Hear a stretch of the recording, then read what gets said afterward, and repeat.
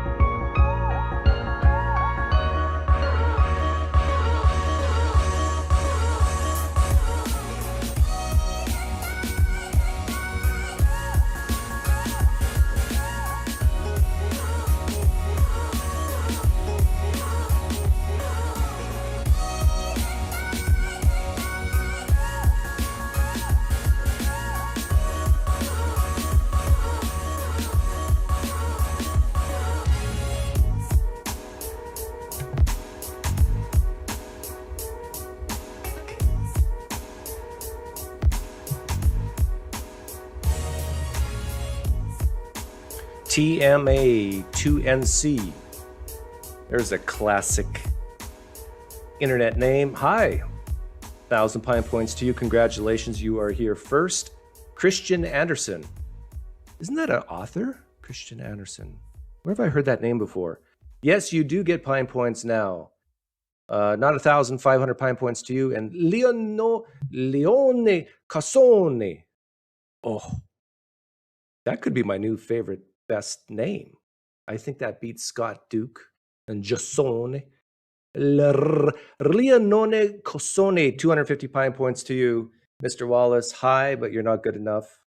No points for you. Please donate my Pine Points to a worthy cause. You don't get any Pine Points, Roger. No worthy causes for you. And Holy Shift is here, Humble Thinker. Damn, he says. This might be a bad idea. I have it set for 100 people welcome at one time, unlimited. The whole thing might crash. There might be people coming in who are boring, and I'll just warn you, if that's you, I'll probably kick you, because there's only one sin in the world, and that sin is to be boring. I'd rather have a precept in here than a boring atheist. That's right, I said it. Can't wait to see PineCreek's first dumpster fire. Well, I've been on many dumpster fires, but usually they're not on my channel. There's been a few on my channel. So the way you do this is, let's see, how do I do this? Yeah, I have to copy this link. And then I'll pin it, and all you have to do is press it, and voila, you are here.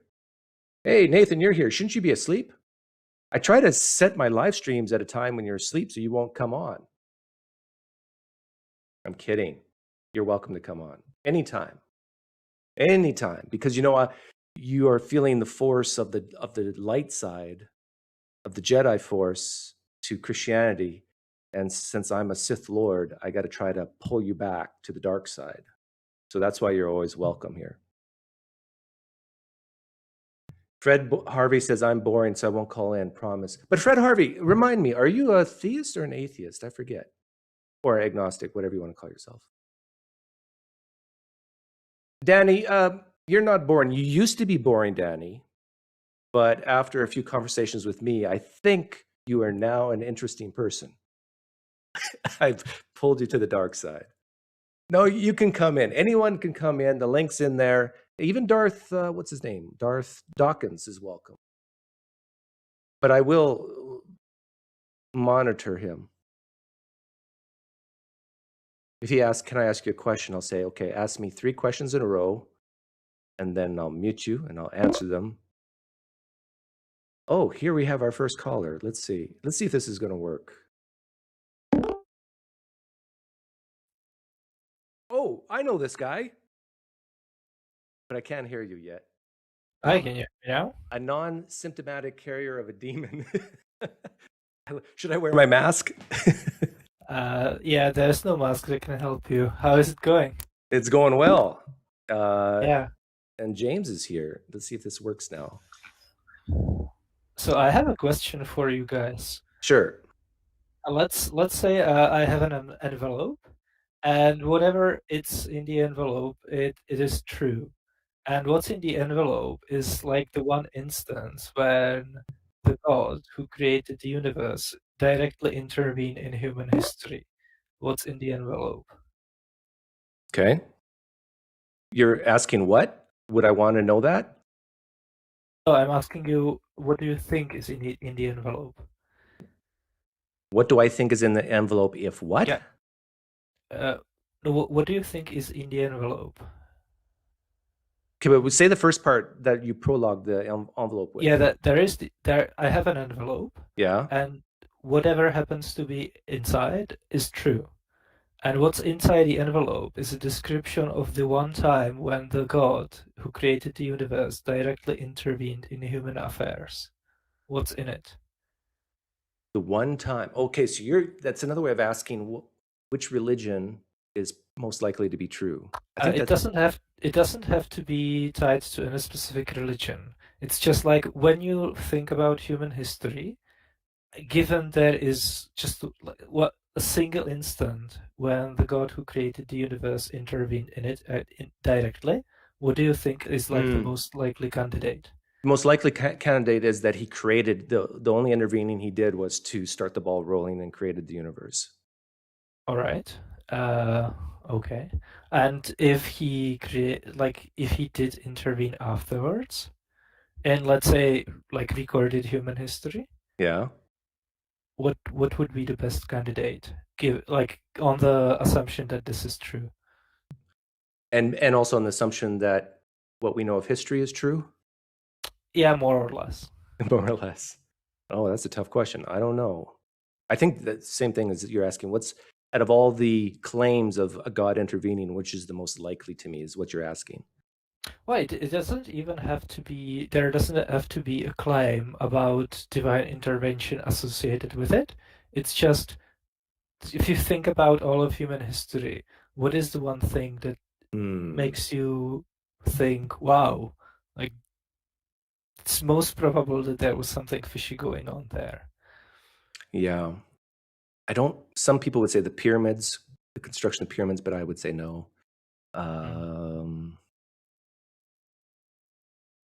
I don't know. I can't think of anything off the top of my head. Yeah. I would, because this makes you, I mean, I started thinking about it after your last video when you compared, who was it, Wallace and some Muslims? Yeah. So I was just thinking that's a really interesting question, right? Like what's the best candidate for a divine intervention in history? And my tip would be probably the Genghis Khan, because I don't know anything about that, right? But from a position of a complete layman, that's something that I don't really understand how that happened.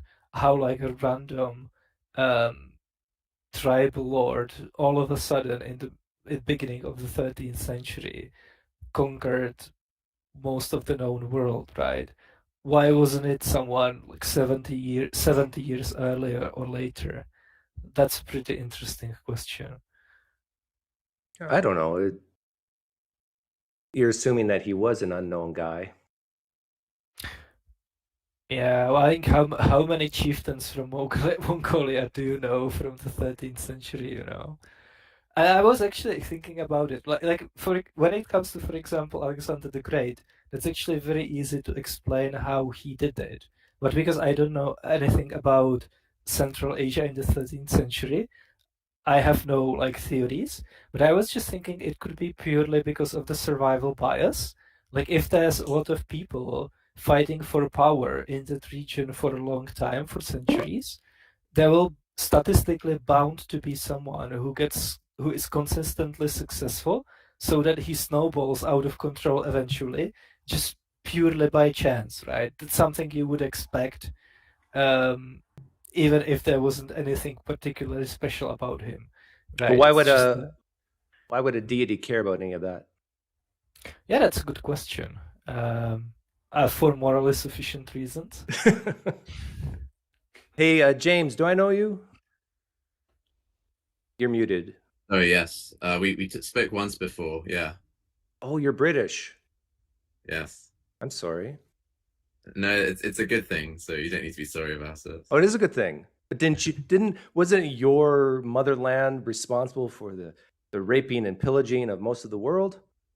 Yeah, but Yeah, you know, but that just means that we were one of the most powerful nations within the last 400 years. If you look over a longer time period, then other nations will be the most powerful, and then they'd be the ones doing the, conquering and stuff. Somebody's had to do it, right? So might as well be the UK.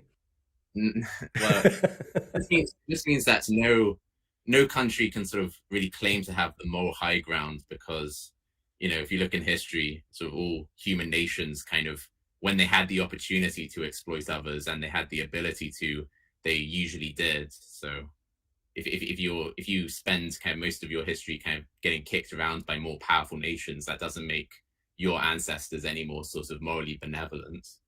Yeah, I was just teasing you, but hey, people have never heard that kind of serious answer to the common thing before, though. So I just wanted to. Yeah, I understand. And actually, I would say the United Kingdom has done many great things for the world. Yeah, there's that too. Same with the United States. Yep. Can I ask you a question on a slightly different topic? Sure. So, I was wondering if you thought, it's a kind of two-part question. Like the first part is whether you think it's likely that human beings evolved to have a kind of behavioral predisposition towards being religious, and if you think that is likely, then do you think it's likely that if you sort of raise a whole society to be godless, that that kind of behavioral predisposition will manifest in terms of kind of political ideologies with a kind of utopian bent, like Marxism or racial ideologies? Well, the answer to your first question is yes, and then your second question is, will that cause human secularism to become the new religion? Is that basically what you're asking? Yeah. I guess so. Yes. Yes. And okay. Yes. Okay. So, well, maybe there's like a third part then. Like, do you think that like that could present potentially more of a problem than a sort of relaxed version of religion? Because some people might say that because religion has existed for so long and it has this kind of track record, that's kind of demonstrating some evolutionary fitness, whereas right now I'd say yes. Yeah, it would take centuries, maybe even millennia to evolve out of that mindset. And do you think that because religion is a product of evolution, that therefore it means there must be some survival benefit to it? Yes. Yeah. It could just be like the appendix, right? It could end up being like the appendix, and that's what James is getting at. But there's some reason to think, like Jonathan Haidt, for example, is a psychologist, and he thinks that basically what it's helped with is it helps kind of humans sort of form larger groups and have kind of group cohesion if you have some rituals to kind of bind you together. Yep. Right. Hey James, I'm on record as saying that I really don't want too many more atheists in the world. Oh, really? I didn't know that. Yeah, that's a cool thing to say. I've said that in the past because I don't think we're ready. I think I'll trigger people here, and maybe not you guys, but people watching. I think if you don't have a lot of money, you're better off not being an atheist. Yeah, that sounds sensible to me. Yeah, can you expand on that a bit? Can I expound on that? Because humans who are more needy financially more likely need a peer group to support them and help them. And that peer group in almost every society is religious based. China's an exception. Oh, well, there we go. So we do have an exception. Yeah, a big exception, yeah. But even China their religion is the government, right? So, but yeah, that would still be an exception. But what do you think about what I just said, Nathan? in terms of That the people world's who are financially. that the world's not ready for atheism because most people need some type of religious infrastructure to help them either psychologically, financially, morally. Like a lot of people just need to be told what to do. Yeah. They need I a rule mean, book. I think that's right. And I don't think that, even though I'm sort of think that people who are atheists that I'm around tend to have more true beliefs than people who are Christian that I'm around. I don't think that becoming an atheist then guarantees that you're going to like cultivate a bunch of true beliefs, because I see people become atheists and then like adopt a bunch of random beliefs about political issues or even like metaphysics, the way reality is, and they just seem to be a lot of the times, for example, there seems to be like a moral issue in evangelical Christianity where people dogmatically believe something and there's a strong in-group, out-group. And then I see a lot of people leave Christianity and just do the same thing, but with a different atheist community. And then they become really dogmatic about the beliefs they hold and unresponsive to reasons and evidence. And I think the whole wokeness movement is basically a new religion to supplant religions that they recently lost. Right. 100% agree. It's a way to get hope, meaning, and purpose, to make themselves feel better about who they are, how they can contribute to society, feeling sorry for other people who are not as advantaged as them, and it makes them feel good and gives them this hope and meaning. But then what are we doing here then? Shouldn't we, just sort of like we're having fun, James. That's what we're doing. We're just passing the time away before Jesus comes. But I mean, if wouldn't a conclusion of this kind of line of thinking be that we should pretend to be sort of gentle, kind of casual, cultural Christians, and I know we raise our future kids to be Christian, but only in a sort of moderate, relaxed, gentle way. What do you think about that?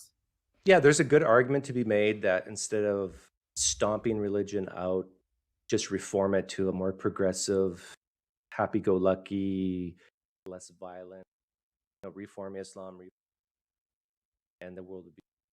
I understand that argument, but the thing is, it's just so hard to believe any of it. Like, in order to be a real Muslim, a real Christian, real in quotes, whatever that means, there's certain amount of propositions you have to come to accept. In Christianity is that a man rose from the dead 2,000 years ago. In Islam is that there's a creator God that spoke through an angel Gabriel to a man in a cave over 23 years. Like, you got to accept this stuff, and it's really hard to accept that based on that type of thing. But PineCreek, have you heard Nassim Taleb's response to this? Like the rhetorical trick you can use is, you don't need to like affirm it as like factually true. You can just say, I trust that it's true. Like I trust my ancestors. I trust our traditions. You don't need to sort of obviously it feels better to kind of say things that you kind of know factually are true, but you can sort of pay respect to the traditions by saying I trust that they're true without. I don't see what's the difference. It's like trading one self-deception for another. No, I mean, like when I trust something, I believe it's the case. Like for me, there wouldn't be a difference, right? Yeah, like so you can understand the sentence in that respect. I agree, but when some like I know when I hear the phrase like I trust that it's true, kind of to me like the word trust has this connotation of like hope. Yeah, hope or it's like sort of because you respect. It's like saying kind of let's say you have a leader and you want to say I respect the leader, and so it would be like saying I respect the leader's decision. It's like showing that you have some kind of a positive relation towards it, and like people can sort of understand the subtext there. I don't know. I'm kind of like going all over the place. Well, I mean, if I trust someone, that means that I think what he says is true, right? So, or it could mean you trust their character or that kind of thing. Like someone could be mistaken. And okay. Well, I mean, if by trusting someone you're not referring to what they believe, then I think that's just equivocation, right? Because then there's like a qualitative difference between trusting a person and trusting that a proposition is true. Yeah, But anyway, I agree with you literally, but I'm just saying, Yeah. like, there's a sort of subtext you can sort of use to sort of rhetorically wiggle around a bit. So that's all I was getting at. But you're right, basically. I mean, I still have an issue with the idea that just because religion is a product of evolution, therefore it must have some kind of survival benefit. Because, like, pretty much everyone has a tendency to see optical illusions in some cases, right? Which means, and that tendency is a product of evolution. But that doesn't mean that us seeing optical illusions sometimes has a survival benefit. It's just like nothing is perfect. There's a pretty right? clear case of how religion is a great survival benefit. Think about people who are suicidal, but who truly believe that they're going to go to hell if they commit suicide. So they don't. Yeah, but that's going to just cover some religions, right? Yeah, I but mean, you could think of other cases, like for each religion. Like with my sister, she survived an extra 5 years, maybe even 10, because of her religious beliefs. That could explain, though, why some religions are more successful than others, right? Like the largest religions both shun abortion and suicide. So that makes for bigger populations in the long run, right? Because you basically penalize people from killing themselves and aborting their babies. So, over 1,000 years, you end up with bigger numbers. And also, like, a lot of religions, especially very early religions, wouldn't necessarily have a lot of the advantages that you would cite, right? Like if you look at Shinto, which is the oldest practicing religion probably, which is extreme, like originally before it was polluted by Buddhism, it didn't have any ethical content, it didn't place any emphasis on the afterlife, and it was mostly about performing rituals to appease the gods. And like 2,000 years ago, most religions were like this, right? So that, we would need a separate explanation for why is it the case that religions were a thing for like thousands of years before a lot of these benefits that we can see religion being associated with today were the case. Well, why do you think gorillas follow the silverback?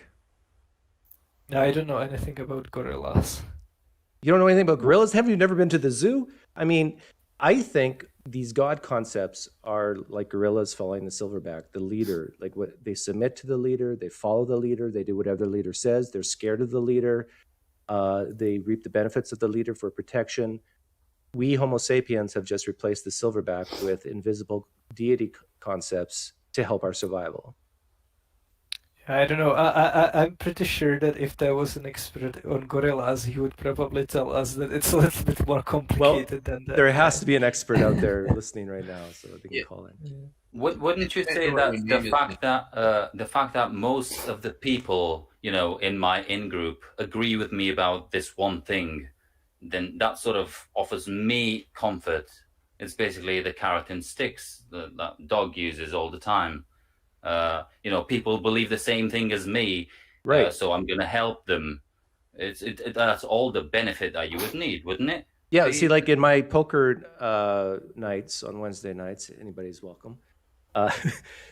What binds us together, most of us are atheists, is the fact that we don't believe in any deities. And so it's that camaraderie, that shared position that binds people together. But with atheists, it's that binding is very, very weak because that's all we have in common. Because I can lean capitalist and my atheist friend can lean socialist and we can fight on these issues. But with Christians, if they all believe a man rose from the dead 2,000 years ago, that's a pretty bizarre claim that they can all rally towards each other and say, yes, we can have differences, but this crazy thing we're agreed with, and you're my brother because of it.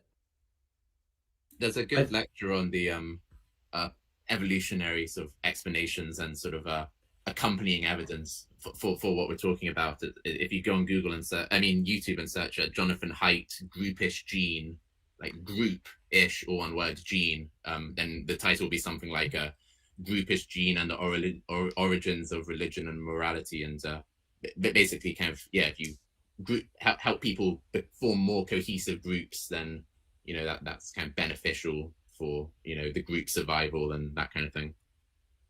I think there's a problem maybe with what we're doing here, which is very similar to almost what like a young earth creationist or a Christian would do. So if we had like a different web of beliefs where we think certain explanations are viable, we can come up with a bunch of just so stories about why things are the way that they are, that are kind of detached from the way they probably actually were. And I think that could be an issue, like in the case of the explanations just given for why evolutionarily we might have evolved religious beliefs. So if the cause is because we share beliefs with people around us, then that doesn't really tell us why religious beliefs and why not atheistic beliefs, right? Because wouldn't they be just as probable to come out, because people would just have to share those beliefs in order for that to be on that explanation.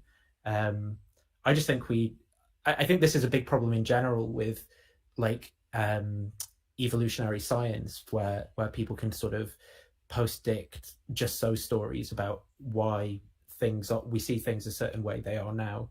And I think there's got to be more than that going on when like people do anthropology of religion and stuff.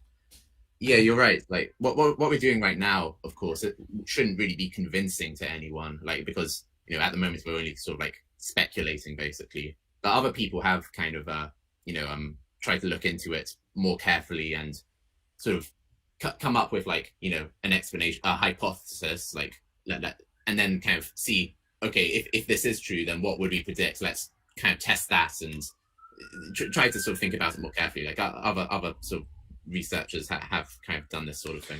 But why does any of this conversation matter, really? So the real question on the table would be,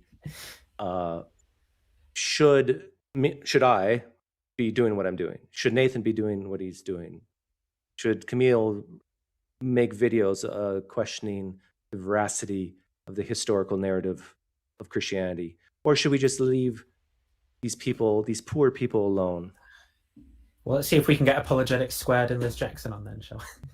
These poor people. Well, I would say the fact that we share a reality and their beliefs sort of, well, even our beliefs, right, they affect the way that we interact with the reality that we all share. So there needs to be like a common ground that we first need to agree on, and then see, well,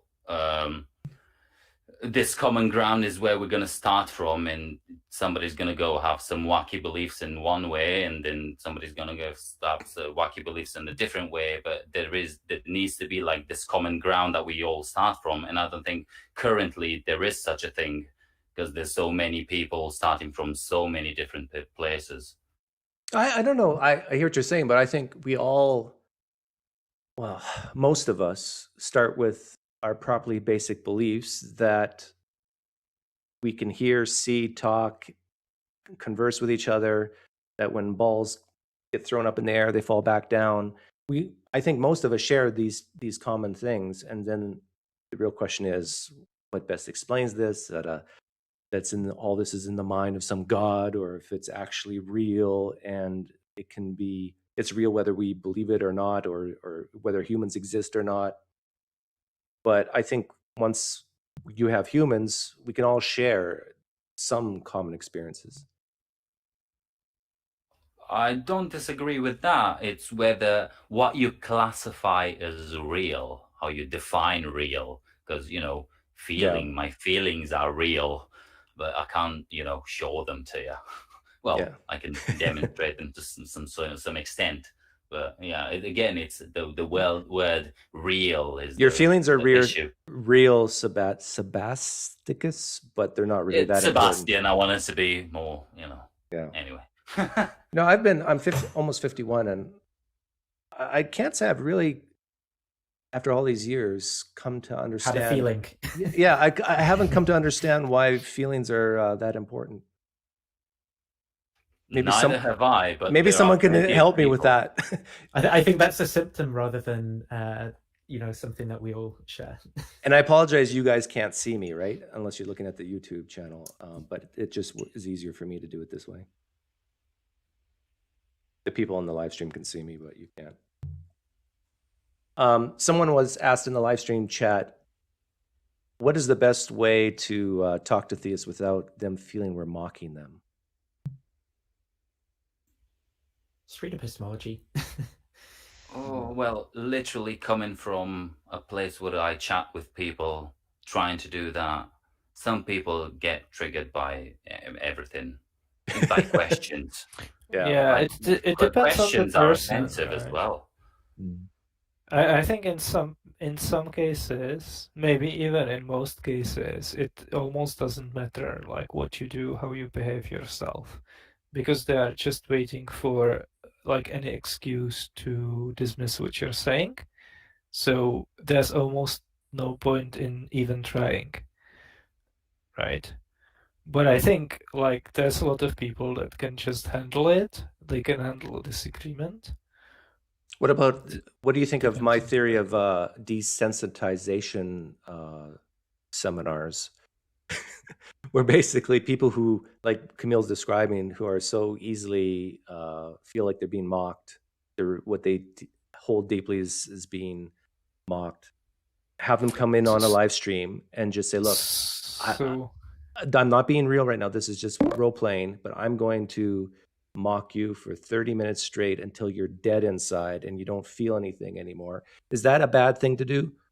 So like exposure therapy? Well, I mean, exposition therapy, exposure therapy. Exposure. Right? Exposure therapy. I mean, it does have some place, but then the downside is that if it actually doesn't work, you're causing harm, right? Because the underlying assumption is that if you expose the person to the thing that is like problematic to them, they're going to grow resistant to it. But if that's actually not the case, then you are just causing harm, Like it might not be a good idea to take a person that is scared of like spiders and throw a bunch of spiders at them. It worked for Batman. Well, he got thrown in a ditch or cave. I don't think Batman is a very well adjusted individual. Batman's my hero.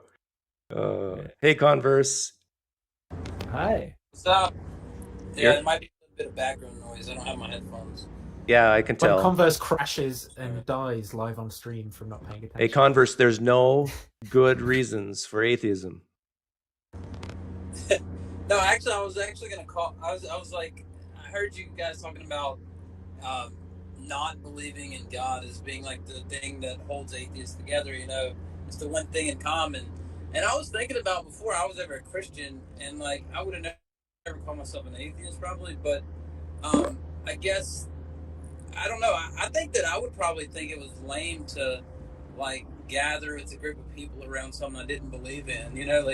Yes, it is lame. I agree. I agree. I think that's actually. I think what Doc is doing is actually extremely lame when it comes to those poker nights. Well, hey. To be fair, anybody can come, not just atheists. But it's fun. Poker is fun. I just imagine like a Twilight book club or something, and I just shove it. I'm like, look, I don't read, and then I start my own group. It's like people who don't read Twilight.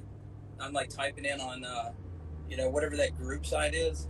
I just find people who don't follow Twilight, and we just have a group or something. I think they're pretty disanalogous, aren't they? Like, well, I actually think that like those kind of communities probably exist, right? Like communities of people who actively dislike something, they might have something in common because they can like laugh at it and mock it and parody it and stuff like that. So I can totally see a group of people who don't like Twilight. We don't have to go far. We have to point to anti-vaxxers. Yeah. Well, I guess the reason identity.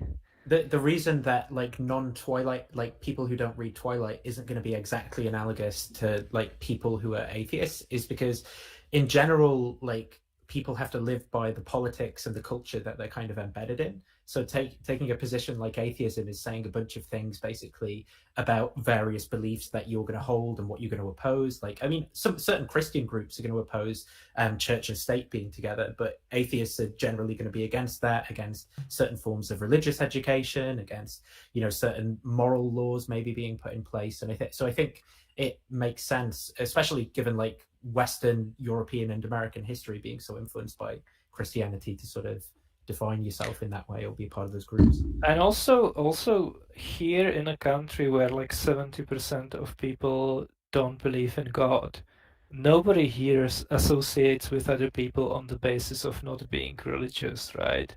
Like if you reach a critical mass, then it just becomes the default and it becomes invisible in the society, right? So that kind of thing is only really the case like at the beginning of the atheism adoption curve, right? But if you get far enough, then yeah, like it becomes meaningless. But you guys remember Richard Carrier came out with the Atheist Plus or something? Wasn't it him? Oh yeah, I don't know if was it him. A group, yeah, it was a group of people. Yeah, but basically it was an attempt to try to have something to rally around, and I think I'm against that. It should come more about social issues. The Atheist Plus. Yeah, in order to be an atheist would mean you would have to, I don't know, always vote Democrat. That's the impression I got. He wouldn't come out and say that, but yeah, I didn't really understand that. I didn't really understood that because I always thought that they were describing our political ideologies that already exist. So you don't have to like invent a new label, you know. Yeah. I find it kind of odd to just like, I don't know, form groups around disbelief, like things you don't believe in or something. But maybe I'm being short-sighted, you know. But I don't know, I just find it odd. I just think whenever I would, like before I was a Christian, I don't think I would have ever like, I just wanted to do the things that I wanted to do, like, you know, play guitar or like, you know, go do graffiti or, you know, different things like that where I'm just like wanted, you know, and then I might have, you know, been in a book club or something like that, but I don't know, So you're vaccinated yet? Not yet, but me and my wife have been talking about doing it though now. Oh, you're open to doing it? Yeah, I'm definitely open to doing it. I don't have problems necessarily with the vaccine. I was just a little bit concerned about the amount of time because, you know, I was listening to like Nate Brody a long time ago when he was going through something about, you know, the vaccine, and he's like, well, through the research I did, you know, I'd be really surprised if they got a vaccine out within the first, you know, 2 years because they typically take. Okay, Converse, but now give the argument on the other side why they did it so quickly.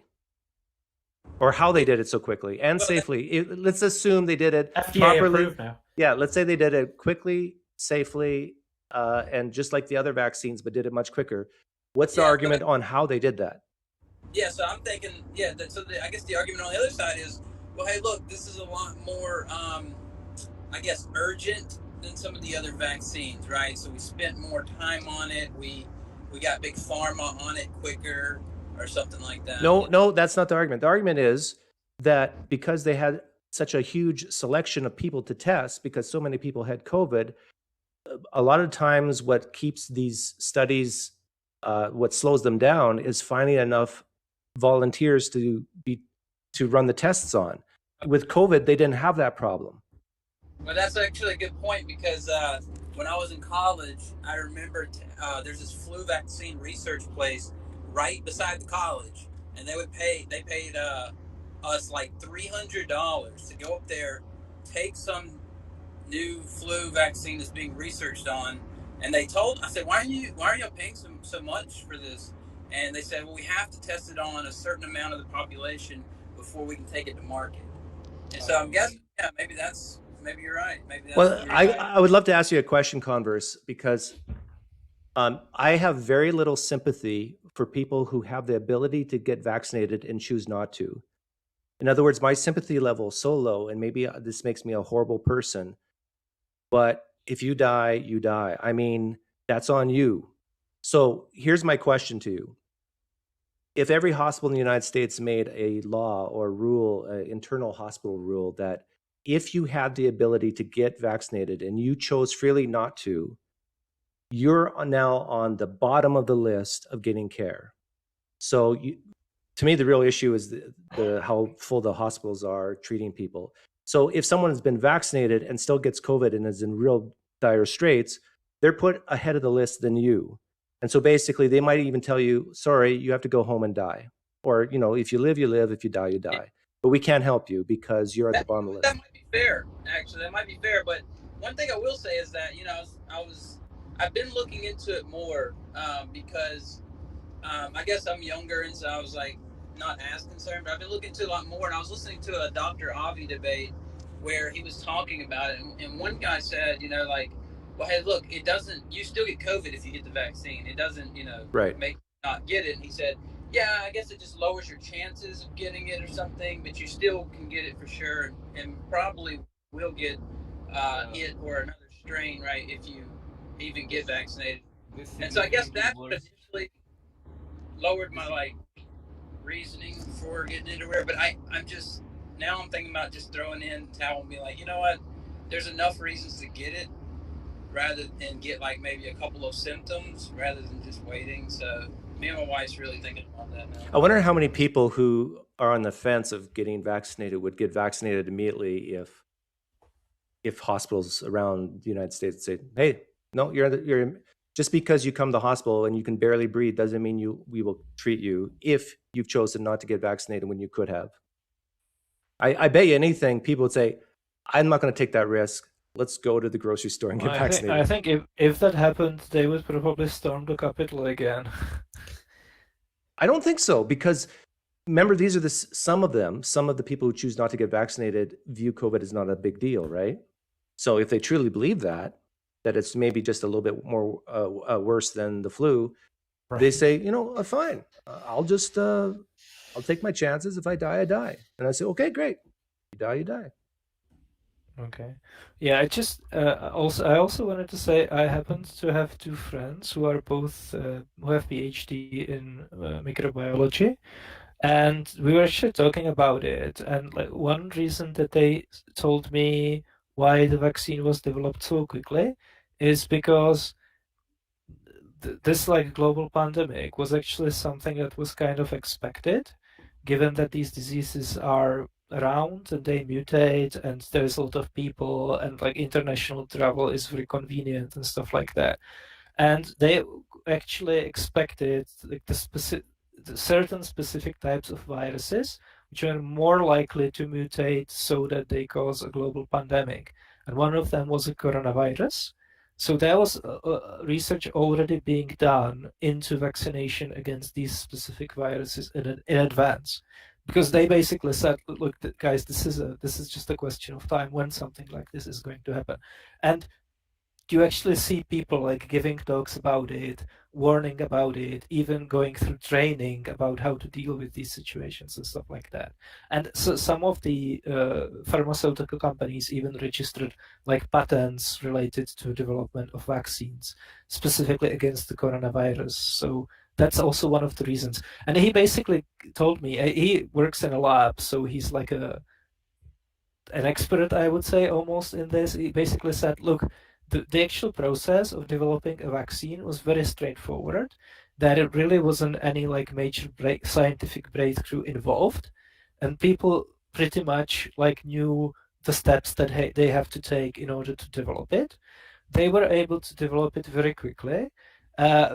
Like the bulk of the time that between when the outbreak started and when the vaccines were kind of in the market actually was spent managing the process so that the vaccine passes through all the regulations and stuff like that. But the actual like amount of time that they spent developing a vaccine was just a couple of months, you know. And also, I just wanted to ask you, did you watch our review of James White? Yeah, actually I did watch that, you know, and it didn't help when James White said he played those videos about how, you know, those guys are saying, yeah, we'll be able to, what did he say? Mutate, use, I don't remember, influence you through your DNA, through mutations or whatever that guy was talking about. And you were like, hey, it actually is true that they're going to be able to do that. It didn't help your case to agree with them on that. But yeah, Yeah, but I think there is a big difference between us having the ability to do that and, I don't know, a reason not to take a vaccine. Like, I don't see how those two things are related, really.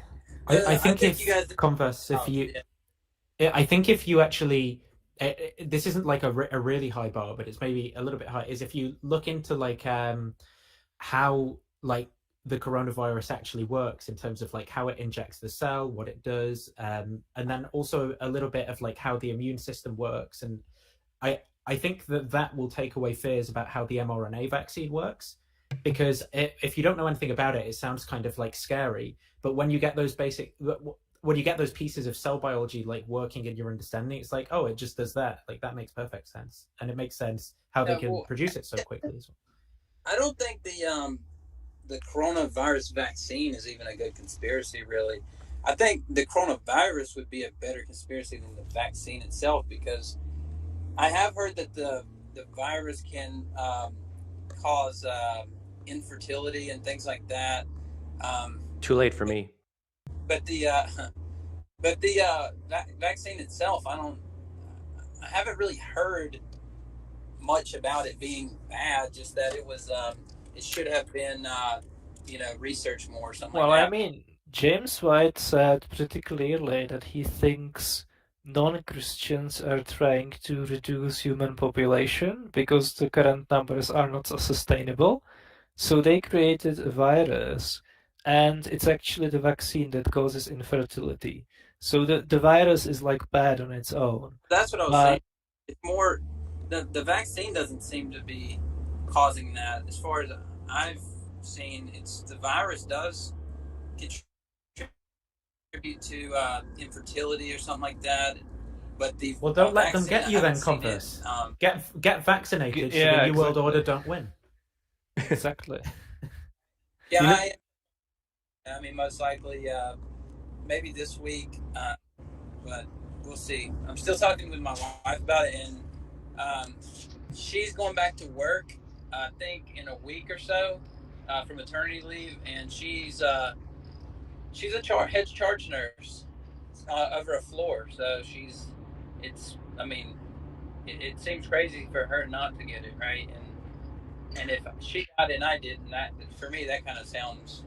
It's like, why would she? And think of the people she's working with and the families that they're all connected to. It's about protecting those people as well. Well, okay, but hang on a second though, Nathan. But do you agree with my sentiments that I have very little sympathy for those who can choose to be vaccinated and choose not to? It does equally reduce my sympathy a lot, but I think maybe yours more than mine, because I don't know, maybe I've got more sympathy because I think I can make really dumb decisions, and I hope people would be lenient with me. But I get what you mean. Yeah, because it's difficult.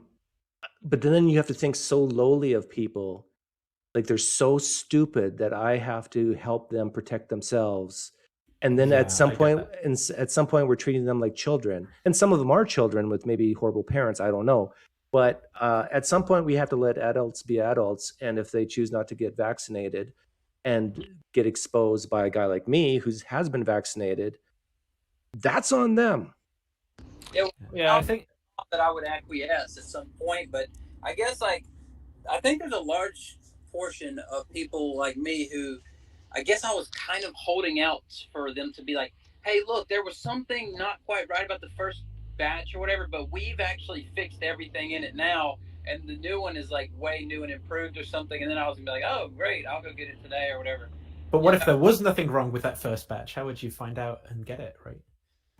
Oh, I don't know. I mean, that's what I was saying. People who aren't really like medically inclined, like I don't like research this stuff, or I mean, then I guess I was just hoping for like some new thing to be like, hey, we did the extra trials or whatever, and we've got some type of new, like, you know, but I'm like, well, I'm gonna acquiesce either way.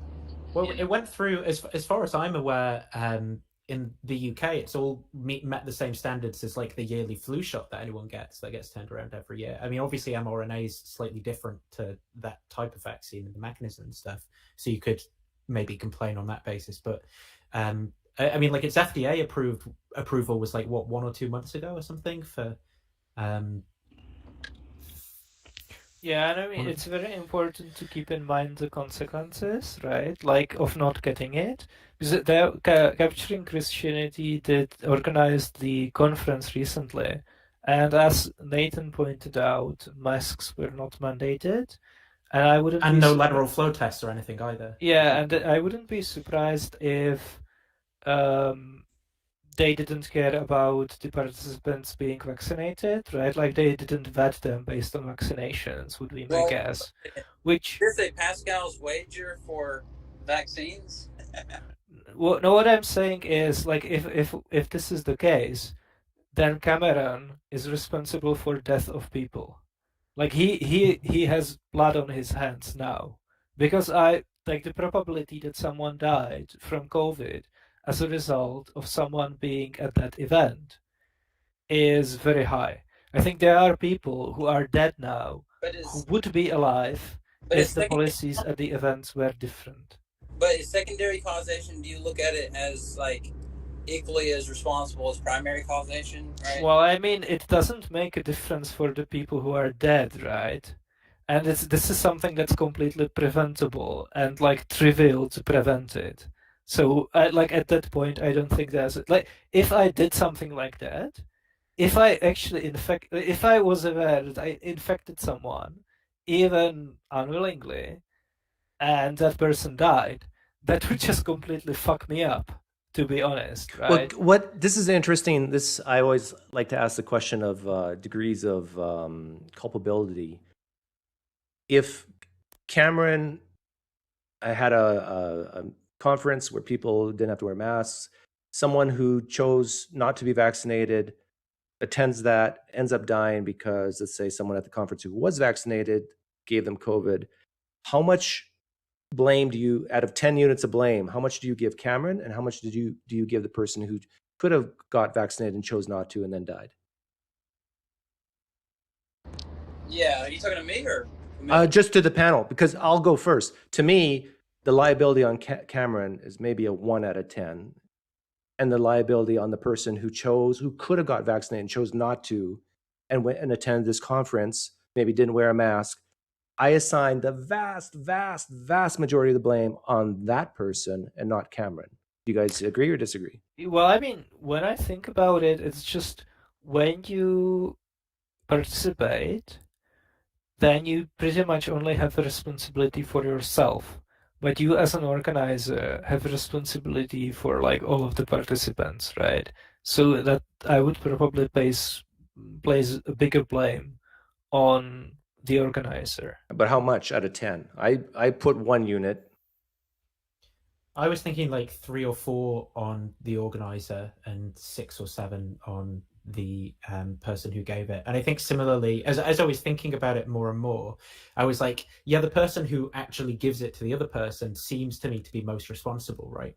But I agree that the organizer, like, is aware of all the relevant facts about that we're in the middle of a pandemic, that there are people traveling from different places, that likely there's enough people that someone's going to be carrying it in confined spaces, that they can just trivially and say, like, you've got to wear a mask, and that's going to massively right. Understand, but there's no right or wrong answer to the question I just asked. This is a value, judgment, opinion question, and where people vary greatly. Like, some people would say the majority should go on Cameron, and some say no, the majority goes on the person. I'm in that. I would say it from 7 out of 10 is on Cameron, and yeah, I would agree. 3 is on the person who's passed away. I would probably agree. Like, the pandemic is already going on for like 2 years. Everybody has access to all the relevant facts. It's trivially easy to organize an event where you minimize the risk. And if you just, like, willingly and willfully don't do anything, then like if someone dies, yeah, that's pretty much on you. But to me, it's almost like this is an extreme example, but let's say I have a red button and I tell people, if you press that red button, your left ear will fall off. If you don't press it, it will stay on. But I am the person who made the button, presented it to you, and it's true. If you press that red button, your left ear will fall off. And someone says, I don't believe you, and presses the red button, and their left ear falls off. How much blame do you put on me versus the other person?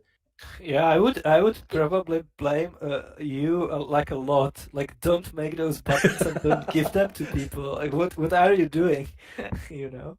But let's say the person saw another person ahead of them press the button and their left ear falls off, and they're next in line and say, "Oh, sure, I'll press that button too." It's like that's the comparison I think to COVID. We have the data, and so it's I would say that very little blame would go on Cameron. I think I've got a better analogy for you, Doug, that makes the point about secondary causation. Is like, what if a woman knows, like, really probably that if she, wears a certain outfit into a neighborhood, that something will happen to her, right? Yeah. So you don't blame her because she's the secondary cause of whatever happens to her. No, right? no. I wouldn't be so quick to absolve her of all blame. I wouldn't. But it's like what you're saying is she has a lower amount of blame than the what actually occurred to her, right? Yes, but I would say that you got to be smart. Like if you're going into a neighborhood where you know that there's been rapes in the past, and you go in showing a ample cleavage or whatever, some blame does go on the woman. Right. But that's what you're saying is, like, because she's a secondary cause of what happened to her, the majority of the blame doesn't go on her. She might be culpable for some degree of, like, knowledge about what could happen, but the person who actually was the primary cause will be who the blame's on, right? Yeah, the thing is, the difference between, let's say, COVID and something like that is, I could have COVID and come in close contact with someone who is not vaccinated.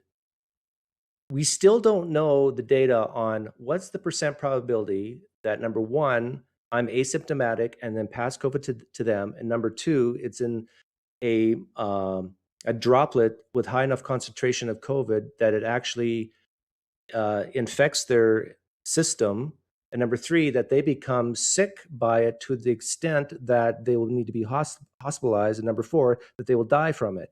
Like, there's so many steps in there of causation that we're not exactly sure of. And when COVID first hit, it was assumed that you can be asymptomatic and still spread it, and that's still true, but I think the data's in that it's way lower than what we initially thought. So if you're sick, stay home. And if you're not sick, there's still a chance you could pass on COVID, but it's way lower than I think. And I don't think we actually have hard numbers on that yet. I think, I'm just thinking, like, how we would look at it if, for example, people at that conference died, but for a different reason. Like, let's say someone started a fire in the conference, and the fire spread, and like a bunch of people were burned, right? But then it turned out that actually Cameron, as the organizer of that event, didn't like put any fire extinguishers in the places where the regulations tell they're supposed to be, right? Like, obviously the person who started the fire is responsible, but I'm pretty sure Cameron would be in trouble as well because he like violated safety regulations regarding fire extinguishers, right? But let's say we had fireproof vests in an extreme hypothetical scenario where you could actually be in the building, have the fire raging, and you're unburned because you got the fire protecting vest. That to me is the vaccination. And so you let people know, look, if you come to this conference, there could be a fire. We don't have fire extinguishers. Fire extinguishers are the masks. But it's your choice. But if you have these vests on, you'll be unscathed, most likely. There's a small chance you might be burned, but you're 37 times more likely not to be burned compared to not having a vest.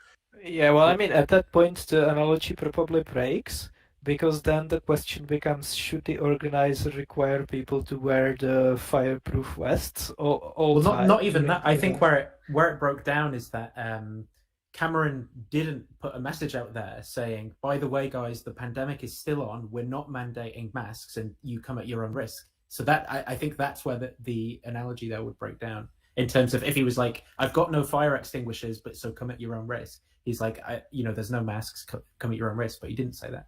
Well, that's like, again, that gets back to my other point. Like, does Cameron need to treat people like babies? I think almost any large or like maybe medium-sized event where you've got humans involved, you're going to have to some degree, like stipulate rules and things. Like it's almost like Cameron has to say, like, I know you guys are not smart to realize this, but if you're not vaccinated, you're higher risk, and if you're not wearing masks, you're higher risk. So I understand you guys have not looked at any of the data or read anything online. So I need to tell you the guys this because you guys are just plain stupid. That's almost like what I'm hearing. Sure, but I think what becomes the factor is what's the risk, right? Like, what's the potential harm? And I think if the risk is death, then I think at that point it's worth protecting people against their No, own I don't. stupidity. I don't. That's Pascal. Okay. Yeah, I think that's a false know- standard because to be consistent, you would never get in a car then. You would never get in a plane, right? Converse Well, I is mean, nodding his head internally. we mandate seatbelts, right? Like, we don't let people decide if they want to wear them or not. I was going to say Converse was wearing his seatbelt, and I think in terms of the way that the safety works out in collisions, it's like similar in terms of the safety that seatbelts offer. No. If you are in contact with a drunk driver, either as another driver or a pedestrian, the probability of you dying from a drunk driver is astronomically higher than dying from COVID. Right. But I meant in terms of all like road collisions, right, where people are wearing seatbelts. I think the safety that a seatbelt offers is similar to what a vaccine offers in terms of, because the other day someone put a weird tweet up about what was it? It was there was like they messed up the percentages, and someone was like, "Here's why it's wrong. It's actually similar safety to." I'll see if I can find it to quote exactly what it was. Yeah, I mean, I think things like cars are a really good example, because when it comes to transportation, yeah, that's exactly like an area where we have a bunch of policies protecting people against their own stupidity, right? Because the risk is so high. Like, car crashes are a serious thing. Like, seatbelts are just one example. I'm sure there's like speed limits. That's something that we don't let people decide on their own, like how fast they are going to drive. Oh, that's a different one, but that's still pretty interesting. But you can see, I mean, the likelihood's still relatively low, I guess, of what's the It's definitely interesting to think about moral intuitions of like during a pandemic, because that's something that we don't really have experience with, and therefore, like, we don't have very developed, moral intuitions about it, I think. So yeah, that's like a new area of the moral landscape to explore. Yeah, like data like this makes vaccinations a no-brainer. Yeah, but like, if you think about it purely the way you're arguing it, it's like, well, look what could happen, right? How is that not a Pascal's argument? It's like, well, no, it is. It's an expected utility argument. I agree. Yeah. Okay. Yeah. Okay. So that's what I was wondering. So you actually think? Oh, excuse me. You actually think Pascal's argument's a good argument? I don't know. No. If it's true, if there is a hell, I think it's a darn good argument. There's just no reason to think hell exists. Yeah, exactly. Yeah. So say that you're an annihilationist, right? And you're just like, well, hey, you get this, you get to relive in a place that's like a new world that's not, I guess it doesn't have the disorder that this world has, or you get to be annihilated and take the people who want to continue living, right? What do you think about that? Well, I mean, I think in these types of arguments, it's important that they are actually fed data, right? So in this kind of argument, the argument is based on bunch of like facts that we know from statistical analysis and medical studies and stuff like that, right? But that's not really the case for the Pascal wager for like waging on the existence of God. How do we know that it's the case that if God exists and we don't believe, we are going to suffer like extreme negative consequences? That's not in evidence. Yeah, where's the data on that? Sure. I guess that, I guess I was just talking about an argument where I guess kind of like a internal critique argument, basically. Yeah, well, Converse, I kind of agree with your sentiment, because what Kamil was saying is that if you risk one person's life, then you're better off not having this event or no masks or whatever. But really, if you take that analogy and apply it to me and my YouTube channel, I should shut down my YouTube channel because I'm causing people to doubt. I should be masked from the internet. If just one person goes to hell because of me, I mean, look what I've done. I'm a horrible person. Right. Well, just even think about the argument, like where you guys say, well, there's no hell. I mean, it's we don't believe in hell or whatever. And then, well, the anti-vaxxer, right, could say like we don't buy the evidence that you give or whatever. So the argument is, I think, parallel in a sense that you can just reject the consequences. The difference is with COVID, we have data. With hell, we don't. Yeah, for one, there's data, but the others are not. No, but it's definitely the case that atheists are the anti-vaxxers of the great debate. Where I think it's the same is, so basically what you're doing in both is you're saying that you've got a certain like probability of how much you believe something, like that you'll get COVID, for example, right? And then you've got like a payoff. So, and then it's just like you multiply the utility, the payoff, by how likely you think a thing is to happen. Now, in the vaccination case, there's like two clear states there, vaccinated and unvaccinated, where you get it, and then there's payoffs, and it's easy to kind of do that calculation. But I don't think that that's the case in the Pascal's wager one, because there's so many...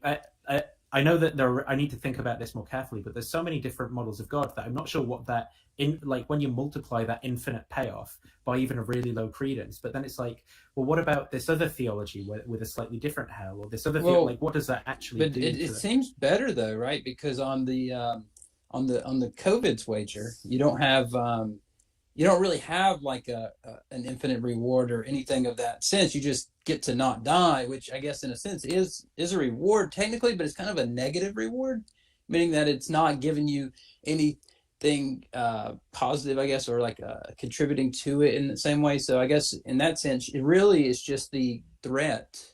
Well, I'd say not dying is like a big payoff, right? Well, I agree, but it's not a positive. But it's not a positive thing. Like what kind of doomer are you? It'd be like if the Pascal's wager was like, well, look, if you believe, then you don't go to hell. You don't get tortured but forever. That'd be a really good payoff. Well, it is, but then it also goes further and say, hey, if you do, then you get this infinite, great world of living or whatever. It would be the same if you just got rid of that and said, look, if you don't believe, you go to hell. If you do believe, then you just stay in purgatory and there's nothingness or something, right? Well, or whatever. If the wager was set up so that the two options are hell or annihilation, then I think it would still be reasonable by the logic of the wager to believe, right? Yeah, see, I never found Pascal's wager to be a good argument. A friend of mine would you rather be annihilated, or would you rather go to hell? Well, yeah, but that kind of is like, do you base your choices off the probability that one of those two is going to be the case, right? Like, I don't know. When Christians tell me like, oh yeah, you want to believe because if you don't, look what I'm like. You really want to believe based on like you fearing something that may be the case? Like, I don't think that's the reasons why you want to believe, right? Well, for me, it's that difficulty though of those other infinities. So it's like, okay, you multiply whatever by infinity, right? You're going to get infinity. But the problem is, what happens? You just multiply those other theologies where God has a slightly different set of desires or criteria for judging or whatever by infinity as well. and then I don't know what that like. Do they all just cancel each other out? You just like go. How do you judge between something with an expected utility of infinity and when you've got like an infinite number of infinity options to do? What do you do with all of those? I mean, my action is just to go, yeah, I can't do anything with them all. I'll just go with the finite ones. And also like once you start thinking about these things through this like utilitarian mindset, I think it very quickly devolves into conclusions that everyone would basically reject, right? Like for example, I think on this kind of utilitarian calculus, it would be absolutely rational to like murder your own children, because that way you are making absolutely sure that they will end up in heaven, and that's like a good gamble, or that's like a good trade-off. Well, right? It's like it's better for you to go to hell, given that children will go to heaven, right? Is it though? Like, sure. Like, I think it's definitely better to be certain that your own children go to heaven than to risk the probability that they go into hell, even if the probability is very low. But that's assuming that your life is less valuable than theirs. Well, I mean, what kind of parent would you be if you didn't assume that? Come on. I'm not a parent, I can't relate.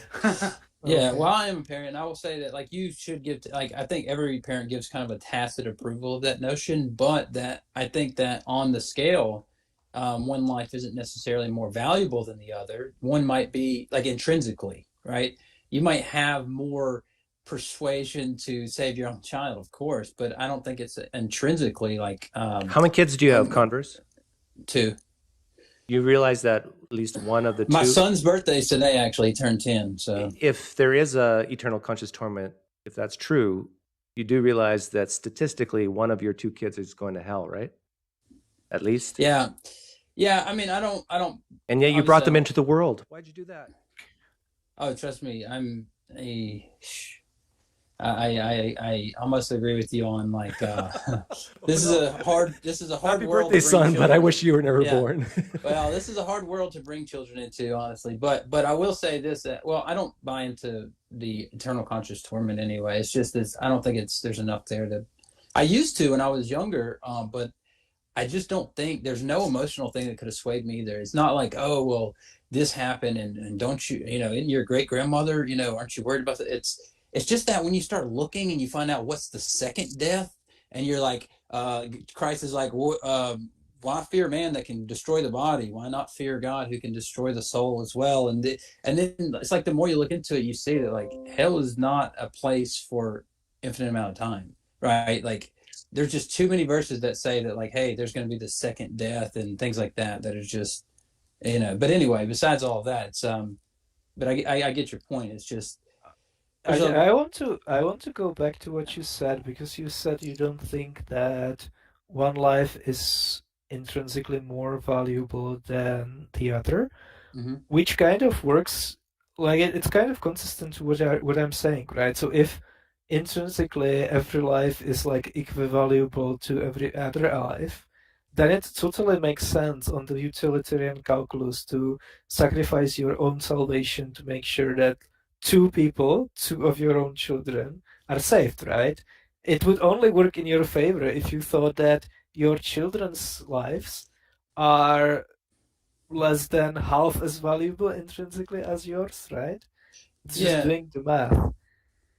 Yeah, so excuse me. I mean, technically, I guess you could say that that's why I said at first, I think every parent would give tacit approval to that notion that you're talking about there. I just think that you commit murder to save your children, right?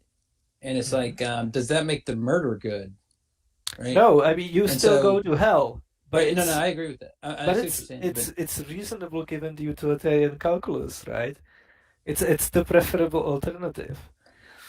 Yeah, well, I mean, and that I'm not sure about that, right? Because you don't know exactly how that works. Well, here's how you could probably modify it slightly, right? If you could sort of lobotomize people in such a way that they believed in Jesus, So wouldn't it then be the moral thing to do to just forcibly go around and skewer a part of people's brains out, which forced them to have the belief in Jesus and be saved? Yeah. I mean, this is kind of like the if people on an island don't understand, then why proselytize, right? And so, yeah, I mean, and partially I sympathize with some of that view, but not with the view you're prescribing, I guess, because I don't think that Christian, it's more deontological than utilitarian, right? So I think that's why. Now, what would you guys think about a utilitarian notion of God creating, right? Do you think that God should be a utilitarian? What do you think about that? I think so. I mean, I have a real difficulty understanding, for example, it seems to me that in heaven, through the process of theosis, God is going to use some causal powers to make people different through the Holy Spirit than they are on this earth, where they sin and things like that. And I don't understand why God would not create a world and just do that to begin with. Well, it could be like the argument that I use, because this is just the basic problem of evil, right? And so the argument that I use is Dr. Kurt McGregor's argument about perfection, what it means to be perfect. And so, like, if God were going to create it where creatures didn't have some type of lesser nature and that they were all intrinsic to fall short, to use biblical language, right? Then he would literally just have to create all the creatures as himself. And then the question is, can God create himself with no imperfections? The other option is not create at all. Yeah, he could not create it all, right? But then on the utilitarian model, right, you get nothing. So well, you have God in three persons. What's going to be in heaven? In heaven, are all the creatures going to be as himself then, right? All the creatures in heaven. Well, that was the opposite of the view, because you said there is going to be this side where, God uses these worlds or whatever to bring about creatures to enter heaven and blah, blah. You said, but why couldn't he have just done that? Well, it's not necessarily in someone's life, because Christians die terrible sinners, right? But then presumably, I mean, I don't know how it works exactly. There's going to be something there, but God uses some causal powers. So as when people are in heaven, they're theosified, right? So as they are now fully like Christ, they're made perfect at that point. And I don't understand why not just create and do it that way, because God's going to do it that way anyway on the Christian story. Yeah, so on the utilitarian model, right, it's because God wants to bring about the greatest amount of free creatures. So if he puts a free creature in a world, they have the ability to do otherwise, and thus there's going to be a case where a creature does otherwise unless they're perfect. And in order to get the full amount or the full range of free creatures to that place, maybe you create a world that temporarily allows these creatures to do what they would do, which is rebel or things like that, until you get to the point where you've got all the creatures that you could have got out of that world, and then you can translate them to this world where they can actually see the things and reflect on it in order to not choose the disorder or whatever, right? Are all the names of the people who will choose to follow Jesus written in the book of life before creation? Don't bring Calvinism into this. Well, Calvinism isn't the only one, right? Because even with Molinism, right? Is that the case? That God has the information of the people who will be in heaven? Yeah, so the Kurt McGregor takes a view of divine cognition where he says that the essences of creatures are known in the mind of God. They're like components of the mind of God or something like that, abstract, right? And that when he instantiates them, then he knows before, like if I create world 404,400,000 or whatever, 1,000, I can get all these creatures. But if PineCreek, chooses, to take a left tomorrow, he changes the, 100,000 creatures to do something different, right? Or whatever. It's kind of like Back to the Future, right? Where you pick, one guy fights with somebody else out of order, and now 300,000 people don't believe in the future or something. I think all this is ridiculous, to be honest. But can you remind me, Converse Contender, why you believe Christianity is true? I honestly forget. What's your main reason? that's just, I mean, that's kind of besides the point of this, right? But I know, but this I is mean, boring me. So why are okay, you a fine. Christian again? Well, I mean, I guess there's a lot of reasons. Name one. I don't name one. Or two. Well, I guess my honest take is that before I was a Christian, when I decided, like, all right, if God exists and revealed himself in the world, how would we know that God revealed himself? Well, and I looked at all of the major religions, at least I should say the majority of major religions, and I kind of Process of elimination, you figured all the other ones are wrong, so Christianity is right? Well, not wrong necessarily, right? But I bought the story I bought that Christ seemed like the most reasonable figure, or the most, I should say, what's the word I'm looking for? Reliable person to reveal God. So, I mean, And what makes you think? Based on what standard? Based on what standard? The standard that all the people who claim to reveal God, he seemed most reliable. Does everyone use the same standard? What do you mean by that? Well, what's the criteria? Well, I guess one would be like ethical teachings, right? Okay. What ethical according to what standard? Well, according to I guess like a deistic or maybe deontic standard, I guess. What's the content of the standard? Like abortion, yes or no? Well, I guess like revelation, I guess. I mean, what do you mean by what's the content of the standard? Well, I mean, people disagree on morality, right? So if you were lining up they disagree on someone's ethical teachings against the standard, you need to know if there's a correspondence, right? So what's the normative ethic of the standard that you use to evaluate that Jesus is the best fit? And how did you get that standard? Well, at that point, I was just looking at the teachings and comparing them according to my conscience, right? I would look at like Buddhism or something that says something like, cut off your desires, right? If you desire, and then the Bible kind of teaches that, well, you do have bad desires and that you should not go toward them, but it's not that you should cut them off, right? It's that you should find some positive way to defeat but them. Right? Converse, I think you're smart enough to realize that you'll have Muslims, Hindus, Buddhists say something similar as you. I look at it, I think there's a deity out there. Yeah. What best explains it, or who's the best messenger, what does it look like, and they come to the conclusion that their guy is the guy. But what actually makes you think that Jesus said the things he said, did the things he did, and most importantly, rose from the dead? Why do you believe that?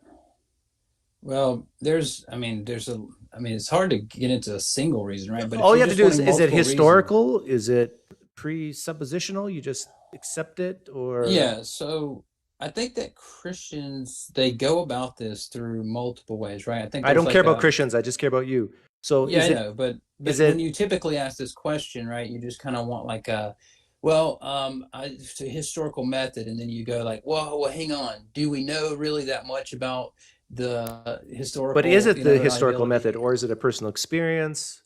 No, I think that there are many different things that kind of add up. It's kind of like the cumulative case type thing, right?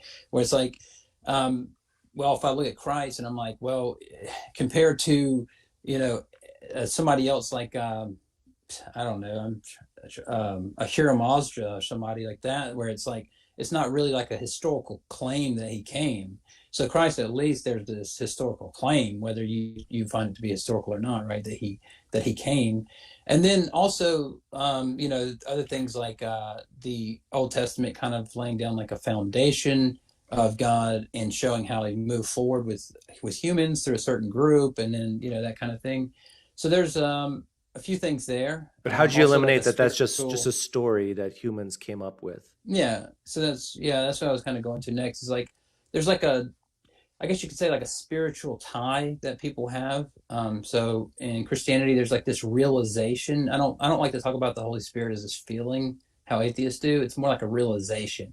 Like when I know, like you can know a lot of things about Christianity, right? But it's like when you know you have to be at work at 8, you turn over, look at your alarm clock, and it says 7:59, and you go back to sleep, but then you're like, wait a second, and now all of a sudden you realize, oh, wait, the gravity of the situation. So now you instantly have energy, and you're hopping from room to room. What do you mean by gravity of the situation? Well, because like in that example, you know what time it is because you just seen. And so you got zero energy, you lay back over. But when you realize, wait, that means I'm late and that I'm kind of consciously realizing it. Now all of a sudden I have immense energy hopping from room to room. Because when I hear that, I think hell immediately. But that's not what you mean? Oh, no. I'm not thinking of hell as the gravity of the situation. I'm thinking of the fact that you're created for a purpose, to love your neighbors as yourself and to love your God with all your mind and strength and all that stuff. So, but why do you believe Jesus rose from the dead and is God in flesh? I'm trying to really peel that onion and get to why you really believe this. And so far I've heard you say things like spiritual something, awareness.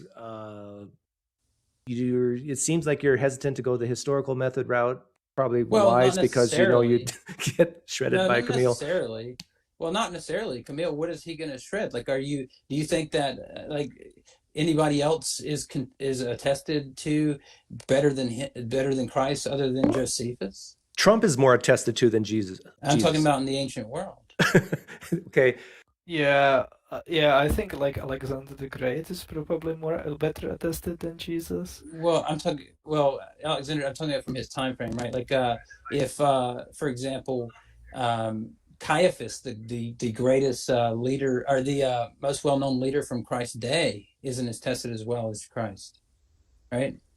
So I mean, like, there's nothing like in history that's going to say like Muhammad's only 400 years later. Well, Muhammad has a terrible attestation. Well, hang on, but how does attestation get you any closer to a man rising from the dead? Later. Right. No, you brought up that I didn't want to go down the historical route. Right, and you brought up. I'm like, what? I'm saying attestation. You mean toward the miracle claims or something? Yeah, the most important claim of Christianity is that Jesus Christ is God in flesh and rose from the dead for your sins. Yes. Okay, yeah. So an historical claim on that, I would say that there is, I've told you this before on Nathan's channel, is that I don't think for atheists that the resurrection claim historically is going to be a good argument for them. Right? Okay, so. But if you. What is then? Well, that's hard to tell, right? It's person to person, right? Especially I'm asking you. I don't care about other people right now. I'm trying to give So what I would say is that, like, for example, let's just say that you've already accepted that, God exists and that there's the supernatural. Because if I just say, like, Christ rose from the dead, you're going to think, well, that doesn't happen, right? But if you have a background knowledge of Kamil, hang on. Yeah. Kamil and I have talked about this at length. People, what's his name? Blake Giunto? Yeah, I remember that. And so we can just push to the bottom line here.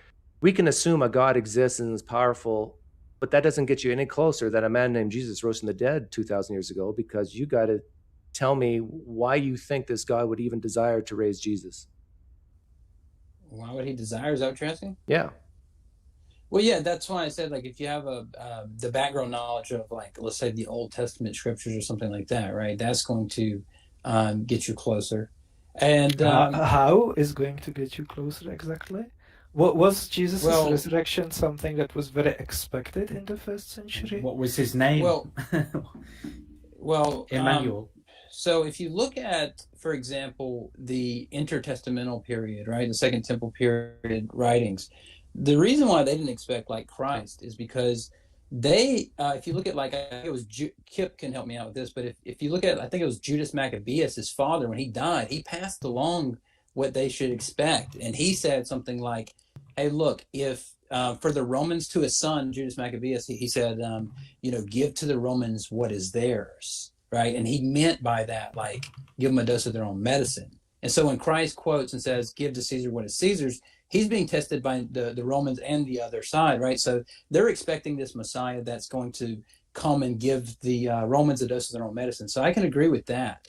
But it's not because of the Old Testament necessarily. It's because of the Second Temple period and the intertestamental, like, writings and stuff. We're not getting anywhere. Yeah, I don't understand. How is this relevant? Well, because you said, did they expect it? I'm saying, well, yeah, but not because of the Old Testament, but because of the intertestamental Why would God period. desire to raise Jesus? In one sentence. Well, I don't think there's like one sentence to do it. It's like, how did you become a human from a banana in one sentence? Like, how do you explain Evolution via common descent. Done. Yeah, that doesn't explain why does God desire to raise Jesus? You just Jesus? restated it. You just restated it and say done. What we have to do that's not restating it. Saying that you had a common descent in a banana. Why? First of all, why I believe would in God evolution, desire so to raise Jesus from the dead?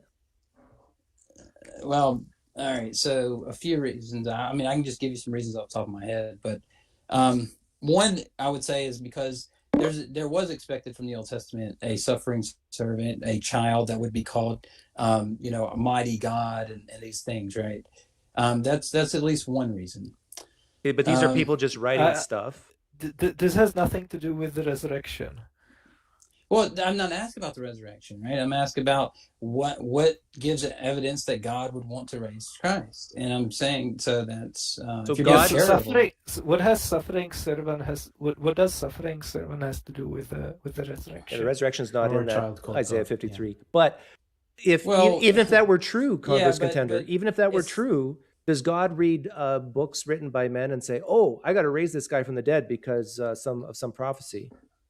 Yeah, but that's kind of like what you're doing is, imagine I go into, just to give a random example, trivial example, say I go into the movie Double Dragons halfway through and I'm like, what? Are you serious? They can do that? But at the beginning, he says they find an old prophecy with these two things. And the prophecy says there will be two people that come along. It's like, with that background knowledge, that makes more sense. Okay, right? Let's talk about background knowledge. How many people do you believe God has raised from the dead in history? I'm not sure about that. I don't know. Would it be more than 10, under 10? I wouldn't think so. I would think less than 10, but it just depends on your view of, like with the guy, with the thief on the cross, when Christ says, "Today you'll be with me." Okay, let's say it's less than 10. It's debated about whether that means today or whether today is in the next part or whatever.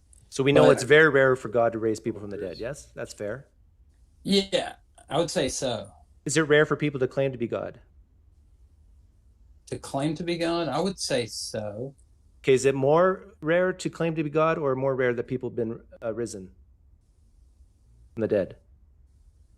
That have been claimed to be risen from the dead? Yeah.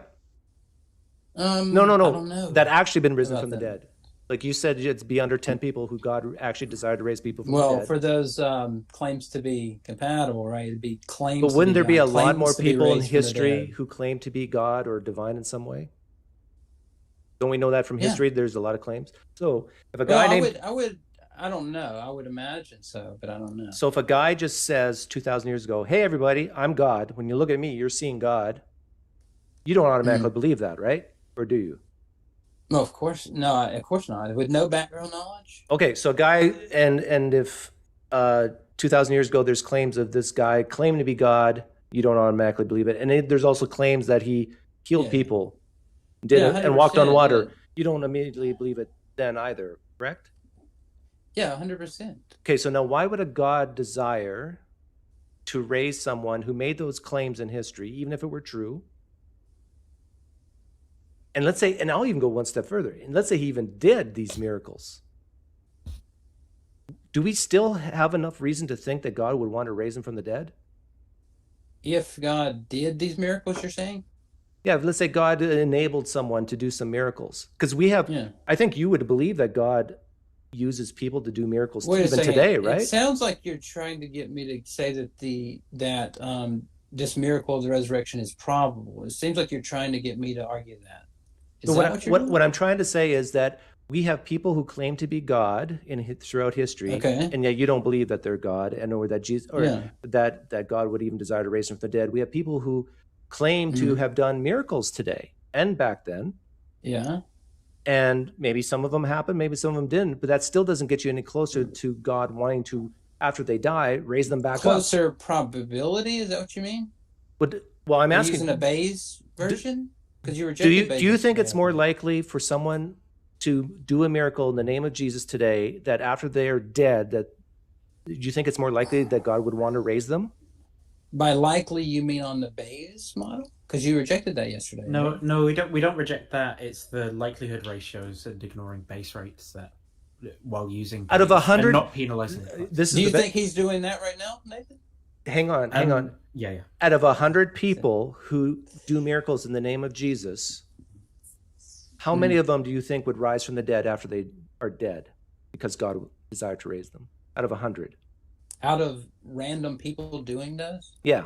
Probably not. Probably none, right? Many. Yeah, right. But Jesus was the exception. Yeah, well, people are doing them in Christ's name. I mean, that's different if Christ did them, right? Well, That's Christ gonna did it in God's automatic- name. Well, the claim is that Christ is God, right? Yeah. But what if that's a little different, right? What if someone in history, even today, and somewhere, I don't know, overseas, claimed to be God, did miracles? Actually, Sai Sababa, is that his name? He's claimed that. I think he's recently died in the 90s, or he claimed that. And there's people testifying today that he did miracles. Is he more likely to be raised by God? If he made the claim, well, wait a second. You're saying he be raised by God as if Christ's claim wasn't to be God, right? So, well, raise himself. One thing. And so the other thing is that if you're just saying like, oh, well, this guy who claims to be God is doing miracles. Well, if that's the case, then that does increase his probability of being, whether it's bad evidence or not, it still increases the probability at some degree more than zero. And so I'm trying to figure out what kind of model you're using here. Right? But by how much would that raise the probability? I don't know. I mean, that's something you would have to get a mathematician to sit down and go through the probability. That's what I'm trying to figure out. Using a base. Well, I mean, if you don't know, then why do you think that it's probable? Keep in mind, I said Jesus. Keep in mind, I specified at a non-zero number that would be increase the probability, right? So you can disagree with that. You mentioned raised by Jesus, raised by God. As opposed to raising themselves.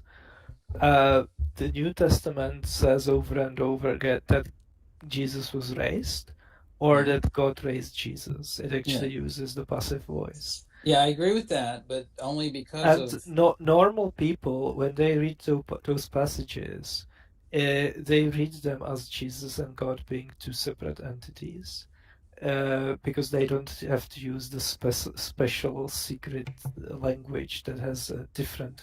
When I say 1 + 1 equals, if I say 1 + 1 equals 2, that's true unless it says that there's another one added later, of course, right? So, like for example, in light of hang on a second, Converse. Hey, I train big bone people. You got to show your face. If you don't show your face, you got to get out of here. If not, and I'm gonna. Can you hear me?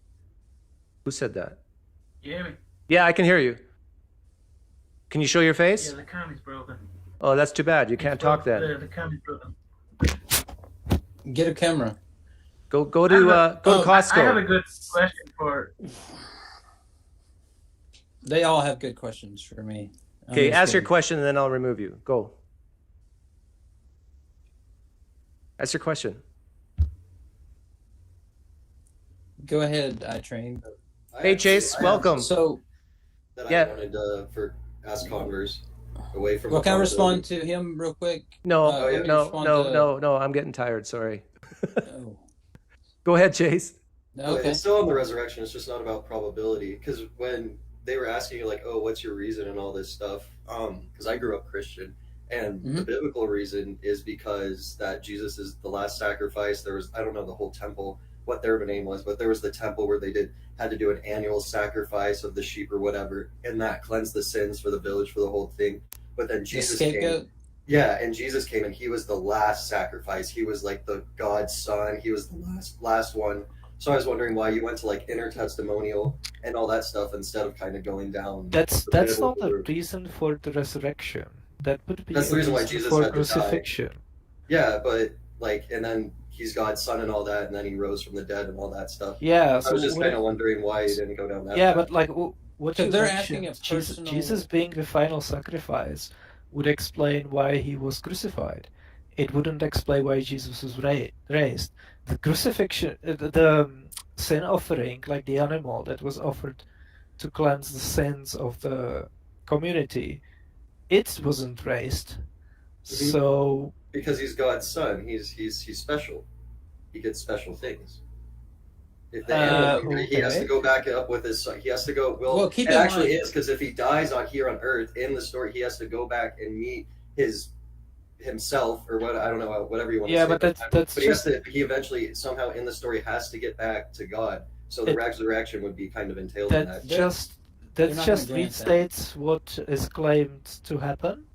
What we are asking is what reasons would Yahweh have for I mean, that would that. be the reason in the Christian worldview, I feel like. They would be like, oh, the reason for us is because Jesus needed to go and meet his son, or meet God and all that. Right, but there's no evidence for it, but that would be, wouldn't that be the reason? That's just push it. That just kicks the can down the road, right? Yeah, what they're doing is an internal critique, and they're asking me personally, like, what do you buy? Why do you buy into it? So in that case, if I were to give them that story, that, well, he was the last sacrifice or whatever, they're just going to say, yeah, that's what the story says. But we're saying, why do you, personally? And so, and like to Kamil's, question about like, well, God and the Father and Christ are different, right? In Philippians chapter 2, it tells you that Christ, although he existed in the very form of God, did not see the equality he had with God something to be held on to, so he emptied himself, becoming the form of a human and dying on a cross. Oh yeah, I agree that the Christians that are behind the creed believe that Jesus is Theos. And but I don't think they believe that Jesus was Yahweh. Well, that's the early creed, right? You agree with that? I agree with that. I think the people behind the creed definitely believe that Jesus was Theos, but I don't think they believe that Jesus was Yahweh. Well, wait a second. So you think when it says, although Christ existed in the very form of God, did not see the equality he had with God something to be held on to, you think that just means, oh, he was like an angel? That's a bad translation. It uses the verb harpazo. You said that last time, but I looked it up, right? It uses the verb harpazo, which doesn't mean to hold on to. It means to grasp or steal something. Corinthians? Yeah, no, in Philippians, second Philippians. Oh, right. 2. Philippians 2. 2. Sorry, I don't ever read the New Testament. Just need to look it up here. Yeah. Right. He did not consider equality with God something to be grasped, but yeah. What about it? No, I'm just saying that when you translate it as something to hold on to, that translation already sneaks in the interpretation that equality with God was something that he already had, while if you translate it as snatching, that it conjures the more accurate image of trying to get something that you don't have yet. Wait a second. So even if you were to say, like some English Bible says, who existing in the very form of God did not consider the equality he had with God, or the equality with God, something to be grasped, but emptied himself, taking on the form of a slave, it wouldn't matter, because the only thing I'm trying to say is that he took on the non-equality. So that to say that God raised Christ isn't to say that begs the question, right? In what way? Well, because it's not necessarily the case that because Jesus emptied himself, he was equal with God before he did that.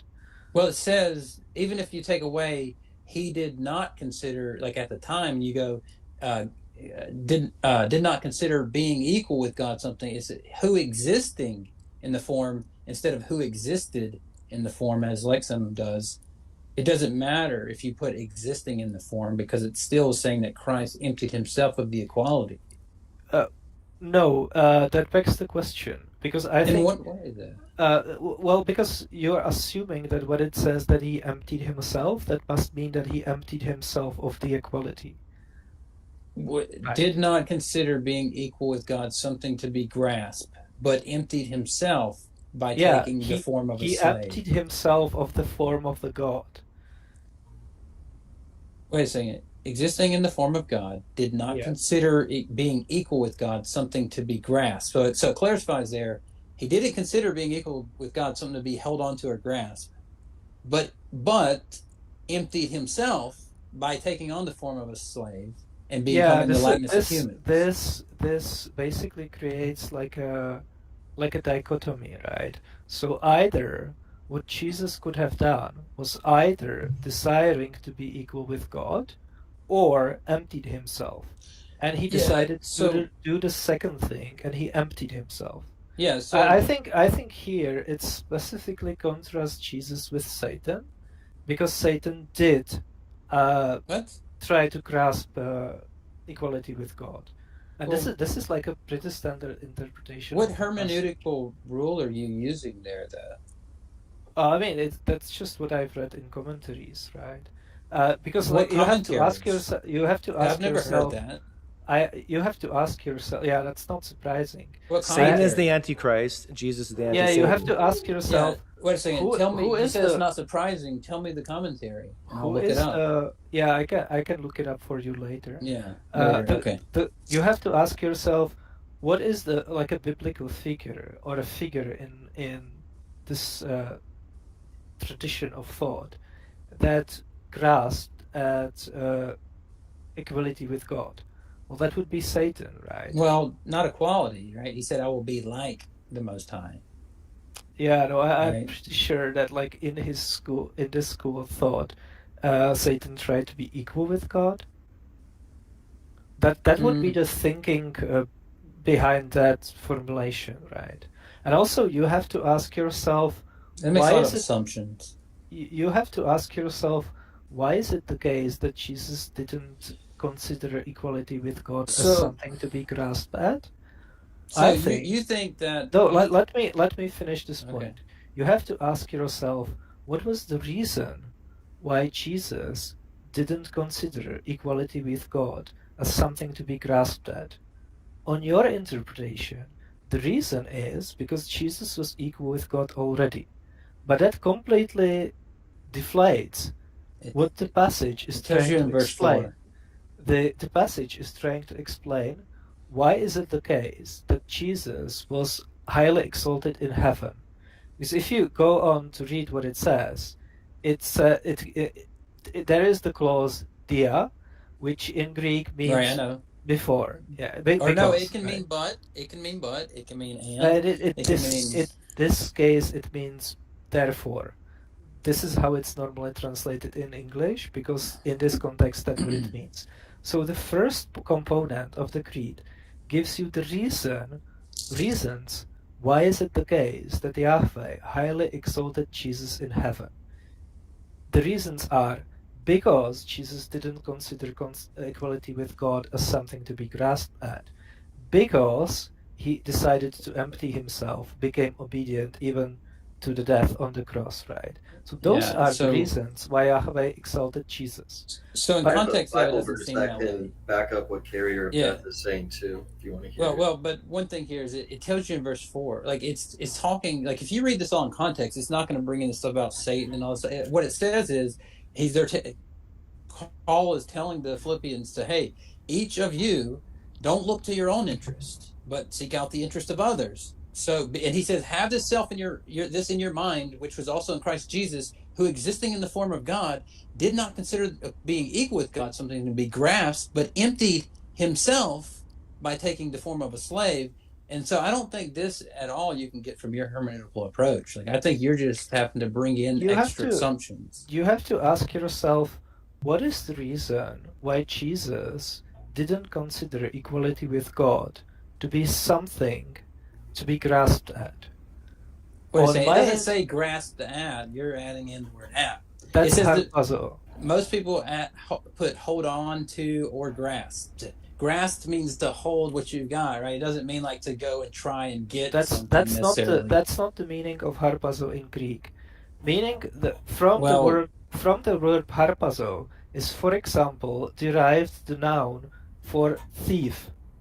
Yeah, sure. I agree that it doesn't hold to something that they already have. Thief is trying to snatch something that they not yet have.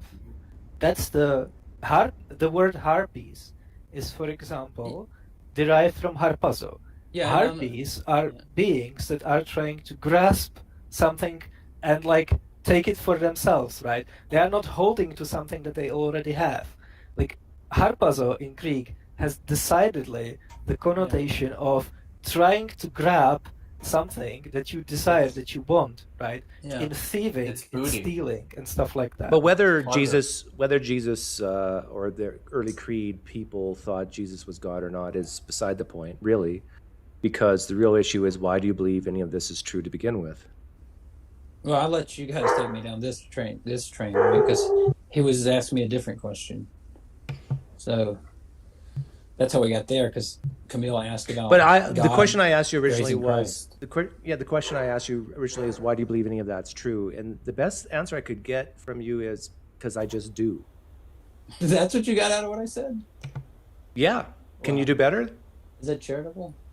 It's like, I mean, it's just I Because don't know. I you think it's charitable. kind of said, well, I don't want to go down the historical method, and then No, I didn't. then you went into the Old No, I didn't. Testament, and then it's okay. Why do you believe Jesus Christ rose from the dead in bodily form?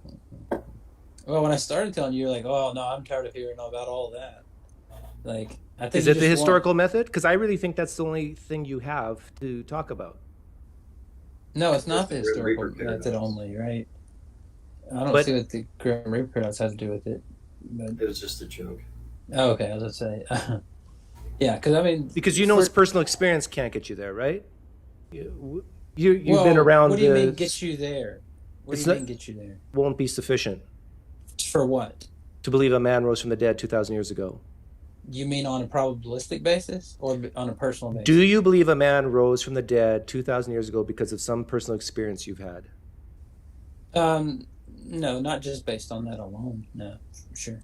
Okay, so now we're getting into the cumulative case. It's maybe Yeah. partially that, and It's like- partially historical, and partially manuscripts, and partially why what? do you believe, why do you like? It's like asking somebody, why do you believe an historian? Why do you believe Plato existed? Or This why is do you exactly believe- why I do the flying man thought experiment, because we focus on Yeah, each one at yeah. a time. And I bet you, if we were to do that with you, you would say no, no, no. Yeah. It's not the Yeah, same but as asking if you- Plato existed either, though. Well, I'm asking saying if historically. Jesus existed might be similar to asking if Plato existed, but nobody Yeah. ever asks about how confident they are Plato rose from the dead. Or Right, well, to keep yeah, well, to keep it topical, that Plato was a son of Apollo, as was already claimed by his nephew Speusippus, right? okay. So you think? I mean, yeah. So it's like you don't even think Plato existed, do you? Now we got two bloviators in the room. What am I going to do? Kamil, you didn't answer that one. What's the question? You don't think Plato existed, do you? I think he. Can I- very can I proba- comment I on think he that very Philippians 2 probably thing? did. Okay, Yeah, sure. quickly, Rob. What's your understanding of grasp, that translation? Robbery. Wait, I mean, it's partially. I agree with the robbery I'm part. talking to Oh, yeah, yeah. Kamil, Sorry, what's the question again?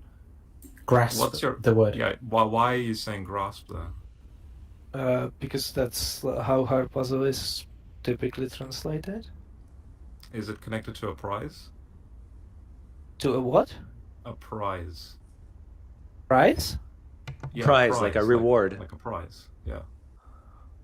Connected how? So, for example, I have here a paper by R.W. Hoover, the Harpagmos Enigma, a philological solution, and he argues that this is Harvard Theological Review, that you can translate this more specifically as exploited. Yeah, So although he's in the form of God, he doesn't want to exploit that, because why would he?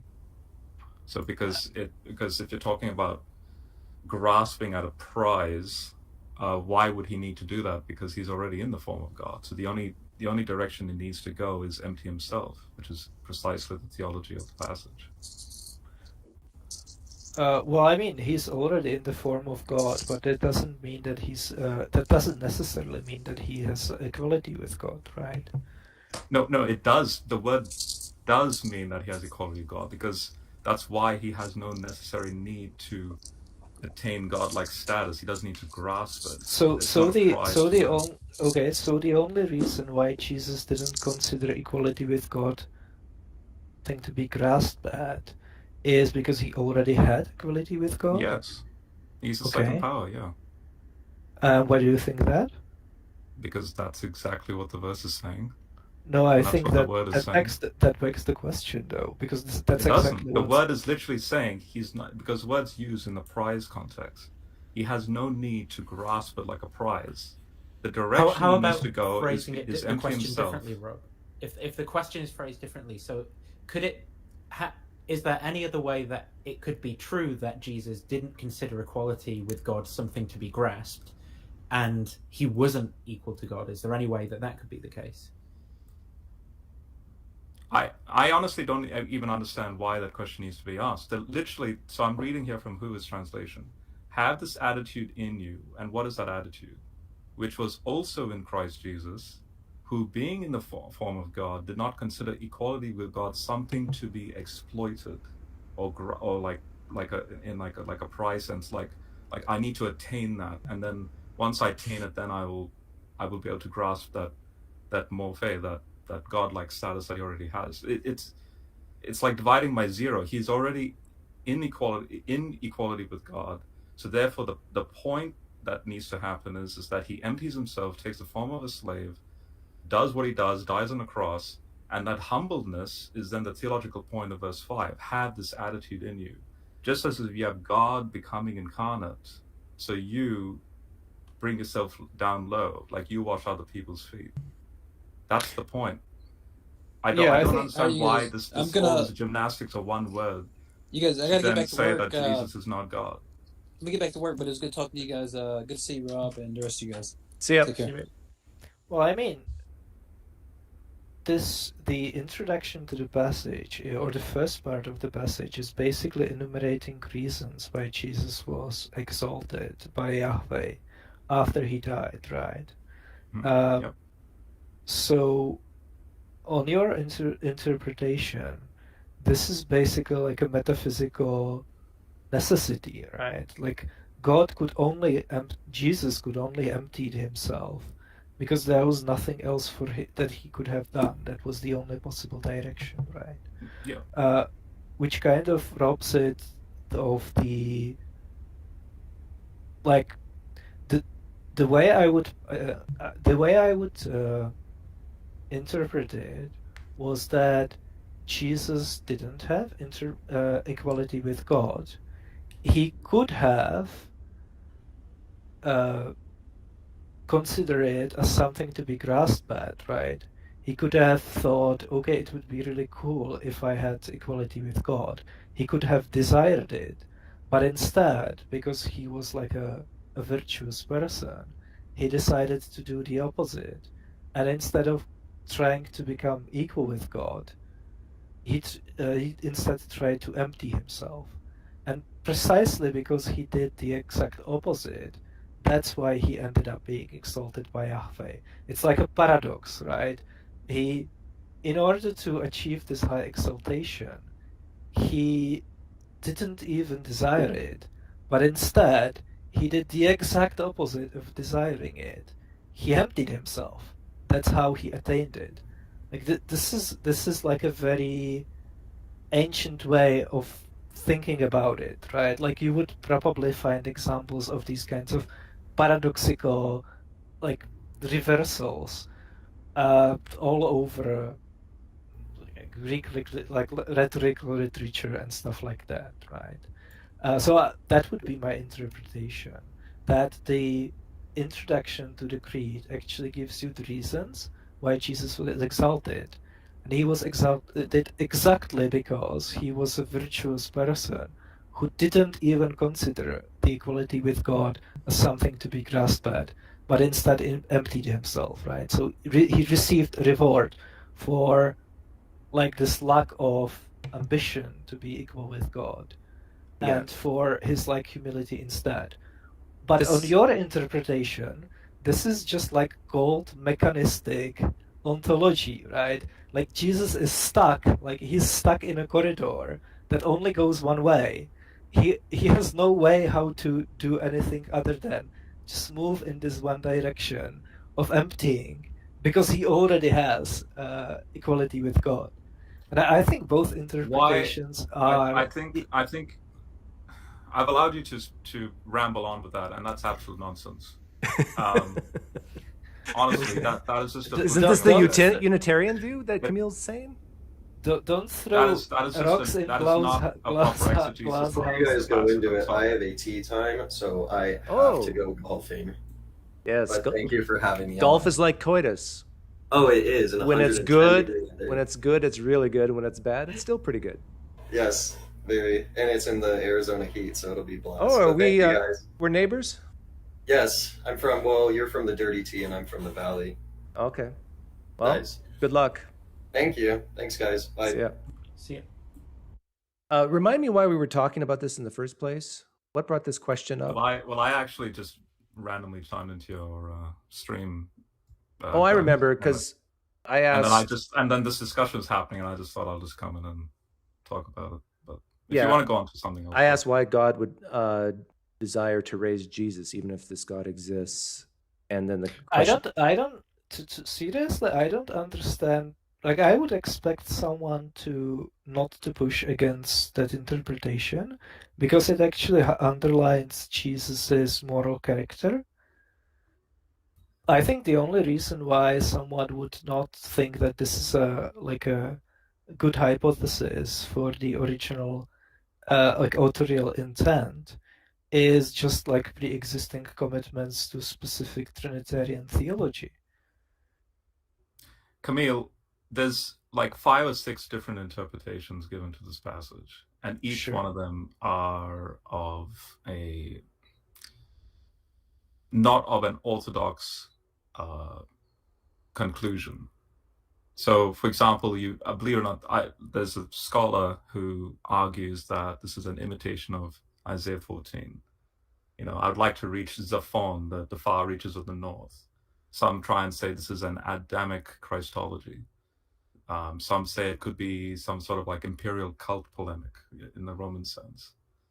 And what's ironic is that when you look at the, so say, for example, BDAG, or when you look at the Theological Word Book of the New Testament, all the scholars that I can see here listed argue that the word grasp connotates something like an exploitation, like something to try and win a prize with whatever means necessary, even if you try and steal it. And so I'm actually so that the point is, when you said it's a paradox, it's not a paradox. The theology of this hymn is basically saying, have this mind in you which is also in Jesus. And in what sense? Well, he was in the form of God, don't forget, and so therefore if he's in the form of God, why would he need to try and gain that property, which is exactly what the other deities of the Old Testament trying to do, which is hence the Isaiah 14 and all that, those other passages. Instead, what he does is, although he's in the form of God, he becomes something that you did not expect, and that is the suffering servant, or like this slave. And so therefore, when he dies on the cross, because of that degeneration of his path, he then becomes an exalted name, which every knee will bow, heaven, earth, under the earth. And that's as far as I know, that's an allusion to Isaiah 45. So you have Yahweh language applied to Jesus in verse 11. I would be really interested to find out how this passage is interpreted by Unitarians, who believe that Jesus pre-existed as a divine being, but as a divine being subservient to Yahweh. Because I'm pretty sure their interpretation would be similar to mine. I've talked. Do you remember that guy who? Oh, I forget his name, but he was a Unitarian, and he basically echoed what you were saying. That Jesus is basically, he didn't say it in these words, but Jesus is basically the anti-Satan. They're both divine. Satan is divine. Jesus is divine. They're both gods, but not the top God, not Yahweh. And I think this is how Unitarians would view it. And even, yeah, but just like the Jehovah's Witnesses do a sloppy mistranslation of a lot of the Greek, it's the same sort of argument. well, yeah, you have your take on it. They have theirs. The real question is, why do you guys believe any of this is true to begin with? Like, does it reflect reality? It has nothing to do with believing in this or not. It's just being accurate with what the text is saying and the linguistic issues of the words. If it was a no-brainer, I mean, Dr. Kipp here, for example, him and I were engaging each other in a very positive way to try and teach, say, SJ about Psalm 22, and you have to be careful not going too far with certain translational issues and so on, like piercing my hands and feet. Like, you have to be careful because the scholarship has dealt with this issue and not just run away with, a biased. Right, you're saying there's one correct interpretation, right? There has to be. That's why there's all these proposed. So I can list here about 6 or 7 different proposed arguments for what this passage is getting at. But the most current sort of consensus view is to take that Greek word not as like Jesus was going to grasp it or something like that. Rather, because he's in the form of God, there's no need to attain it as a prize, or there's no need to exploit it. Why would he? Because he's already in the form of God. So his goal then is to do what? The whole gospel story. Right, but the Unitarians would say form of God does not mean God himself. Yeah, exactly. That begs the question in favor of Trinitarianism, that basically saying in the form of God can only mean like a hypostatic union from the souls. Yeah, right. Exactly. But that is exactly what the early church taught. Do you believe Satan is in the form of God? No. You think he has flesh and bones? He's not in the morphe of God. No, but some people would say that. Yahweh. Do you believe Satan is divine? Yes. Okay, isn't God divine? So look, Jesus is the morning star. You and I will be called morning stars. Satan is a morning star. What does morning star mean to an ancient person? I don't know. You're an ancient person. Look at stars Rob, in the night sky. no, Rob. Enough. What do you mean enough? I don't want to. I really dislike it when you come on and I ask you a question. And you divert it to a morning star. Like, what does this have to do with anything? Morning star has everything to do with what you just quickly said. Tell me then. Divinity. It means divinity. That's all it means. Okay, fine. So, but you've admitted that Satan is divine. Jesus is divine. Yes. God's divine. So what if in the form of God, it just means that Jesus was divine? Exactly. But not God. Satan's not God, but divine. Get the logic? You mean to say a Second Temple Jew and an Old Testament Israelite would basically agree with you that Yahweh as an Elohim and Satan as an Elohim are the same Elohim? No, I'm saying for the exact reason the opposite, that they're not the same Elohim in the same way Jesus is not the same Elohim. Get it? No, this is the Unitarian view, that they're both divine. But Philippians 2:6 is saying Jesus as an Elohim is of the Elohim of the Father of God. But this is open to interpretation. Exactly. That's why the Greek word for exploit is there. Yeah, let's get off this topic because it's boring me. But I asked Converse earlier why he believes Jesus rose from the dead bodily, and I never really got an answer from him other than it's a cumulative case. I guess that's an answer. But can you tell me why you believe it? In like 1 or 2 sentences? It's a eucatastrophe, as Tolkien gets at. So. Because of the entire New Testament? Yeah. Oh, this reminds me. I asked you once if we took the Gospel of John away from the New Testament, kept everything else the same, you saying you would stop believing that Jesus Christ rose from the dead? No. You didn't say John. You said Mark. Okay, I'm asking now. Gospel of Mark, we remove. Gospel of John, we remove it. Do you still believe Jesus Christ rose from the dead bodily? No. Really? You need the You need the Gospel of John there in order to believe it. I mean, if I was just to merely believe it, then the pre-Pauline Creed is enough as a standalone. So after 30 AD, but before 90 AD, within months of his death and resurrection, that creed was formulated.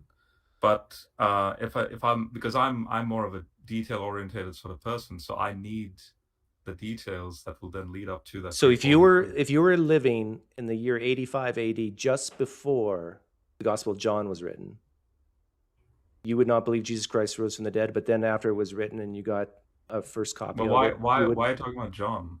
Why? I'm just curious because it was the last gospel written, and you're saying that if the Gospel of John wasn't in the New Testament, you would not believe Jesus Christ rose from the dead body. Didn't you just say that? No, I said Mark, because Mark is the first gospel. Okay, I said John. Now let me ask that question with John. Would you believe Jesus? Well, John's much later. All I need is Mark. But earlier you just said you believe Jesus Christ rose body because of the entire New Testament. But really you only need Mark. The entire New Testament does it. But if I had just the pre-Pauline Creed and just one of the Gospels, I'd choose Mark any day. Okay, because you Mark would believe is the a man first. rose from the dead in bodily form if you just had the 1 Corinthians 15 Creed and Mark. Sure. Oh, that's a horrible epistemology. If you want, we can go into the 4 authentic Pauline letters if you want, but everything that's in Mark is sufficient to establish the pre-Pauline Creed. Well, do you think Mark knew the creed when he wrote? Sure. So isn't Mark just a rehash of what Paul said? No. Sure, he gave more details, but the essence that Jesus Christ died and rose from the dead. He says, I've received it and I'm giving it to you of utmost importance. And yeah. But do you believe Mark, the author of Mark, used Paul as a source? No. Really? No. So Paul knew Peter. I go after the data. And Mark knew Peter, but Mark didn't know Paul? No, so for example, Crosley argues that you're talking the mid-30s, early 40s is Mark's composition. Oh, you go that early? Yeah. What are his arguments? By the way, I need to head out. So I just came in here. Can I just ask a question real quick? Can you give me like one argument for why the creed was formulated months after Jesus' crucifixion? Because of the vocabulary in the Greek, and also with respect to there's a Greek word at the end of the phrase when it says "and rose again," but it's in the continual sense. And so basically, the only translation I know of that even communicates that. So David Allen Black makes this point.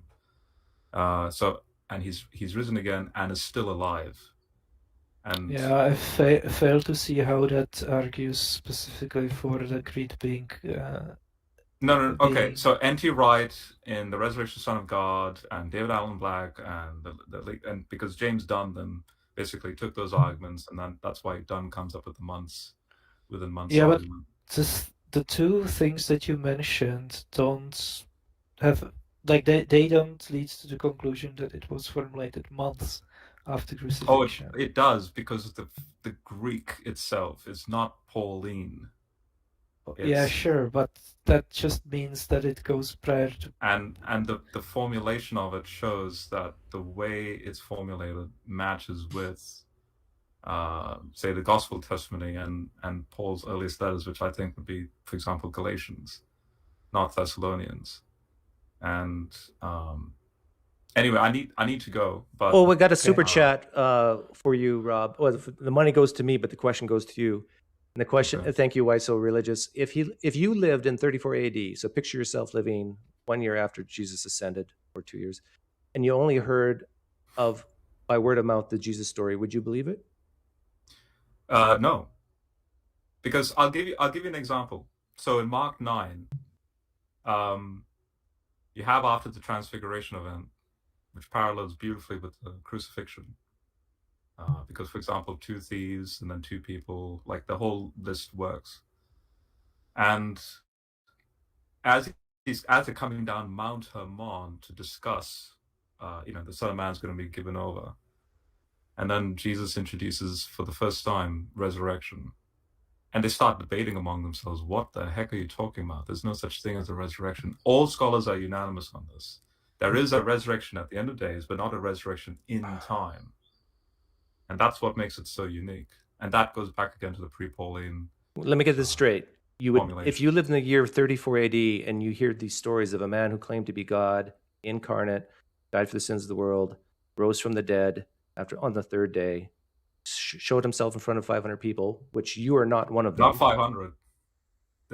Or many people, but you're not one of them. Well, the word 500 can mean. No, stop. You don't need to bloviate like this. Just if you would not believe it based on these stories, but you would believe it if it was written down in text form based on those stories. Well, yeah, I'd have the cultural worldview in my mind, and I'll be looking at this as an argument, as an apologetic, a polemic, because I'll be quite in tune with the way the culture speaks and thinks, and I'll be thinking to myself, wow, if I was a Greco-Roman reader reading Mark's Gospel, I'd be impressed by it. Well, wait a minute. If I was a Jew reading Matthew, I'd be impressed by it. If I told you an amazing story of a miracle... God, I need to go, honestly. I need to go. Okay, but it just doesn't make sense. I write it down, now you believe me? Sense. It's beautiful. Do a reading right through the New Testament. You'll love it. Okay, see ya. See ya.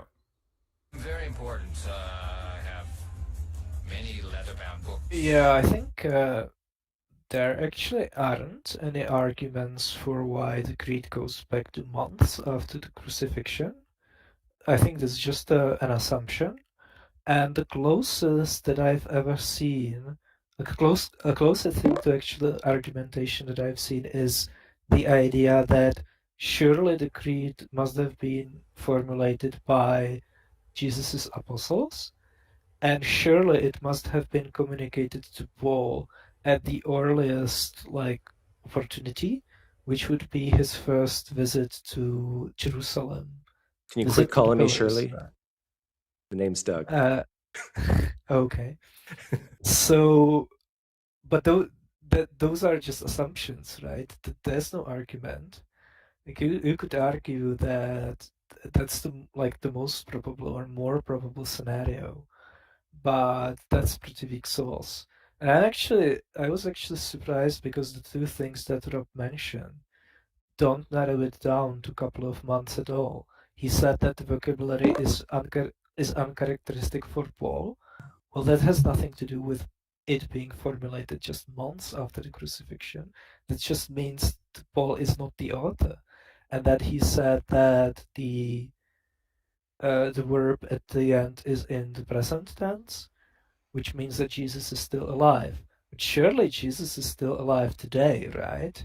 So that doesn't discriminate it to... He used to be in my heart, but then he left me. Yeah, that doesn't isolate it to just months, right? Dr. Kipp, what do you think? You're muted. Or we can't hear you. Hey, why so religious? You're the guy who gave me the donation, right? Can you hear me Yes, now? sir. Yes. Did you have a question or comment? Just to the question that I asked, I think it's prevalent in the sense that we know now after the finding of the Nag Hammadi library and even the Dead Sea Scrolls, to that matter, that if only someone knew about that. Yeah. That his idea of, and this is a big thing that I have with Christians, is that the idea of Christianity, they like to say, goes back to the original concept, but the concepts that Christians had at that time wasn't what they have now. Like, you have multiple Christians who believed just because of word of mouth from different stories that really don't relate to what is in the Gospels that we know it. And I just think it's interesting with that question and the way that guy answered, saying no, that he would need it written down and that he needs Mark. That to me, that's like showing, like in Hinduism, you wouldn't believe in Hinduism if there wasn't a monkey army. You get what I'm saying? Like, if that story didn't exist, you could not believe in Hindu faith. And I think that's really strange. Anybody think that's weird? Well, he loves books, so he likes things written down on paper, and so does it for him, I guess. Yeah, from a highly illiterate society. Yeah, good point. And considering that at that time, you know, the Old Testament that was followed for the most part would have been the Septuagint, which was in ways different than what is now because the Masonic Messianic scriptures of the Old Testament weren't really formed until 1000 AD, around that time, that they Are you chose talking to about the reform. Masoretic text? Masoretic text. Yes, I'm sorry. Yeah, That's no, that's where it's much the much older than that. yeah No, yeah. no, Much it's older. no, it's about no, it's actually not. If you look it up, No, that's it the reason actually is. the Dead Sea Scrolls. No, the Dead Sea Scrolls proves that that they used to follow more along the lines of the oldest surviving text that we have, that is the Messianic text, is from 900 AD. Now, if you, Masoretic. I'm sorry, I'm also holding my son. I'm trying to keep him quiet. And I'm just doing this off the top of my head from, but that's the oldest surviving one that we have. Now, Yeah, but just because it's the oldest surviving manuscript, that doesn't mean that's where the text originated, right? Yes, but we don't have any proof of the older ones We to have correlate plenty of towards old copies of the Masoretic text. the oldest ones that we Numerous have. copies. The oldest ones that we have that compare to it would be the Dead Sea Scrolls, and they actually differ in various ways. It depends on which scrolls you're talking about. There's plenty that also agree with it. Yeah, I'm not saying that they don't agree at certain points. What I'm saying is, okay. I mean, I would love to read what you have read. Hey, because World, what's your name again? Why So Religious? Yeah, Yes. You had a great question. Thank you for the donation. I thought your question gets to the core of Rob's epistemology, so I thank you for that. I'll let you go, especially because you're not showing your face, and I'll let Dr. Kipp say a few words, and then I'll let some other people on. Sorry, Doug. I know how much you hate this kind of stuff. That's all right. Go ahead. So, I mean, I think what he's getting at is that the Masoretic tradition, as far as we know, dates back to between, well, as early possibly as about 600 AD. The oldest copies that we have prior to the Dead Sea Scrolls were the Leningrad Codex and the Aleppo Codex, which are like 10th century. But what the Dead Sea Scrolls show us is that there were numerous competing textual traditions at around the time of Jesus, one of which was the Masoretic text tradition.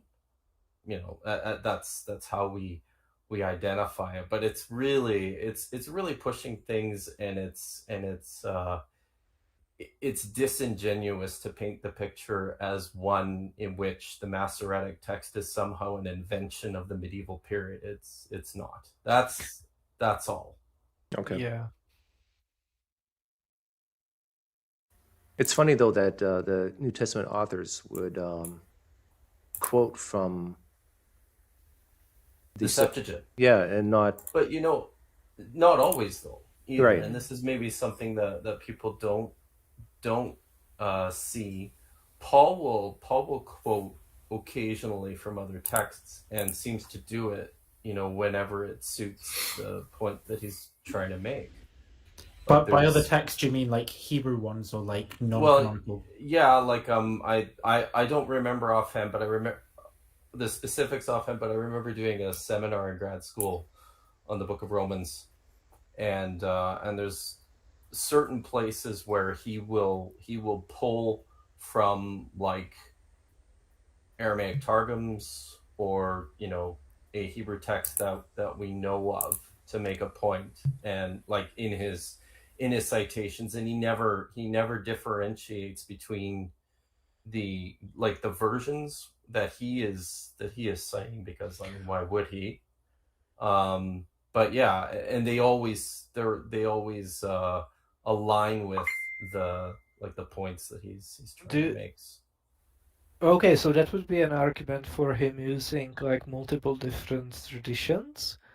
So it wouldn't. So on that like given that it's not that probable that he was working with like a one translation of the texts into Greek, which just happened to have those specific variations, right?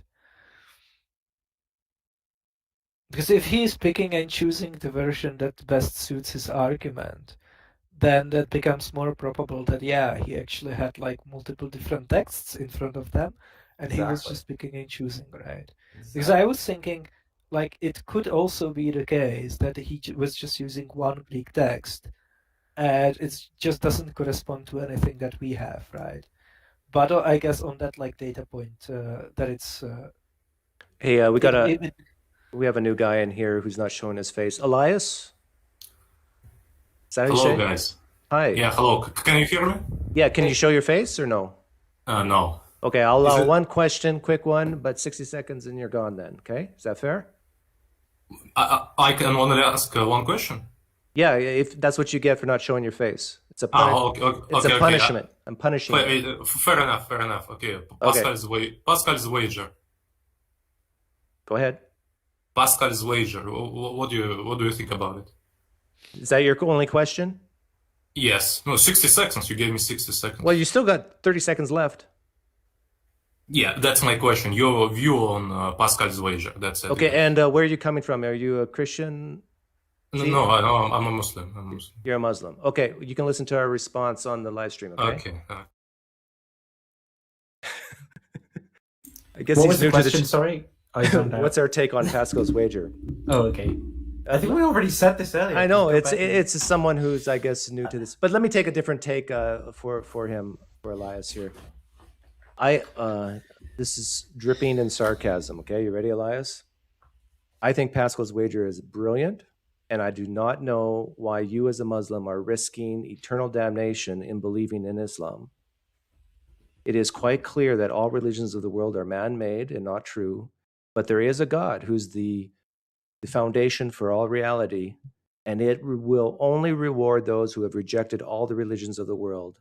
And I do not know why you're taking this chance and being a Muslim. Shame on you. It's not too late. Change your ways. There's an infinite reward for you waiting if you deny the existence of any gods and any religion, and infinite amount of pain and suffering if you don't. Good luck. How's that for demolishing Pascal's wager? I would just say that when it comes to Pascal's wager, you would have to, like, it only makes sense to wager on God existing if you think that it's relatively unlikely that God would punish someone for believing on the basis of Pascal's wager, first of all, which is what some Christians argue, right? Like, presuppers will say that actually if you believe on the basis of Pascal's wager, that's problematic. And also, you have to believe that it's relatively improbable that God actually rewards people who disbelieve, right? For example, because it could just be like an intellectual test. And in order to establish that, you need to actually investigate reasons for different God claims. But then, you no longer are talking about Pascal's wager, you are talking about evidences. So the Pascal's wager at that point becomes redundant, right? If you need to bring in evidences and argumentation for it to work in the first place, well then you just go ahead and analyze the evidence and argumentation. So it becomes redundant, right? When did Pascal form his wager argument? This is 1600s-ish, I think. Just after Calvinism. We haven't learned anything since then, have we? Well, he was actually one of the first guys to do like probability, so I think that's probably why it was coming into it. But I wonder if Pascal for 1 second thought about what I just said, that you can make the same argument for that you ought to be an atheist for that infinite reward. I just remembered, I think people actually viewed originally the original initial use of probability as atheistic as well, because it sort of made it as though the future was uncertain, and God obviously knows the future perfectly. So it's like I think some people objected on theological grounds to the study of probability, because it was like a paradigm shift in people's thinking. You know, like the way of conceptualizing like how things might happen. I think to answer your question, I think maybe, and I haven't read the primary literature or secondary literature, but maybe the rationale was like the Just the purpose of tertiary nature. literature. Sorry? Sorry, I said just the hot tertiary takes. literature. Maybe his like the point of the wager is to get you to believe in a god, and then which god specifically is like goes beyond the wager, right? So if that was his strategy, then I guess it was okay. I'm trying to think if there were actually people who formulated something like that in antiquity already, because that wouldn't surprise me if I like tomorrow found out a version of the Pascal's wager in Plato or something like that, you know. But I'm thinking no, probably no. Like in a lot of like philosophical and theological ancient writings, it was actually very common to present both alternatives, like cessation after death and some kind of afterlife, as two life options, and then run like parallel lines of reasoning on both. So like Marcus Aurelius, for example, who was a pretty standard Stoic, will still talk about what follows from people just ceasing to exist when they die, which is weird, right? Oh, that's why I didn't do it this way. Now I remember. What's going on? Okay. Yeah, never mind. Ignore me. But yeah, it's so. And what Kamil said, like if there is a God out there, he would realize you're just believing for this infinite payout. So is that the type of God you want to worship and serve? One that rewards people for saying, I'm only doing this so I don't burn forever? Like, come on. Yeah, I mean, I don't have a very strong intuitions one way or the other, right? Like maybe God is okay with that. I don't know, but it's something worth considering. There are definitely Christians who have very strong intuitions about that, right? Like they think, no, this is just maybe there might even be some scripture to back that up, because in Mark, Jesus famously says that he speaks in parables so that people don't get it and they don't become saved. And the rationale behind it could be that, oh, if I like speak clearly and I like clearly and concisely present like what the stakes are and what you need to do to avoid those stakes, then people would actually all convert and repent for essentially pragmatic reasons or like utilitarian reasons. But Jesus actually doesn't want that, right? Like, he wants people who repent not just to save themselves from like damnation, right? Right. That could be what's going on. That could be what's motivating the passage. Oh, that's interesting. Hey, Nathan, you remember Bread of Life woman? What's her name? Rebecca. She just emailed me during this live stream asking to talk with me privately. Ooh. What's her name? Rebecca? Rebecca, yeah. Rebecca, if you're listening, I'm a married man. Okay. You beat me to it by like 2 seconds. Yeah. I understand that a lot of Christian women are very highly attracted to atheist men because they view us as stable and reliable and morally better because we're not doing this just because God said so or wants to reward us or punish us. I get it. I get that so many Christian women love us atheist men, but you have to let me go, Rebecca. Let me go. But I guess I promised her that I would let her ask me any questions she wants because I grilled her. And so now she wants to grill me back with questions. She's actually pretty good at interviews on her channel. But yeah. So. When did you interview Rebecca, Doug? I went on her... On my channel. Was it on your channel or hers? Yeah, it was on mine, wasn't it? When it was like an open hangout. Oh, it was after I'd interviewed her on my channel. We did an open hangout, and she was there. And then she was like, "Well, what did you think of the faith healing and stuff?" And I was sort of beating around the bush, saying, I think it's kind of unethical, and then you just came in and were like, "Stop it." Maybe I did see that. Yeah, I was pretty hard on her.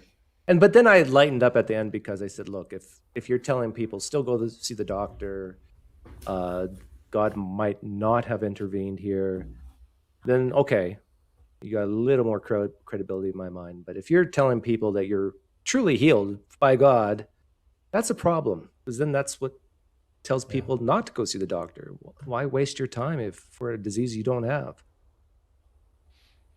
You know what would be an interesting question to ask her? Like, if he thinks that the person in question would be healed even if she didn't, like, pray, right? Because I actually found out that Christians on one hand want to say that prayer is effective, but on the other hand, if you ask them, like, was the prayer actually the necessary condition for the outcome, they say no. Because that would mean that they are the causal agent behind that outcome and not God. Which is like a massive point of tension, right? Because on one hand you were saying that like what you did had an effect, but on the other hand you don't want to actually commit to that being like a, to that outcome not obtaining. The best way to view it from the Christian perspective, I think, people who say that, is it's basically medical science is your salad that actually nourishes you, and prayer is just, the little bit of cheese or pepper you sprinkle on top to give it extra flavor, that little extra oomph. But really, you need medical science.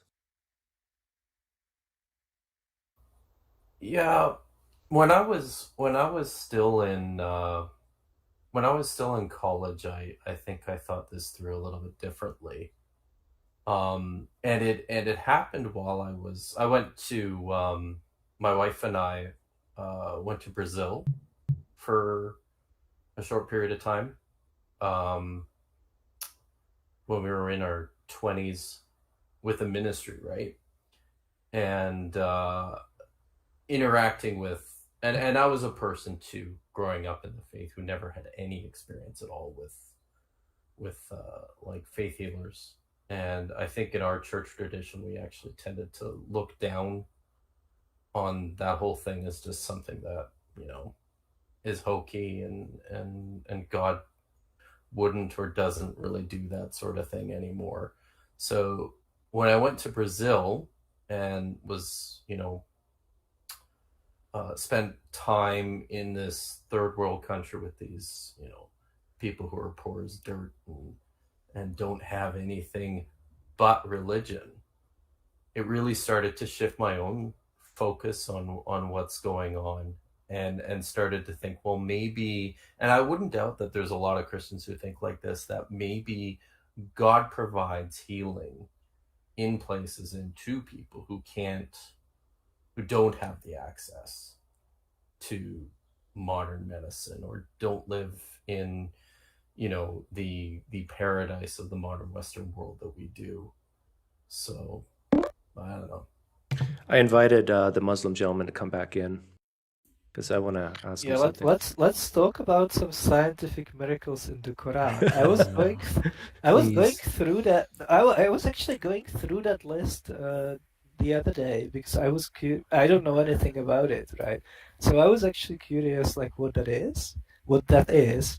And it's like, do they not know about like Greek medicine and Greek philosophy?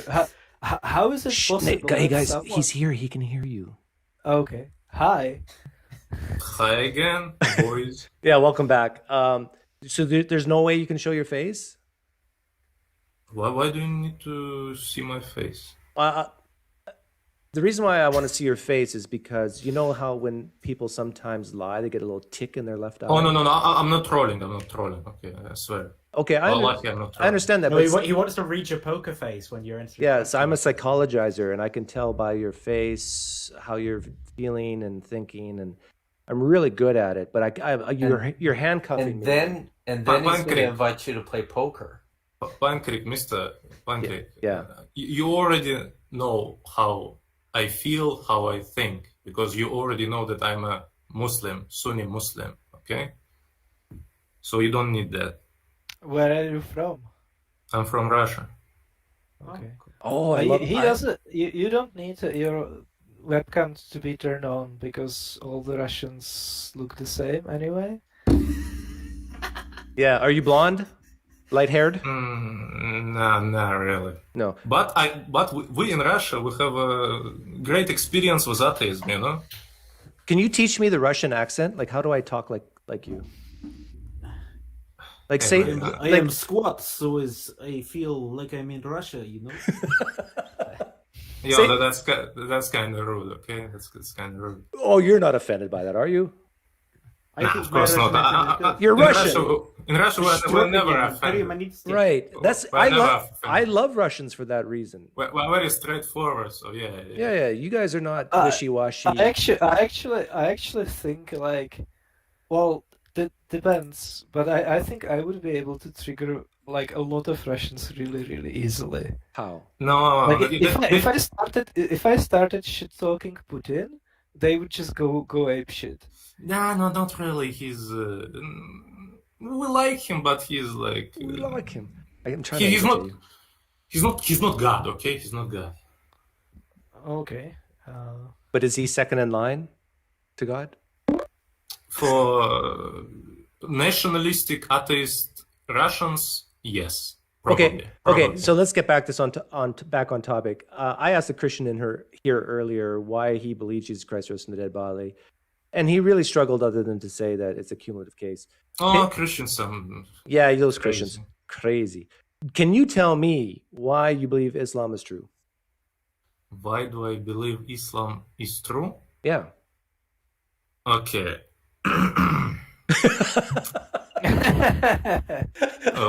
I love the clearing of the throat. Okay, here we go.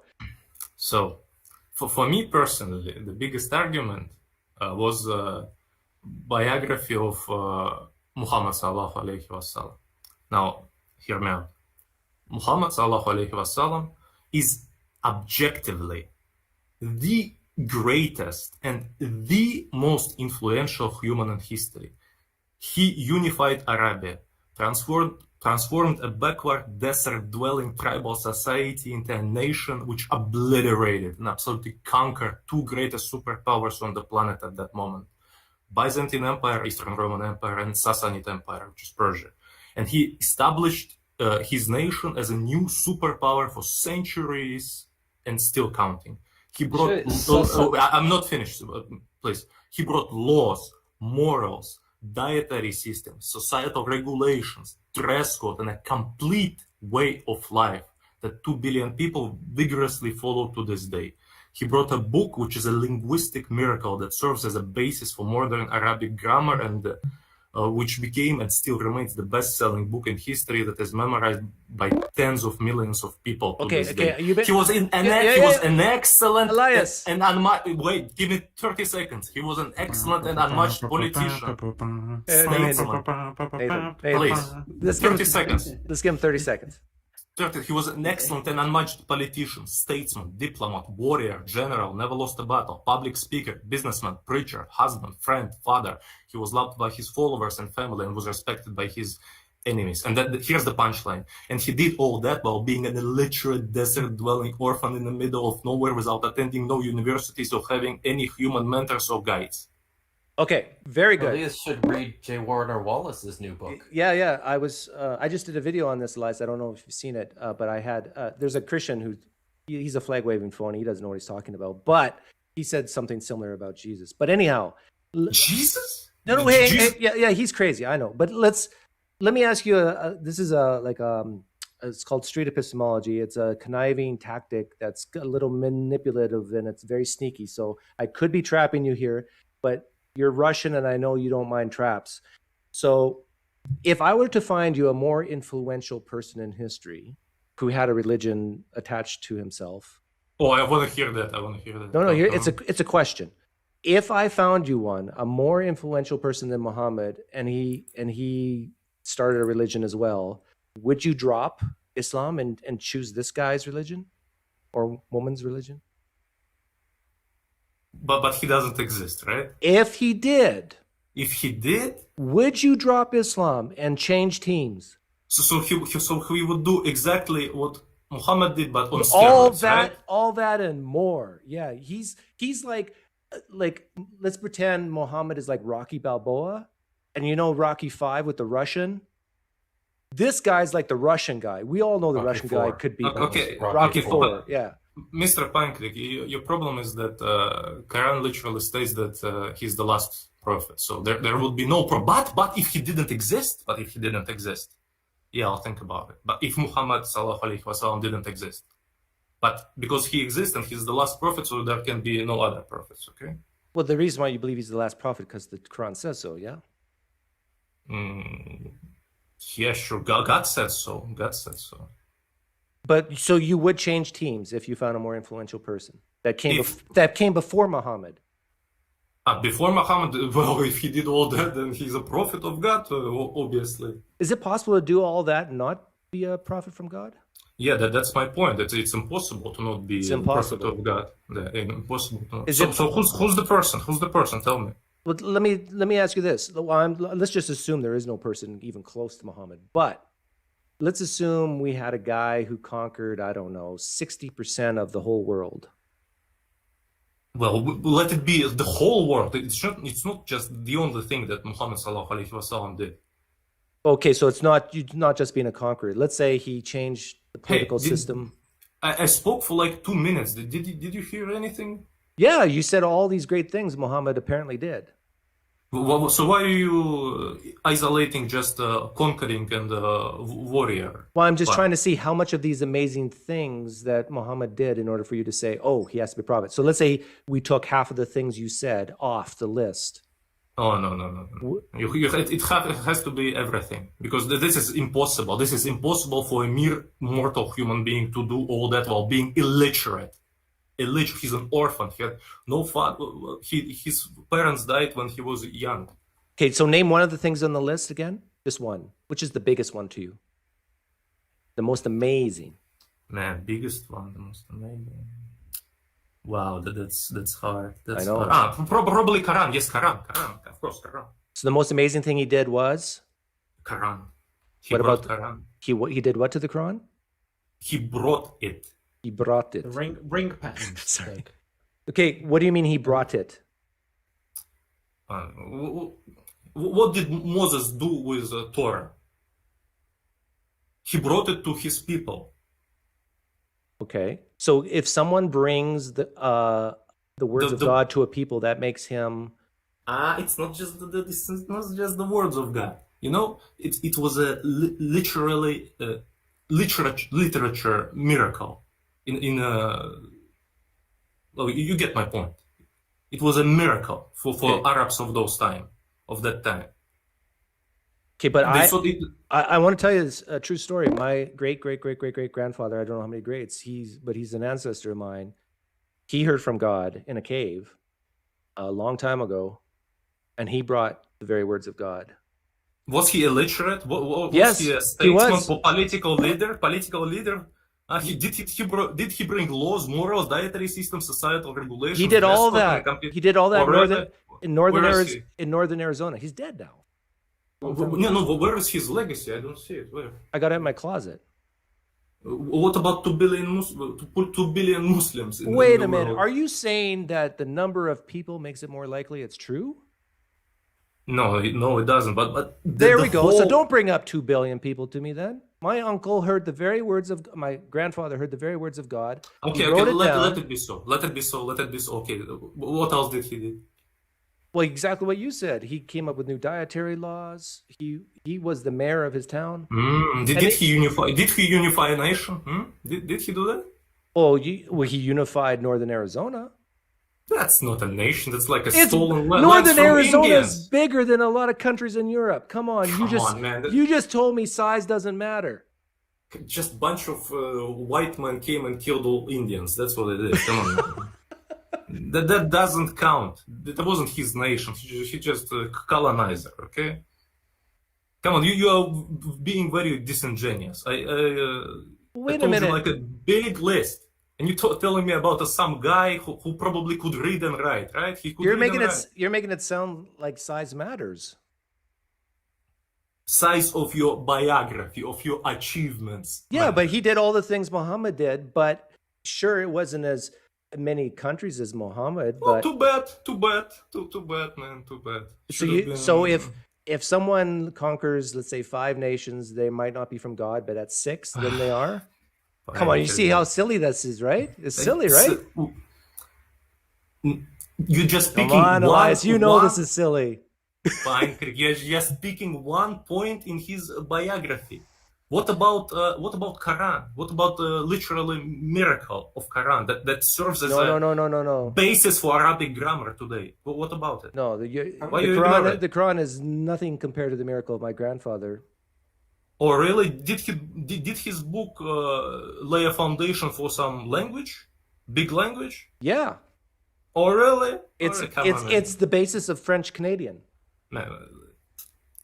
French Canadian. What's French Canadian language? French Canadian is different than the French they speak in Come on, it's just a dialect of French language. It's nothing special. It's just a dialect, nothing special. Just like Arabic. Elias, I don't know. You obviously have the internet. So have you researched why people disagree with you? Yeah, it's written in the Quran. So tell me why some people might not see the Quran as a miracle. Ignorance. Or maybe they're pure evil. Some people just... Okay, hang on. If someone disagrees with you, they're either ignorant or pure evil? Man, if you don't believe in God, I'm sorry. No. We're not talking about the belief in God. We're talking about whether Muhammad is really a prophet of God. And if the Quran really is the words of God. That's what we're talking about. First, you need to establish the existence of God to believe in. You can have it. Prophets. Done. Next. What do we do next? Okay, that's it. That's it. If you believe in God, the only thing that's stopping you from being a Muslim is ignorance or your evil nature. You know, you're like... So Joseph Smith as well, right? Christians believe in God. Are they Muslim? Christians believe in 3 gods. Not all of them. There's Unitarians. They still believe that a person could die for their sins, which is absolutely... Oh, so now to be a Muslim... What about Jews? Yeah, Jews, they also believe that. Well, Jews, okay. Jews are better. Jews are better, but still... I think the Quran disagrees, actually. No, theology. I mean, theology. Yes, Jews... The Quran says that Christian people are closer to us, but Jews... Their theology is closer to us, but Jews themselves, they will do much more evil to us than Let's get into I'm going to veer off street epistemology and get into the nitty gritty. This will make Dr. Kipp and Kamil happy. How many nations did Muhammad take over or influence? He personally? Yeah. How many, roughly? Is it 10, 20? Arabic tribes only. Only tribes? He unified Arabia. He laid a foundation. Okay, so who has conquered or influenced more nations, Muhammad or Alexander the Great? Oh, no questions. Of course, Muhammad sallallahu alaihi wasallam. Really? Yes, really. What did Alexander the Great did except conquering? What did he do? No. You misunderstood my question. My question is, who conquered or had more influence on nations through the conquering? Was it Muhammad or Alexander the Great? Definitely Muhammad sallallahu alaihi wasallam. How about Muhammad or Julius Caesar? Julius Caesar conquered only like 80% of Gaul. That's basically it. And then he got stopped. Come on, this is a loser. Yeah, but that led to the UK Empire that conquered almost the whole world. Let's be honest. UK Empire conquered poor Africans, poor Indians, Poor Canadians. Yeah, Canadians. And poor Americans too. That's not Native Americans. That's Australia. We in Russia, we really hate Britain because they always attack the weak. But when they face Napoleon, they always run. It's a winning strategy. Except at Waterloo. Waterloo, he was already dead, Napoleon. He was half dead because we kicked him in 1812. He was half dead after he got shot by a musket. No. We defeated Napoleon, okay? They just... Is Russia weak because they haven't conquered as many nations as UK? Well, Russia actually conquered more nations than UK, okay? Look at the map. Look at the map? Look at the map, bro. I just see Russia and the Soviet Union dismantled in 1989, was it? Well, 87? Beat the Russians? Why are we even talking about that? I thought that this is religious. And the Canadians even beat the Russians in hockey. What? Hockey? Never hockey. Okay, yeah, Венгрецкий, I like hockey. Венгрецкий. You guys are weak. Russians are weak. Talking about Pascal's wager, Vengretzky said, you miss 100% of shots that you don't take. Yeah. And you atheist, you don't take no shots. You just atheist. You refuse to take shots. Oh, no, I take shots. You like James Harden. Here, listen to the John shot. Stockton's listen to the shot. Enthusiasm. Listen to the shot I'm going to take. Islam is almost certainly false. Okay, I elaborate on that. You believe a guy, what year? The 16th century, went to a cave, saw an angel, and got the very words of God through an angel to him, and you believe it. That was just a part of revelations. Other revelations came with many witnesses who witnessed Name one. Name the list. first and last name of the person and where they're from. Bro, we have a list of people who witnessed revelation. It's all in the hadith. Well, yeah, I can. No. Were they in the cave? cave with him? That's just the first one. Okay, not all revelation. Quran wasn't revealed in the cave. Were they with him when the revelation happened? Bro, PineCreek, Mr. PineCreek, 23 years. You think 23 years he was sitting in a cave receiving revelation? Or maybe you think that he went to the cave to receive revelation? No. I understand. Years. I understand that. But if the cave is wrong, then everything else is wrong then too, right? Maybe? No. Do you think... How do you know? But how do you know the cave is wrong? How do you know? So if I told you that my great-great-great-grandfather got his revelation from a cave, would you believe me? It depends on what it says. It says that he's gained the very words of God. What kind of words? Well, does it matter what kind of words? Yeah, if it's not radical monotheism, it doesn't matter. What? No, wait a minute. No, if these are the very words of God, it does matter. Well, we need to test his claim then, like we do with Muhammad sallallahu. How do we test that claim? Well, we need to check: is he a liar? Is he a crazy person? Maybe he has a motive, like he wants greedy, he wants power, he wants money. We need to taste. My great-great-great-grandfather was known in the community as a very honest guy. Yeah, sure. We need to test all of this. Then we must. How would we test thousands of years ago whether my great-great-great-grandfather was truly a honest guy? How would we test that? Well, if the records are not preserved, then it's not from God. But you know what happened? Someone did say my ancestor was a liar, and but it wasn't true. And so what we did, my ancestor's friends, they burned it. Well, Quran says that God will protect it and the legacy of Islam. Yeah, that's how God protected my ancestor, by burning these false accusations against my ancestor. Maybe that happened with Muhammad too. I don't know. Well, okay. Let's just assume he wasn't a liar. Okay, next claim. Maybe he was a greedy or power hungry. What's more likely, that someone is hearing from God and is trustworthy, or that someone's a liar? Say it again. What's more likely, that someone's trustworthy and heard from God, like seriously heard from God, or that they lie? What's more likely to you? But that's a contradiction, man. No, someone can lie about hearing from God, right? Well, yeah, he can. People always do. Oh, right. People always do. Like Paul the apostle. Yeah. Okay. So we know that our default position should be not to believe Muhammad. Yes, that's why I said test the claim. Okay. So how do we test it? I just told you. Just, check the records. Was he known as a liar to his enemies, to anybody?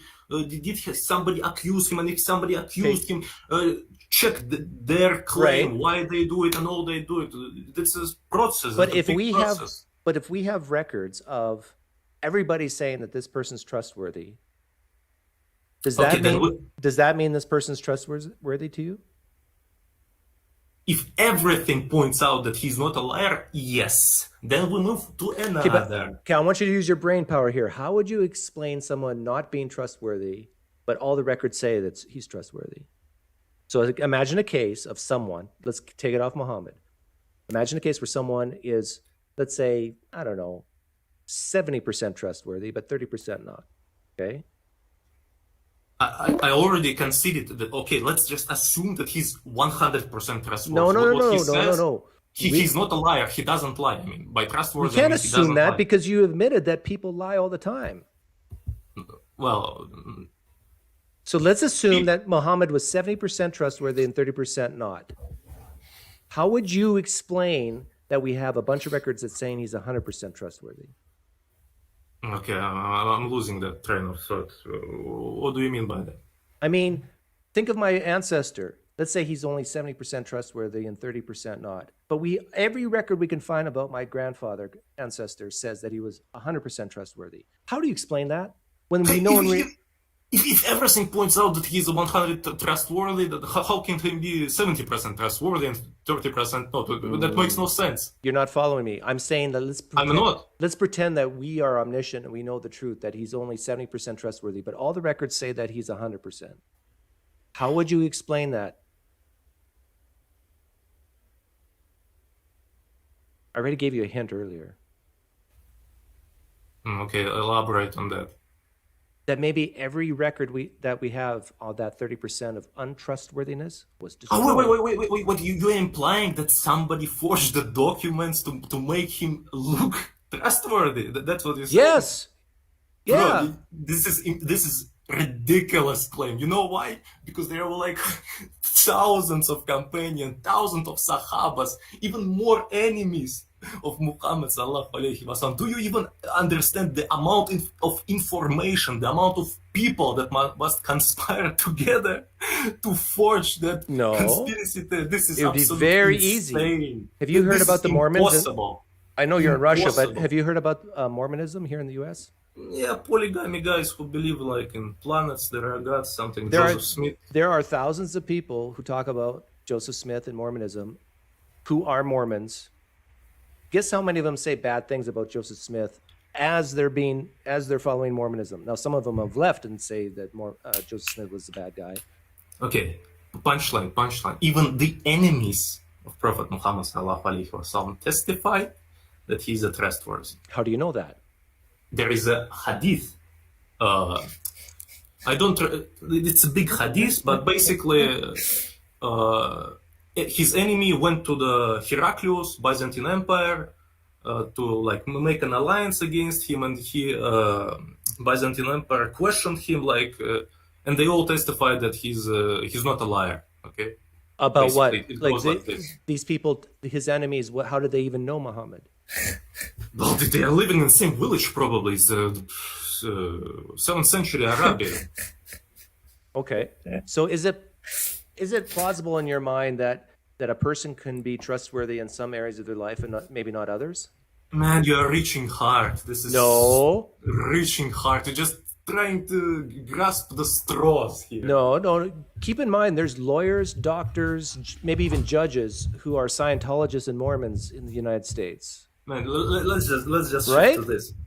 PineCreek. You can be a trustworthy person in certain areas of your life, and in other areas of your life, you could be shit crazy.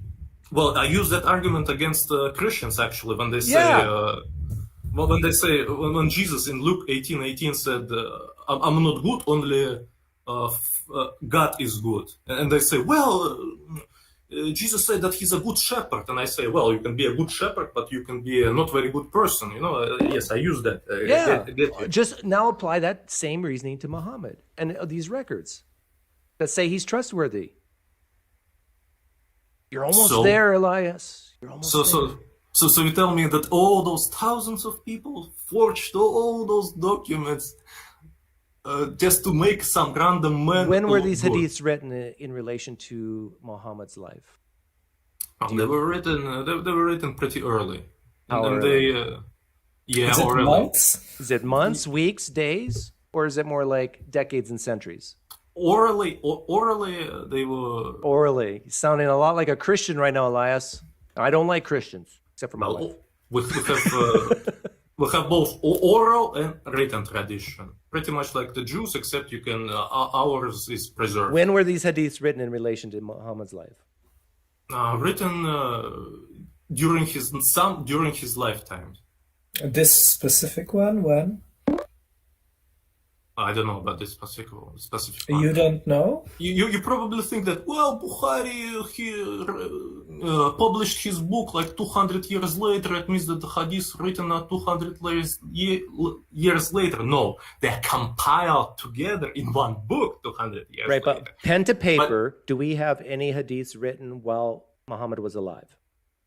I don't know about that. That's very important, right? Because anybody can make up anything decades after the fact. Just look at Christianity.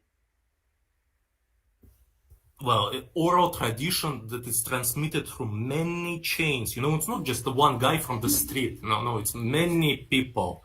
Did the early Christians have oral tradition? Yeah. What? Excuse me? Yeah. Yes or no? Did the early Christians have oral tradition? No. The early Christians didn't have oral tradition. No, early Christians didn't have oral. What oral tradition? We don't even know who Mark, Luke, John, and Matthew are. Come on, what kind of oral tradition are you talking about? If you were speaking to a Christian apologist, would they say the early Christians had oral tradition? I don't know about that. But they are very disingenuous. But they don't even know the last name of Mark. Come on, how can you have early tradition? You don't even know who that guy is. What's the last name of Muhammad? No, he has a big name. I forgot. Can you name 3 authors of the Quran? I can name you only one author of the Quran. Seems like the Christians are doing better than you. 50 scribes of Quran, but author is only one. 50? Scribes, those who written it down from the words of Muhammad sallallahu alaihi wasallam. But the author of the book, the author and the scribe who wrote it down are two different things. Author is Allah subhanahu wa ta'ala. How do you know that the 50 scribes actually heard from Muhammad and just didn't get together and write their own stuff?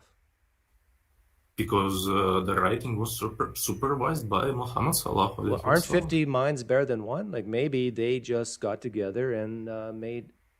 Again. How do you know? How do you know Muhammad was even in the room with these people? How do you know Muhammad was in the room with these scribes telling them what to write? How do you know that?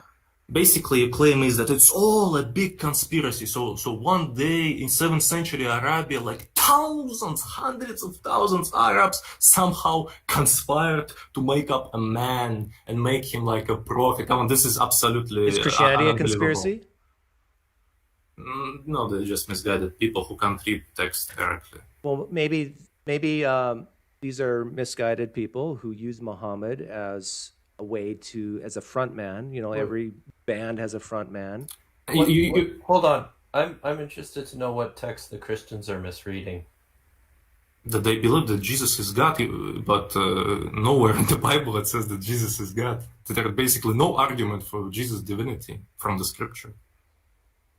What, from the Old Testament? Old, New, Yellow, Purple, Green Testament, take Old Testament.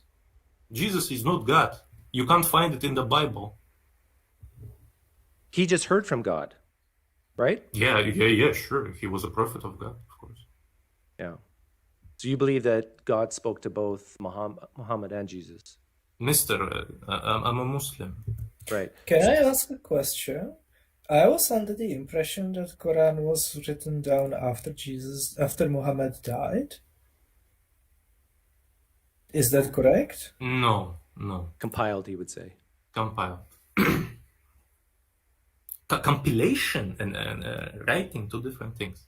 So preserved orally. When he was alive, people actually wrote it down, and after he died, they put the writings together. Wow, you guys are new here, huh?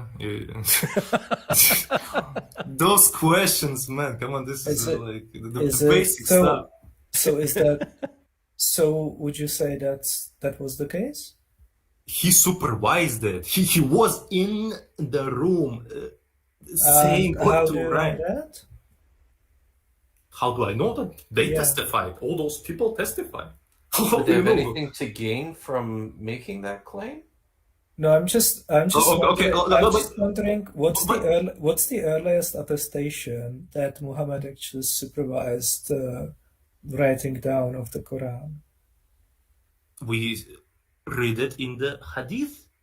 And when were those hadith written? When that make those claims? They were written in his lifetime. Some of them. Not all. I think you're lying right now, and you know it. I think you don't actually know when these hadiths were written. I think that the hadith that specifically says that Muhammad personally supervised the textual fixation of the Quran, you don't know when they were written. Do you know the story of Uthman radiallahu anhu burning the manuscripts? Do you know that story? I don't see how that's relevant. PineCreek knows that story. PineCreek, do you know that story? I wasn't listening. Uthman burning manuscripts. Christians use it like, oh, he burned like copies, blah blah. No, I don't know what you mean. Come on, man. Boltman? Who? Uthman radiallahu anhu. Uthman, this Khalif. No, I don't know what you're talking about. I've never heard of it. I've got a hunch that this is going to be like an in-group like Muslim thing, right? No. Christians always say this, and then like a bunch of chest thumping about. I thought but actually, it's not something Christians ever say. Like no. The Christians say it all the time. They use it like. But we all spend all our time like. Yeah, I think this guy is basically lying. Wow, that's a big accusation. Who's lying? Elias or the? I think you made the claim that the hadith, which say that Muhammad supervised the textual fixation of the Quran, were written when Muhammad was still alive. No. I said some. Yeah, but that's not what I asked about. Okay, maybe I misunderstood. Some hadiths were written. When was the hadith written, which says that Muhammad personally overviewed? Okay, that's a super specific question. Obviously, I don't know the answer. How is it the case that you don't know this? This is super specific. This is like saying this is exactly the kind of things that you should know. This is irrelevant. This is absolutely irrelevant. This is extremely relevant. This is relevant. Here's why, Elias. Here's why it's relevant. Why? Because if the hadith or the Quran was written at a time when Muhammad was dead, and let's say this hadith says, oh, Muhammad was a trustworthy person, 100% trustworthy, but it was written by people who didn't even know him. But they're saying that people who knew him say he's trustworthy. So we go back again to your claim that it's one big conspiracy, which is nobody will gonna believe you. Do you believe conspiracies exist? Conspiracies? Yeah, of course. Do you believe some conspiracies are true? Meaning that people plot together to create something that might not be true? Yeah, few people do, but on that scale of so many people, this is impossible. How many people are we talking about? Thousands, with tens of thousands people. Why would it take thousands? If it's written 100 years after Muhammad's even life, couldn't a couple dozen people get together and say, we're going to create a new religion. Muhammad's going to be our front guy. Why is this so unreasonable? You guys probably think that he was sitting in a cave 23 years. He was a public person. He was traveling across Arabia, doing Sure, all that could be diplomacy, true. preaching. I'm You not know saying- how many people saw him? You know how many people were his companions? Thousands. You could tens of say this. thousands. You could say this about a lot of people on the planet, but that doesn't mean they heard directly from a deity. Yes. He also sent ambassadors to like Abyssinia, to neighboring countries, to Egypt. You can have Everybody people knew sending him. ambassadors to other countries and still not hear from God. Yes. Okay, you're just changing the subject right now. No, I'm repeating what you're saying. And I'm just saying you can have people who have seen by thousands, who are claimed to be trustworthy, who send ambassadors to other nations and still not hear from God. But for some reason, you're fixated on the idea that, oh, we got one exception here, or maybe two. It's impossible. What you're talking about is impossible, logically impossible. The scale is just immense. What's the contradiction? No contradiction, it's just impossible. Well, how is it logically impossible if there's It's no impossible. Too many people.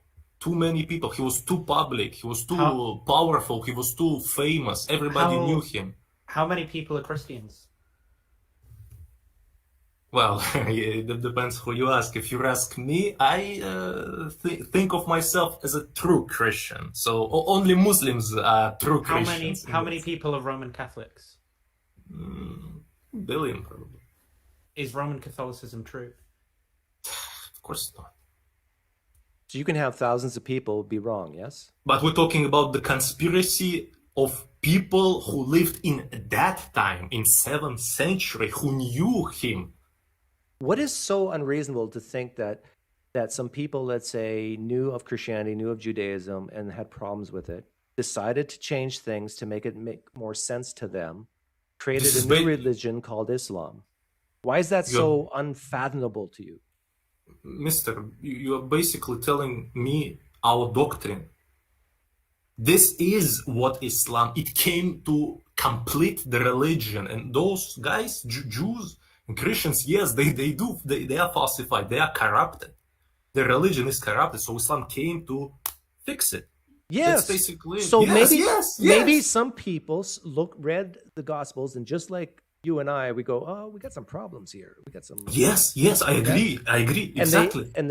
they thought the idea of the Trinity was stupid. I agree. Yes, you're on the right track. Yes. And so they said, you know what? Let's fix this. Yes, exactly. That's why God But you know what? sent the last prophet. All that can be done without hearing from a God, right? No, absolutely not. Should I tell you his biography again? Does it sound realistic? This biography, what he did in 23 years, does it sound realistic? Can a mere mortal with no guidance do all that? I'll say yes. Yes, Yeah. of course. You're crazy. You're absolutely Alexander the crazy. Okay, let's compare. Okay, Julius who said Caesar, Alexander? Queen Victoria. Let's compare. Wait, let me. I would say actually Genghis Khan is even more impressive. Okay, pick one. Because he I came, dare you. I challenge you. Pick one. he came from an even shittier background. You're talking to basically, man. This is ironic that you mentioned Genghis Khan, but okay, let's not dwell into this. Pick one person. Pick one person. I will show you how. I mean, let's just grant for the sake of argument Hitler. that if we. Okay. Pick one. I mean, Hitler. Stop Hitler jumping. influenced the world way more than Muhammad. Really? Let's just grant for the sake of argument that if we had a machine that could accurately measure like a person's impact in history, I can accurately that measure. Muhammad would be number one. I am that What machine. I don't understand is how it follows from that it was impossible for him to do it unless he was a prophet. Because it could be the case that nobody is a prophet, not even the person who is the most influential person in history. Like, that's a viable hypothesis, right? Wow. So, if there were no prophets, there would be one most influential man in history. Right. And this man who was, let me just ask you, who was the most influential person in history before Muhammad was born? Good one. Oof. Most influential before Muhammad sallallahu alaihi wasallam. That's a hard one, man. That's got to be somebody. Can you give me like a good candidate? Elias, don't answer this. This is a trap. Musa, alayhim salam. Probably Musa. Who? Who I've is never heard of that? that. Who? person. I don't even know who that is. Moses. Oh. Oh, okay. Oh, the fake Muslim name. Yeah. That's actually the right name, because in Jew his name is Moshe. No. And in Islam is Musa. Moses is fake name, because Moses is like nothing like Moshe. Man, you guys are really new. Yeah, sure. I thought you guys were like. I think this is the first time I've ever seen Danny. Who's Danny? Hi, Danny. You think Moses is more influential than Alexander the Great? Do you even understand what you are talking about, Mister? What's your name? Nathan. I understand the question I asked. Yes. You. Tell me, what did Alexander the Great achieve? Come on, tell me. Quick overview. Would I? Conquered like a massive portion of the world, the languages. Oh, yes, he did. He shifted the entire culture of the world, not just conquered.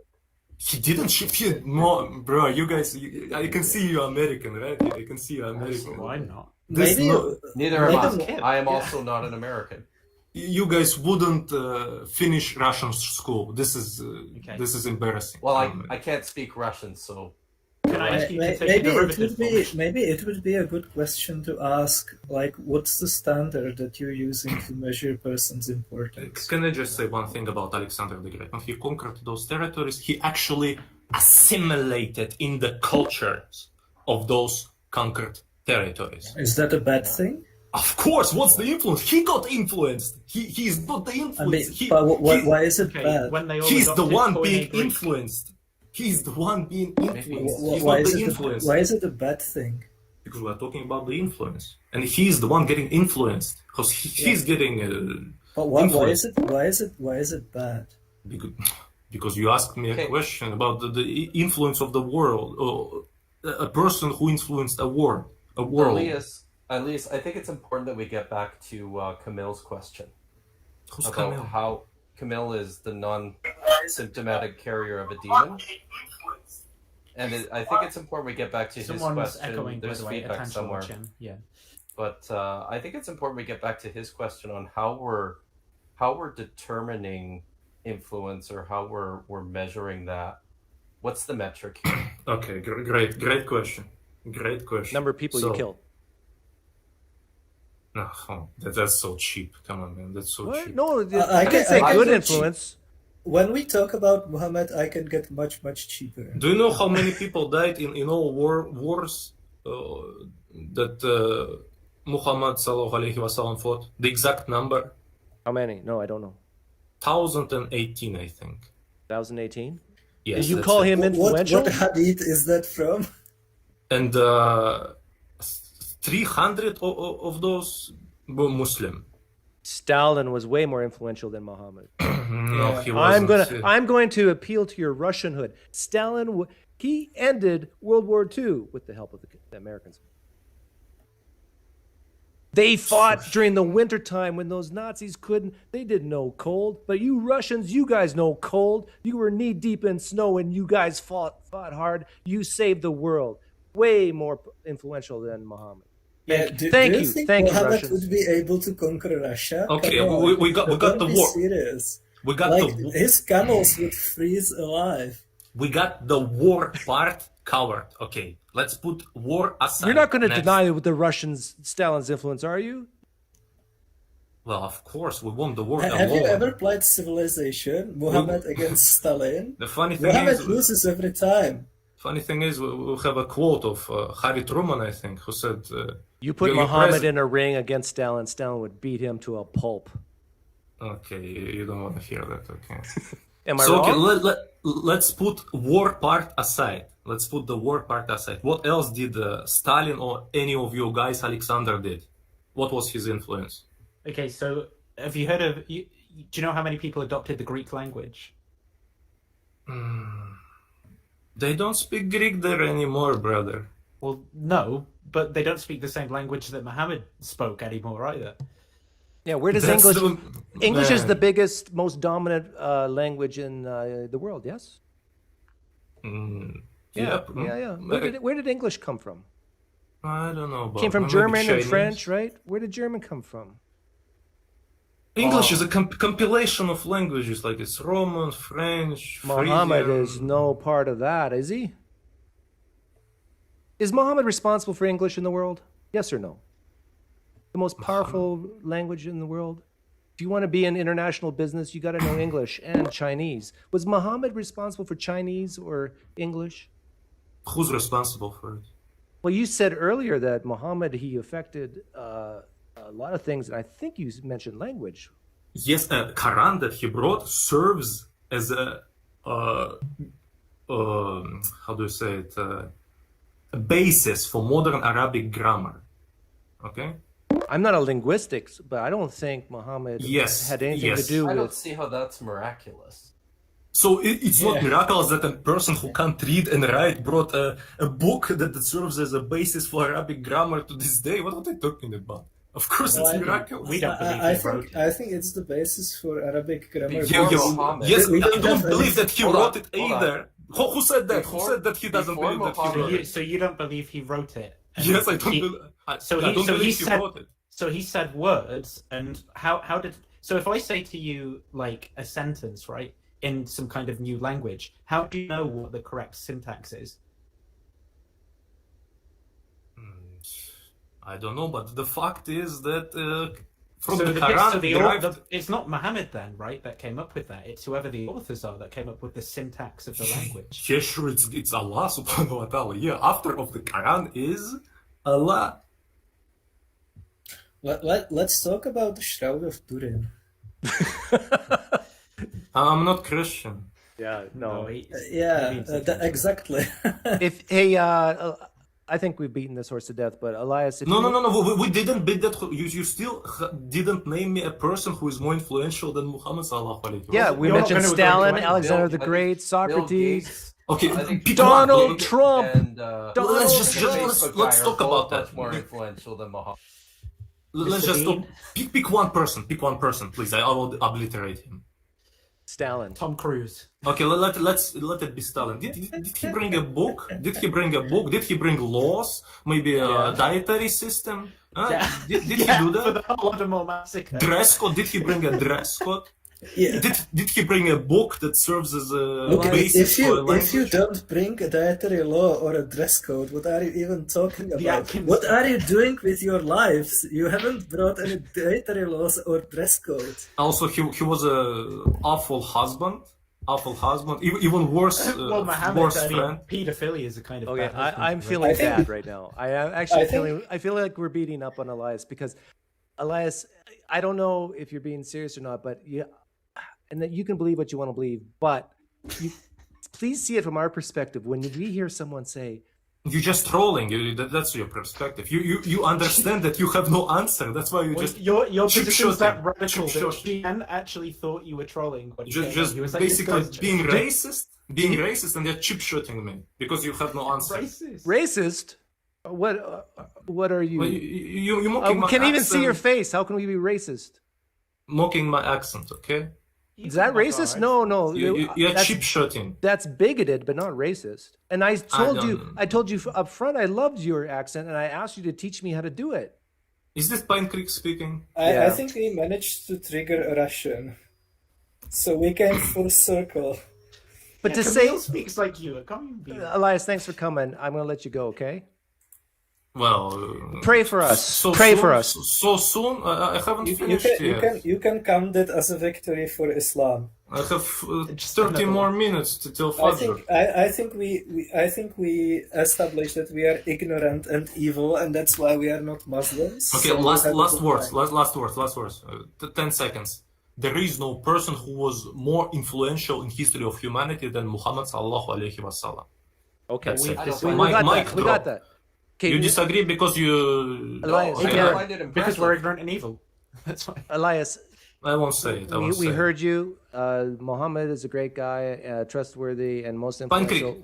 Somebody has to be the most influential. Come back to our streams. You all guys, Nathan guy, you come to EF Dawa. Whoa, no, hang on here. Whoa. I had relatives growing up, and then we would visit them. And it was like a 2-hour drive. And then when we asked them to come to our place, they said, no, you flag-waving phony Muslims are the same way. I've invited you guys to come on my show. So I came. I saw your invitation. Yes, I watched the stream. I came. I came, brother. But I'm here. Where is Hamza? Where is these other guys? Yusuf? Where? Yo, do I look like Hamza? Do I look like Hamza? I know, but you don't even show your face. How do I know what you look like? I'm not Hamza, okay? I can't speak for them. I saw your stream. You seemed like a nice guy, you know. I am a nice guy. I'm trustworthy. Thousands of people say so. Like the show, you know. And you all guys, I invite you, especially that Nathan guy. He really wants to learn. Well, I've tried to go in so many times, you know. I wait for about half an hour, then I go in, and then they say, well, today we're not talking to people. And also, you know, like, those guys have got issues, like, haven't they? You know, it's very, very difficult to have a conversation. All of them are great. Why should anybody... Hey, before you go, let's get to the real crux of the matter. Why should anybody be a Muslim? Paradise. There you go. And what happens if we don't become a Muslim? After we die? Well, if you reject the message of Islam, after you heard it, well, now you heard it. You caused us problems. What happens to us? So if you die, for example, if you die right now, hellfire. But if somebody didn't heard the message of Islam and he died, he still has a chance. So it's not like Christianity. In Christianity, you're doomed. If a Native American in Brasilia dies without knowing Christianity, he's in hell. Christianity is crazy. But in Islam is an information hazard, what you're saying. What? Islam is an info hazard? I don't know what that means, info hazard. What is this? It's an information that becomes dangerous just in the virtue of you knowing it? Oof, bro, I don't know what you're saying. Elias, I could become a Muslim, but my standards are different than yours. Like, to me, this influential thing is not going to cut it. Would you be willing to pray to Allah for me?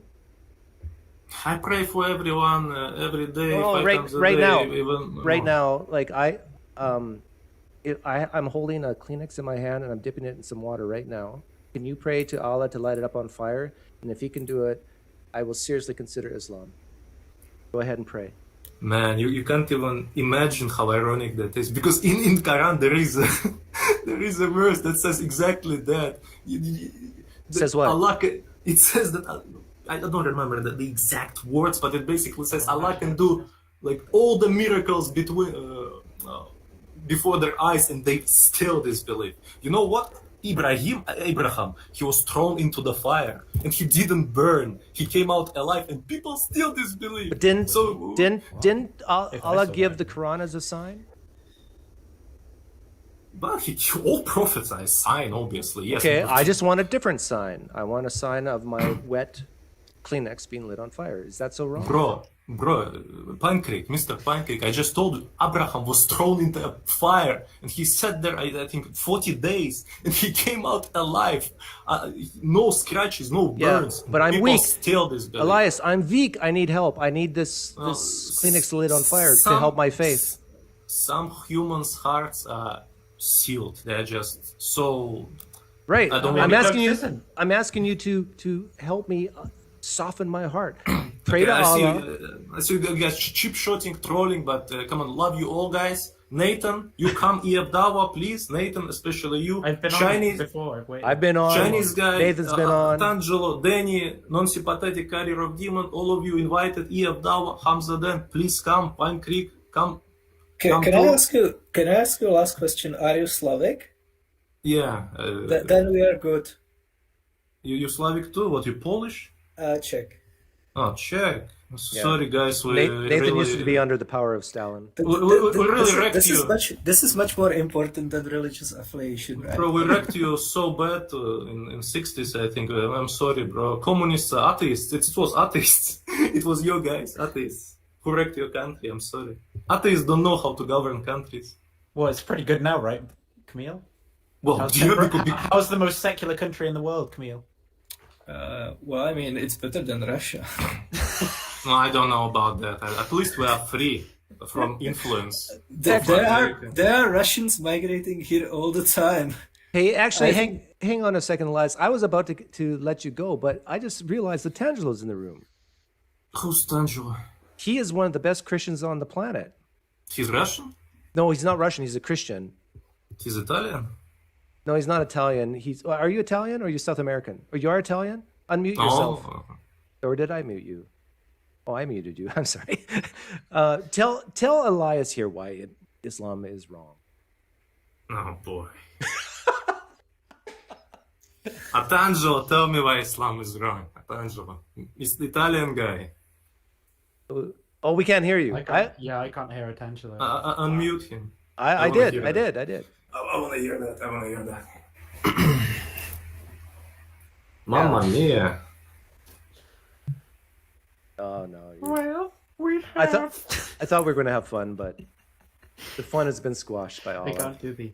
Okay, I was going to do the Atangelo voice too. I can do the reverse. I can tell you why Trinitarianism is wrong. No. Let's do something did. better. Everybody knows you can do that because you're good. But Elias, try to really challenge yourself and pretend you're Atangelo and guess what while he's figuring out his audio. Guess what he's going to say why Islam is false. I know what he's going to say. He's going to say because we deny crucifixion, and because crucifixion is allegedly historically proven by Josephus and Tacitus. That's what he's going to say. But we already gone through this in EF Dawa. There are plenty of streams that crush that argument. So that's what he's gonna say. I think he'd say that. Hear me now? Yeah, there you go. We don't have to pretend. Now we know. Okay, tell Elias why Islam is false. I'm listening. I'm all ears. Well, there are scientific errors in the Quran which demonstrate that it is a human invention. So. No. Let him talk. And also the entire concept of justice, I mean, it's just meaningless. Allah can simply forgive someone for no reason whatsoever. So does Old Testament. Ezekiel 18:20. No, in the Old Testament we have the sacrifices of animals, which are for what sins? For what sins? Whoa. Okay, Atangelo, I'm going to mute Elias because he's so rambunctious. I'm going to give you 60 seconds. Go. Why is Islam false? Well, as I said previously, there are scientific errors in Islam. We know that they cheated by taking literature from Galen, which was a Greek doctor, and they just copied his writings and put it in the Quran. So we know that this is a human invention. Are you done? You got about 20 seconds left if you want to add some stuff. Okay, so no, it's okay. Elias, you can respond now. Muhammad couldn't copy anything, he couldn't read or write, he was a desert in a Bedouin, far away from civilization, and those writings that you are referring to, they have mistakes and errors in it. Quran does not. There are no scientific or any kind of contradictions or mistakes or errors in the Quran. Okay, now Atangelo, you respond. I've muted Elias.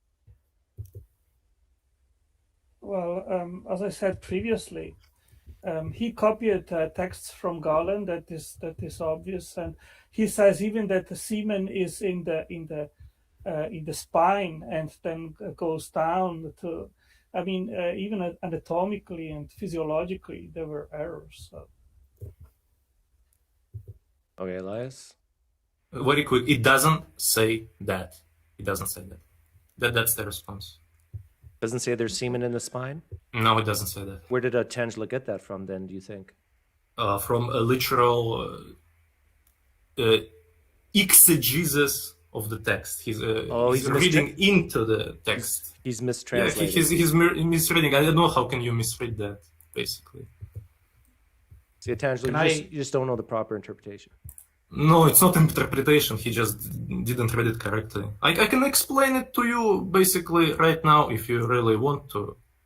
But I don't know if you want to. What were you going to say, Nathan? Okay, you can. I was just going to read some Quran verses. No, I'm not going to read. In Surah 86, 6:7. Yes. It says origin of semen between backbone and ribs. Yeah, sure. Testicles form in the abdomen during fetal development, my guy. During the last couple of months of normal fetal development, the testicles gradually descend from the abdomen through a tube-like passageway in the groin into the scrotum. Yeah, that's how it emerging from the backbone and the ribs. Yeah, that's how it works. Is all that easy? in the Quran? Well, that's how you read it. That's how you understand it. It's like obvious. I don't know how can you misread it? Read the passage. He was created from a fluid ejected emerging from between the backbone and the ribs. 86:6-7. Yeah, that seems on the face value more consistent with what Antangelo is saying. No, it doesn't. It says in Shura 86:6-7, origin of semen within backbone and ribs. He was created from a fluid ejected emerging from between the backbone and the ribs. First of all, it doesn't say semen, it says fluid. Second of all, it says drop in this translation I've got. Whatever, it doesn't say semen. And do you read Arabic? No, I don't read Arabic, but I know that testicles form in the abdomen during fetal development in like a few weeks. But why would you think that the passage is here referring to embryonic development? Because it's obvious. It talks about the creation of a human being from the little clot, you know. Okay. It's obvious. Just read it. At first sight, the verse seems to suggest that the substance from which humans are created originates from the backbone. This was also commonly held view during ancient times, as it can be observed in the teachings of Hippocrates, who described the origin of semen in the brain, which subsequently descends through the spine to the sex organs. I don't know, man. That's not how you read it. Okay? Yeah, this is not describing embryonic development of the testicles. Does describe this is describing where in the body semen is drawn from. No, it's not. Because like on your interpretation, the text would have to suddenly switch between describing the intercourse to describing embryonic development of the testicles, right?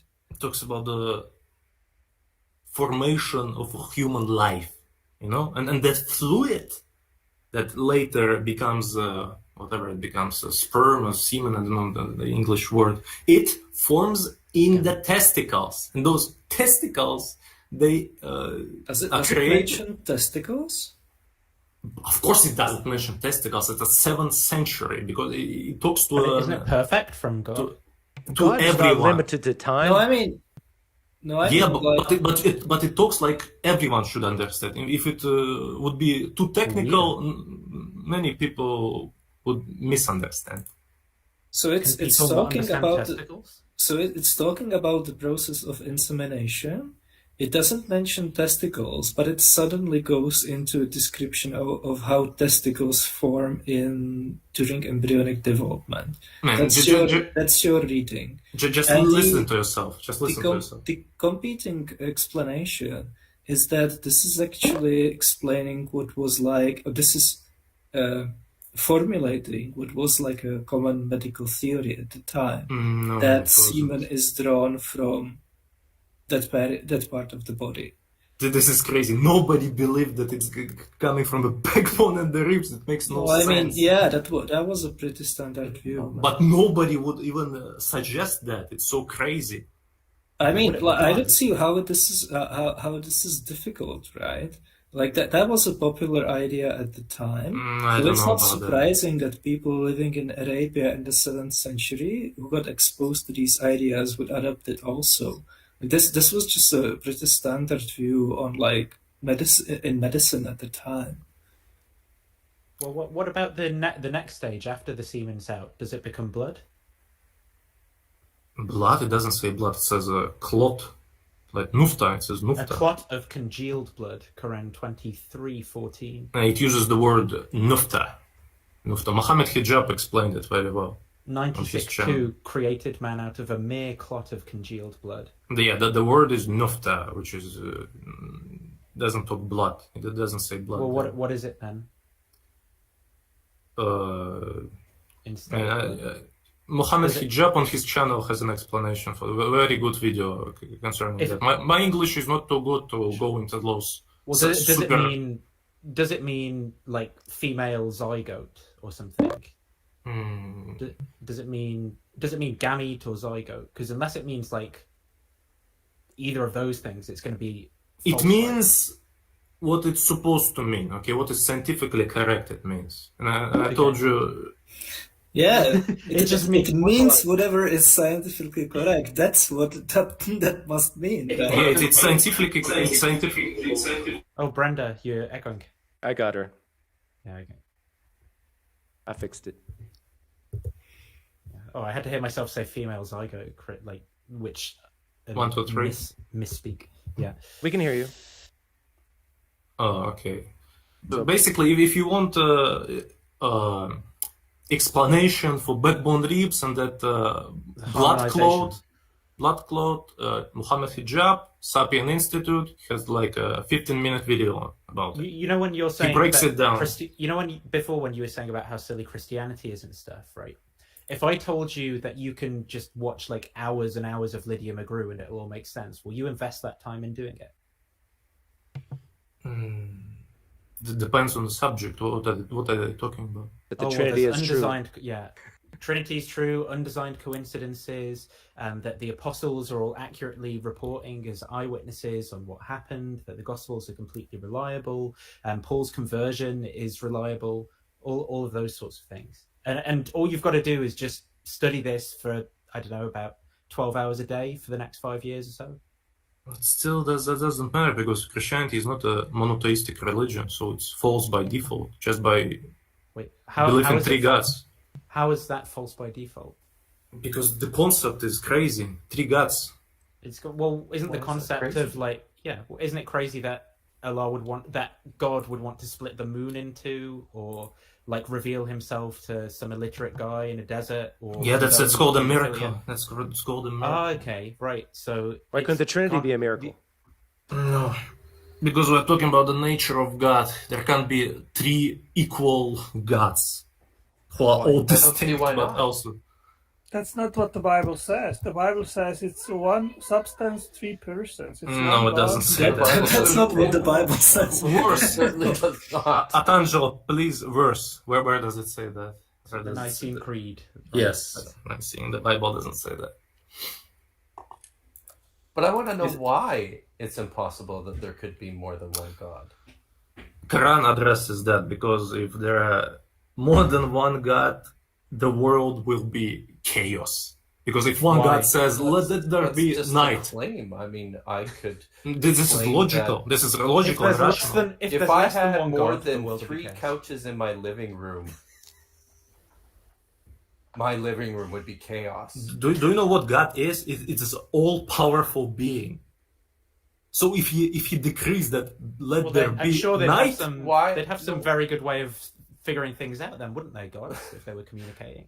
Yeah, gods would be perfect mediators. They would be able to reach a consensus perfectly, right? There wouldn't be any chaos because that would contradict their divine nature. So I don't see why you can't have 3 gods that are like perfectly agreeable and can perfectly accommodate each other's wills. Polytheism is crazy. Come on, man. This is what the Epicureans said. The gods are blessed and they lived in the state of perfect friendship, just like the Epicurean sages. Even if it's correct, it would still need to be in line with the scripture that they have, the Christians, but it's not. So let me ask you something. Did Christ die on the cross, yes or no? No. So what do you say about the Shroud of Turin? What about it? How was the image made? I don't know. Tell me. It was supernaturally made. Science doesn't know how it was made. Okay, how does it prove crucifixion? Study it. This is so good. Wait. So what? Okay, Shroud of Turin. So existence of Shroud of Turin proves that Jesus was nailed to the cross and died on the cross? Yeah. Has anyone here ever seen the actual shroud? Wait, Atheist, help me out. I'm curious if anyone's actually seen the actual shroud. I'm not following. Just anyone? I googled it. No. The actual shroud in Torino, Italy. How many here have actually seen it? Well, I've been there, but I've not seen it because you didn't see it? No, they just show it at very special, rare occasions. Right. So have you ever seen like a convincing, like actual museum replica? No. I've seen the photographs. So I've seen an actual museum replica of the shroud. Okay. And I have to say, it's in person. Like I'd seen the photographs of it first before I ever saw the replica. And I have to say, like, it really, really doesn't look a lot like the photographs. It's not a very impressive artifact. Just on the surface of it. In what way? Like size, color, like on the face of it. No. How does it prove crucifixion? What's on it? Well, the key question image itself is the key question is, well, how was the image made? That's the key question. I've never this seen is so good. Well, what's the theist answer for this? Right? Like how? No, that's a good question, Atangelo. You're asking how else could we have the Shroud of Turin if it's not indeed a miracle preserved by God of Jesus' image on the cloth? How else could this have happened, Elias? Okay, I'll concede. Let it be image of Jesus. How does it prove crucifixion? We believe in Jesus. First of all, Muslims all believe in Jesus. We love Jesus. We even follow Jesus. Okay, Elias, now listen to what you just said. I'm going to concede. How does it prove crucifixion? I could say, I'll concede that Muhammad was a trustworthy guy. How does that prove that it's from God? Like in his business dealings and all that sort of thing. Let's just deal with shroud. Let's just deal with it. You see the parallel I'm making? I can answer that, but I want to hear an Italian guy. Okay, can I quote here? How did the image form on the shroud? That's a paper from 2019. According to Jackson, an intense burst of vacuum ultraviolet radiation produced a discoloration of the uppermost surface of the shroud's fibrils without scorching it, which gave rise to a perfect three-dimensional negative image of both the frontal and the dorsal parts of the body wrapped in it. Okay, how does it prove crucifixion? Well, it cannot be replicated by man, even with the most modern technology today. Senor, okay, let it be so. How does it prove crucifixion? Well, go and study it. There are many lines of evidence. There is blood from the I'm sorry. Atheist, help me out. Am I missing something? To us about the Quran before. What didn't you literally say? Go and study. You don't hear the irony in what you're saying, Elias? You don't hear yourself being ironic? I'm not following. Ask Atangelo the question you just asked again. How does the existence of Shroud of Turin proves that Jesus died on the cross? And then Atangelo answer him. Well, I could give you 10 reasons, but that would take 15 minutes, which I don't think everyone... But biggest reason, one biggest reason. No, but Atangelo said earlier that it was a miracle preserved by God as an image of Christ. How else could that have happened if it's not true?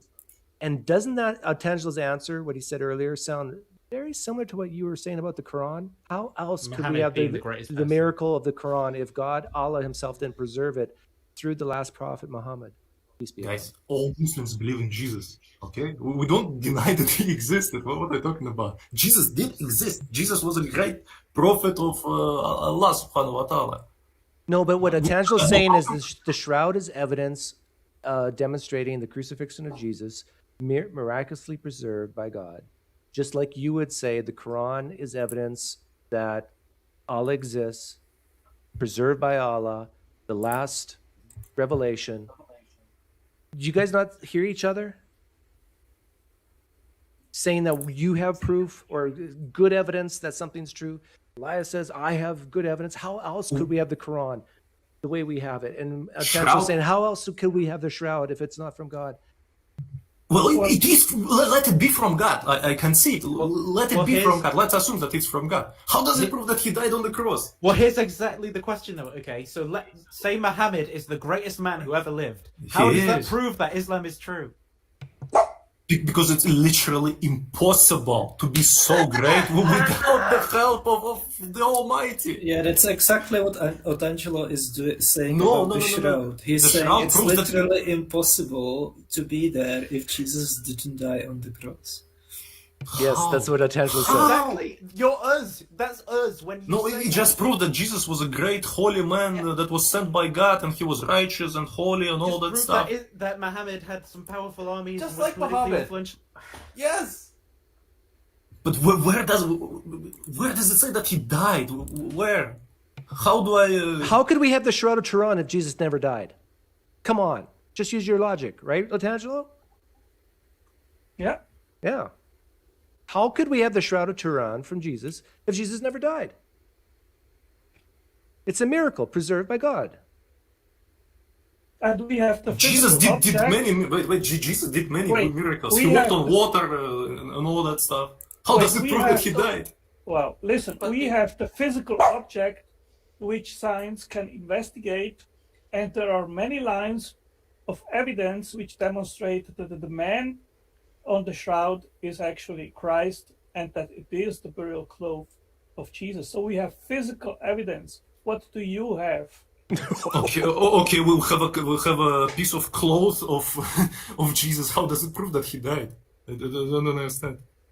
Okay, so one, both exhibit severe beating and scourging. Both had a crown of thorns. Okay, many let it be so. crucifixion victims were tied to the crosses with ropes, but both Jesus and the man on the shroud were nailed there. To ensure that Jesus was dead, a soldier stabbed him in the side, and blood and water flowed from the wound. The same thing happened to the man on the shroud. Few victims of crucifixion were given individual burials in a fine linen shroud, and that is reported in the Gospels. Both Jesus and the man on the shroud were buried hastily, and neither man decomposed in their shroud. So despite using deliberately conservative estimates of probability that are most likely too low, Stevenson and Habermas observed that multiplying these probabilities, we have one chance in 82 million that the man buried in the shroud is not Jesus. Those are pretty good odds that that's Jesus, right, Elias? No, there were two. There were two. Jesus of Barabbas. What? That was his name, right, on the cross, and Jesus of our Jesus. You're saying that it's possible that that shroud is actually for one of the criminals on the cross with him? Might as well be. Maybe not. I don't know. But it's logical to assume that they would crucify a rebel leader who was Barabbas, right? Can I roleplay as a Muslim for a bit? Sure. So I believe that in the Quran it says that Jesus didn't die on the cross. Oh yes, it says appeared to them. Yeah, but Allah made it so that he appeared. No. Allah didn't make it. It just says, but it appeared to them. And how was it the case that it appeared to them? Was it like supernaturally?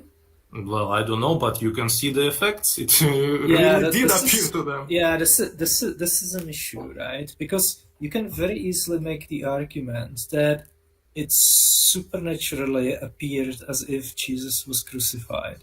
And then, obviously, having a Shroud of Turin would be a no-brainer, because that would be just a component of that false appearance. But if you're saying that it appeared to them as that he died, just naturalistically, then you're in a bigger trouble. Muslims in a big trouble. No, I mean, like, how is it the case that it appeared to them that Jesus died even though he didn't? What's the mechanism? Was it like a supernatural? Yeah, it's called miracle. It's called miracle, probably. So it appeared to them that Jesus died as a result of a miracle. No, probably. Okay, well, if that's what the Quran says, then there's your explanation for the Shroud of Turin. Well, It's just there a is no. component. That's There is just a no. component of that supernaturally false impression, right? Ooh, Well, good point. it's a Camille. miracle. He didn't die. Maybe it was Jesus of Barabbas. You know how Barabbas is translated like son of the father. So it's basically two almost identical dudes, Jewish guys. Maybe it's him. Maybe they crucified him. Or maybe the Quran's wrong. No, Quran cannot be wrong. Can't? Impossible? It's impossible to prove that Jesus was crucified. Come on. We can't And hear you, even Brandon. Yeah, go ahead, Elias. Yeah, I'm just saying he wasn't crucified. Okay, and no proofs that he was crucified. And that Shroud of Turin, how do we know that's Jesus?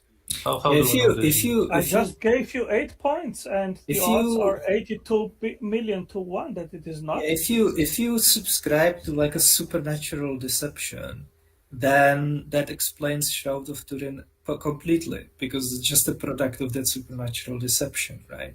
Yeah, sure, like there is a thing that looks like it's burial cloth of Jesus, and it looks like it was produced supernaturally. Well, yeah, because people were deceived into thinking that Jesus died even though he didn't. This is just a component of the deception, just like the accounts in Josephus and in other sources, and the Gospels are a result of that, of people being deceived into thinking that Jesus died even though he didn't, right? So that's how you explain it as a Muslim. And it doesn't matter what the chances are, because that's a supernatural event.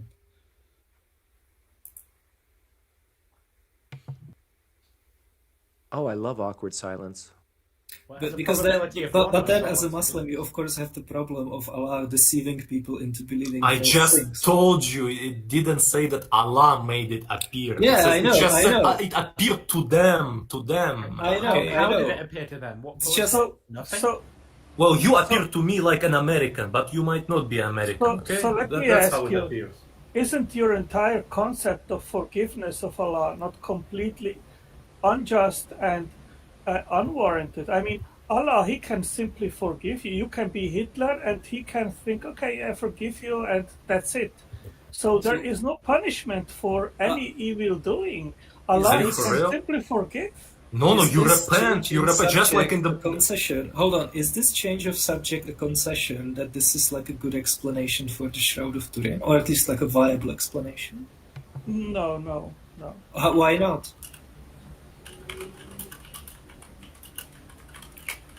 Why not? Well, I mean, if you want to believe that it is a deception or so, go for it. But I think it's not. But that would explain it, right? If you want to believe it, so go ahead with it. You know, I'm Would not convinced. if with it your just explanation. happens to be the case, would it explain why the Shroud of Turin exists? You can come up with whatever story you want. The question is, Well, if it's apparently, compelling or not. well, apparently, not just any old story it will do, right? Because you would probably dismiss a lot of stories that we would give. So, is this one of the stories that would explain it successfully? No. Why not? I mean, I should take you just by your word, right? Do you have evidence that what you just said, the scenario which you made up, that it is? There's a box, and we know that the box weighs 10 pounds. I say there's a lizard in it. You say there's a duck in it. A duck can weigh 10 pounds. A lizard can weigh 10 pounds. So we both have an explanation which could be true. It would explain the data, which is the box weighing 10 pounds. And we don't have any other evidence for either a duck or a lizard. This is exactly analogous to our respective explanations of the Shroud of Turin. Is that correct? No. Why not? What's this analogy? We have the object of the shroud. We have which is also explained on my hypothesis as well. We have another linen which was put on the face of Jesus, which is a linen which is in Oviedo in Spain. That's and explained by my hypothesis as well. Okay. Attention, what's Kamil saying right now?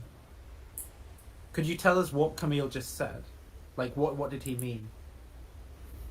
I am sorry. Can you just for me not to have a misunderstanding, can you say again what your hypothesis is? So there are some data points, and we are looking for what's the good explanation of them. The data points are the Shroud of Turin exists. Right. One explanation is that it exists because Jesus was crucified and raised from the dead. And the other explanation is that it exists because it's a component in supernatural deception, in which Jesus didn't actually die, but it appeared supernaturally that he did. The data point is explained by both hypotheses. If your hypothesis happens to be correct, then it explains why the Shroud of Turin exists. Let's grant that. And if my explanation is correct, then it also explains why the Shroud of Turin exists. So both hypotheses are actually doing the explanatory work. Do you disagree? Yes, we don't have only the Shroud. We have the Bible, we have the Whoa, no, to keep it on the Shroud.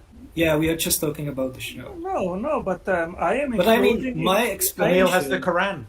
My explanation also explains why is it the case that the Gospels say that Jesus died? Why is it the case that the letters of Paul say that Jesus died? Why is it the case that the respective non-biblical sources say that Jesus died? All of those things are explained by my hypothesis as well as yours, right? Because my hypothesis is that people were supernaturally deceived into thinking that Jesus is dead, even though he didn't die. What is your evidence for your hypothesis? I can say that for all the evidence you gave. Yeah, we both have the exact same evidence. The explanation explains. Both explanations explain the exact same data points. Just like you don't have any additional evidence, I don't have either. You don't have any evidence that it is a deception. What is your evidence? The Shroud of Turin exists. So how do you know that it is a deception? How do you know that the Shroud of Turin exists? Because Jesus was raised. Well, I gave you. I can mirror the same questions back at you because both of the hypotheses explain the exact same things. Well, he's saying that those have equal weight, Otangelo. No, they don't. That both his explanation and yours have equal weight given the evidence. Of course not. You are just making up a story and say it is a deception. You don't have any evidence to make that claim. All the evidence, do, right? We have not only the Shroud, we have the Gospels, we have extra biblical. Yeah, but all of that is explained by my explanation as well. Can I finish my sentence, please? Yeah, go ahead. Sorry. So we have people which actually saw the Christ risen, which died which were martyrs, and we have experience even today of people which have supernatural experiences with the risen Christ. So if you put all this together, that gives credence to that it is true. What you are making is a baseless claim, basically. You are just saying, oh, it is just a God which is performing a lie. What is your evidence that it is just a lie? Well, I mean, all of those things are explained by my explanation as well. So, let me ask this question. If it just happened to be the case that my explanation is correct, would it actually explain all of the things that you mentioned? It would, but what is your evidence for making that claim? Yeah, so that's the only thing that I'm asking about. So you said yes, it would actually explain all of the evidence. If you have evidence for your hypothesis, which you don't. Well, the evidence that we are talking about is the Shroud of Turin, the things that are said in the Bible, the things that are said in the extra-biblical sources, right? And the other stuff. All of those pieces of evidence for the resurrection are explained equally well by my hypothesis, right? So we both have the exact same evidence, and both hypotheses explain it equally well. What you're asking me for is bring in some additional evidence. Well, I could just ask you for the same. What is your evidence that the resurrection actually happened that couldn't be explained on my hypothesis? Yeah, basically, what Kamil's saying is that Satan deceived everyone to write the Gospels the way they did, to think that Jesus died and rose again. Now, that could be true. You believe that Satan is real and he has demons? But that doesn't have to be Satan. It could be Allah as well, right? If if you want to go with that, go for it. I don't see any evidence that backs up what you're claiming. All of that evidence is evidence in favor of it. It's a Bayesian argument, Camille. It's a cumulative case as well. Okay, so guys, go for it, please. I'm not But Tangent, convinced. do you understand that the evidence for you and Camille's position is the same? No, and, I don't. and the only disagree. difference is the explanation for that evidence. That's where the difference is. So Camille's not saying Okay. he has any more or any less evidence than you. He's just saying that his explanation can explain the evidence that you both share. Yeah, well, Okay. if Okay. if we Okay, were I in a claim- place to the listen, wall, I we would claim basically that- shoot listen, each other. I claim that our entire physical universe and everything is just an illusion. Is that a possibility? Yes. Yeah, that actually explains all of the evidence as well. So I don't have evidence, so I can also make up just a hypothesis and can put it on the table. Exactly You're what so you are close to doing. understanding why the Bayesian argument for the resurrection is trash, right? You're so close because this is exactly what people do. They say, here's a list of evidence, right? And then given some explanation that's just a description of the evidence, it's really, really expected. So yeah, I can say there's a God who has just the desire. It's a different God from yours, but it has just the desires and causal powers to want to do exactly the Shroud of Turin, but it's a deception this time. And it also wanted the Bible and Christianity to happen, but just for different reasons than Yahweh did. You can do it for, maybe there's some ghosts with these beliefs, and then you just conditionalize upon that explanation. You make up some number, you say it's really, really expected, and then bingo, you've got an article published in Blackwell. And Brenda, test your mic. Well, the Say thing something. is that we have. Oh, I thought I did. 2000 And, Oh, okay. yeah, I had to switch. Devices in my device. Once you manager. say what you want to say, and Why So Religious is just chomping at the bit. I'm done. Oh, okay. Thanks for hopping in. Why So Religious? You're an expert in Islam? Hang on. Let me unmute you. 1 second. I'm trying to find my son's shoes so I can. No. Just You give can't me come one on here with a crying baby in the Oh, background. no, it's fine. He just he wants to go outside for a moment, so I'll do that. No, is there? So Okay, go ahead. no, he's not gonna cry. He's not gonna cry. He just wants to go outside. Yes, I actually know a good bit about Islam. I've read, the Quran multiple times. I've read. Okay, we'll Bukhari. assume you're right. What do you want to say? So I want to ask: is the Muslim still on the channel? Yeah. I can't remember his name. I'm He sorry. loves me, so he's staying. So I think your biggest belief was the Quran itself, correct? Quran and the biography of Prophet Muhammad sallallahu alaihi wasallam. Personally So for me. you Personally believe- for me. Pardon? So you believe the Quran is a miracle, correct? Correct. And in 85:21 through 22, do you also believe that the Quran is on a preserved slate inside of paradise? 81:22.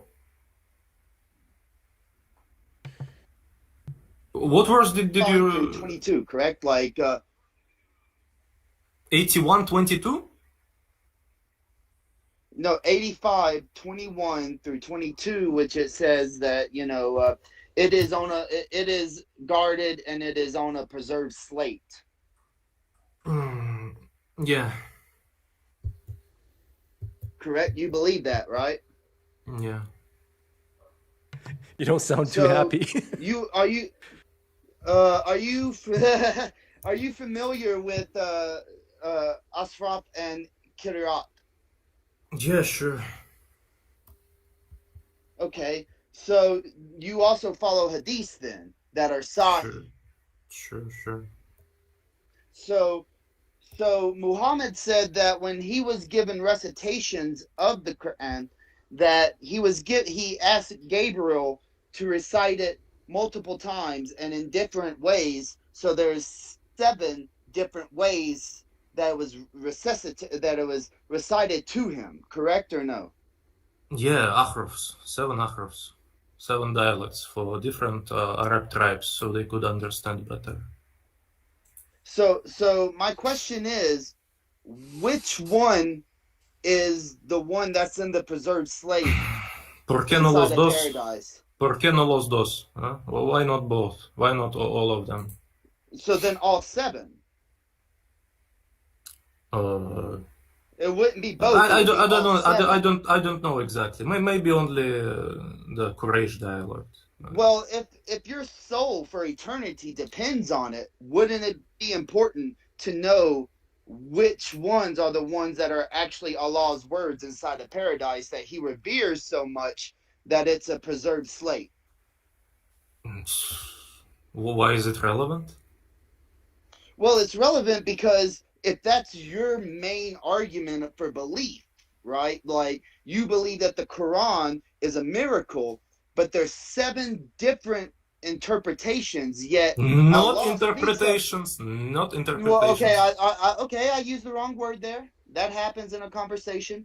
So there's 7 different asraf, which is like Ahruf. Well, there's an S. Okay, hey, I'm not an Arabic speaker. That's not. Neither But am I. I think you're following my concept here, right? Like Allah says in the Quran that that it is in a preserved slate in paradise. Now, if there are 7 different, technically variations, right? Because in the Hadith, a man starts reciting the Quran, and one of the Sahaba pulls him aside, and actually the words is dragged him by his collar to Muhammad and asked Muhammad if he recited it that way, and Muhammad said yes. Yeah, And then I remember that. he doubted, and Muhammad touched his chest, and then he said he did not doubt anymore. Now, what I'm asking is, if the Quran is your main reason for belief, right, like that it's perfect, but there's 7 different ways of reciting it, and yet the Quran says that there's only one that is preserved in paradise, how do you know that you are actually reciting the one that is in paradise and can save your soul? You probably don't know what it means, those dialects. What's the difference between them? You know what's the difference between them? Let me summarize. Hang on, guys. I got the question. No, but let's summarize the question then, Elias. Repeat back to him what he's asking you. Basically, he's saying Quran was revealed in 7 dialects, and how do I know that all of them or only one of them is preserved in No, isn't he saying there is only one correct one, right? He's saying that. All of them are correct. But didn't you say why so religious that it says in the text that only one? And we lost him. Lost who? But this is a similar question that's asked of Christians about all the different long endings of Mark. There's only one. How do you know which is the right? No, it's uncomparable. Those ahrufs, you know what's the difference between those ahrufs? Basically, it's we decreed upon them, and the other is I decreed upon them.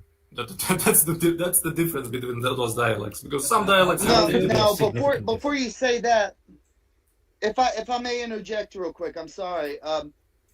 When you talk about the differences, they can be as small as a letter or a whole word. Now, the question still remains, if it's even a letter and you're reciting it and Allah has preserved it in paradise, how do you know if there's 7 different variations out there that you're reciting the one that Allah holds as his speech? We have Quraysh dialect, the only remaining one. Others were... Well, that was actually decided by a caliphate, right? Yeah, Uthman burned this argument. Yeah, Uthman burned the other manuscripts to standardize the Quran into one what we have today. How do you know they made the right choice and burned the right ones? PineCreek, is it okay with you if I charge my phone and you won't be able to see me? Oh, that's a long story, basically. Yeah, those companions, they gathered, They also they were Hafiz, so the people who memorized the entire Quran. So they also, there are many of them, and they all knew it by heart. They also used the manuscripts. They also peer reviewed it. Elias, but can you understand? But wait, real quick. But did they also? Oh, sorry. Did they also memorize the 6 other ways of saying the Quran?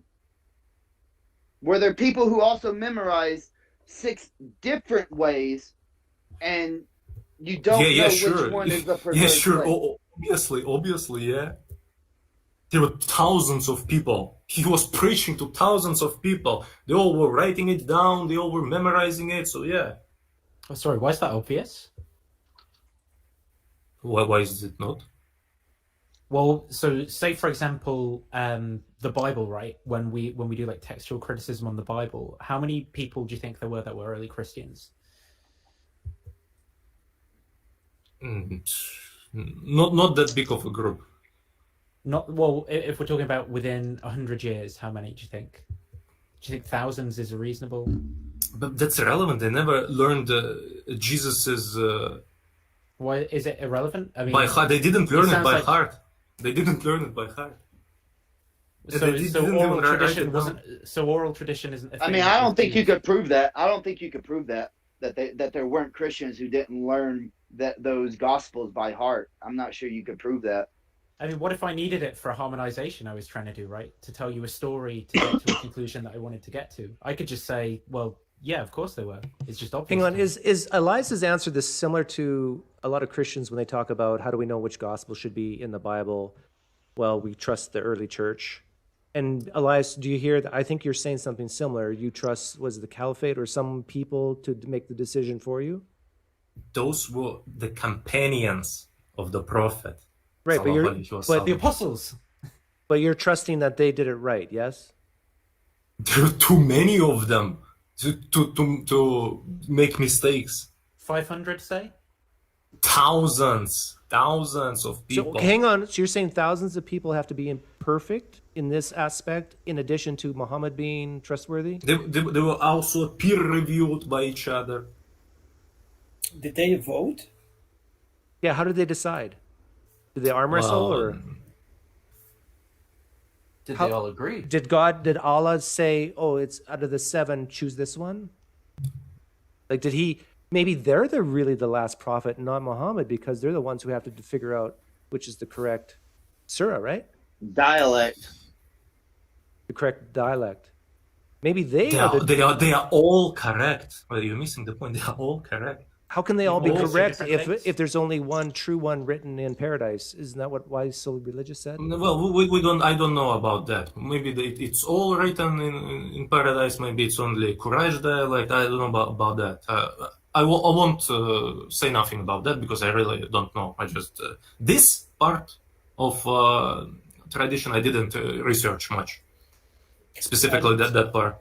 The narrative about that whole process is only sourced by a hadith that you don't know when it's from, right? Yeah, we no, do he know said where he knows it's from. he said he knows the hadith, and the thing is, though, is that in that hadith, you can go to Islam Q&A, and they say this, that the 2 people mentioned in that hadith, the one who recited it different, and then the one who dragged that guy by the collar, were both from the Qurayshi tribe. So it wouldn't really matter about the dialect at that point because they both had the same dialect, Qurayshi. They even mentioned that this is one of the issues that scholars don't have an answer for. So, I mean, I'm not expecting you to have an answer for that. What I just want to ask you is if it's so important for your eternal soul to recite the words of Allah, and there's 7 different variations out there. All of them are correct. All of them are correct. But how do you know that you're reciting the ones that Allah has above his throne in paradise? Well, I don't know which ones does he have. I said I didn't research that part. Okay. Hang on, I didn't catch what you just said. Then maybe he has. You don't know which ones Allah has. Yeah, maybe he has all of them. Maybe he has only Quraysh. But I hang really on, don't know. Did you say? Could you say it again? You don't know which ones Allah has. I don't know. Me personally. Me. Yeah, so you don't know the words that Allah has in His Quran. The ahruf. I mean ahruf. No, you know what's important here, because you said in his Quran. You realize? Do you agree that Quran means recite/recitation? Do you agree that that's what it means? So if you agree with that, then that's actually the fundamental part of the question that I raised, which is if you are trying to save your soul by reciting Allah's words, especially in prayer, right? Like Al-Fatima, right? If you're trying to recite Allah's words to save your soul, but there's 7 different ones out there, and Allah claims that there is one Quran, one recitation above his throne that he preserves in paradise, and you don't know it's the right one, then the verse doesn't even say what you are saying. It says, but this is an honored Quran inscribed in a preserved slate. So that's it. From That's the verse that Allah has. A recitation, a recitation that he has on a preserved slate, correct? So. Yeah. So that's what you just said. Yeah. What about it? So then, why did you try to say that I was wrong? Did anybody notice that he tried? No, to say I didn't say that. I didn't say that you were wrong. But your whole premise, I don't get your point. So how is that relevant to anything? If I can interject, maybe I'm not saying it good. Yeah, the main Quran, the most popular Quran right now is the Hafs version, which is basically read by 90% of the population. There's Warsh, Kalun, there's almost like 37 different qirats of the Quran even available right now. Now, the way he's talking about the ahruf, they are not even the dialects. They are totally different. If you, I'm talking to the Muslim guy over here. If you read the history, the ahruf are not the qirat. You know that? Yeah, right? I know that. I said that. So the 7 ahruf, which are part of the Quran, do not even exist anymore. Yeah, I know. Right. So he's asking, out of the 37 different qirats of the Quran that you can buy right now online, which one is the one that is on the preserved tablet, which is called Lawh Mahfuz, which is called, like in translation, the preserved tablet. So the story goes that God, before he created anything, he created the eternal tablet, and the Quran is not something that he wrote later on. It's an eternal thing that was written from the beginning. And he's asking, if it was written from the beginning, what is it, one Quran that's written on the eternal tablet, or is it the 37 different qirats that are available right now? As a matter of fact, if you read the history of Islamic sources, at one time there were more than 500 different qirats all over Hijaz and Syria, Damascus, all over the place. Each Qari, the person who recited the Quran, wrote down the Quran based by his own name. So there were like so many different. The one that we read right now, the Hafs version, is only canonized in 1981 is the one, I think 81 or 71. It is canonized by the King of Saudi Arabia.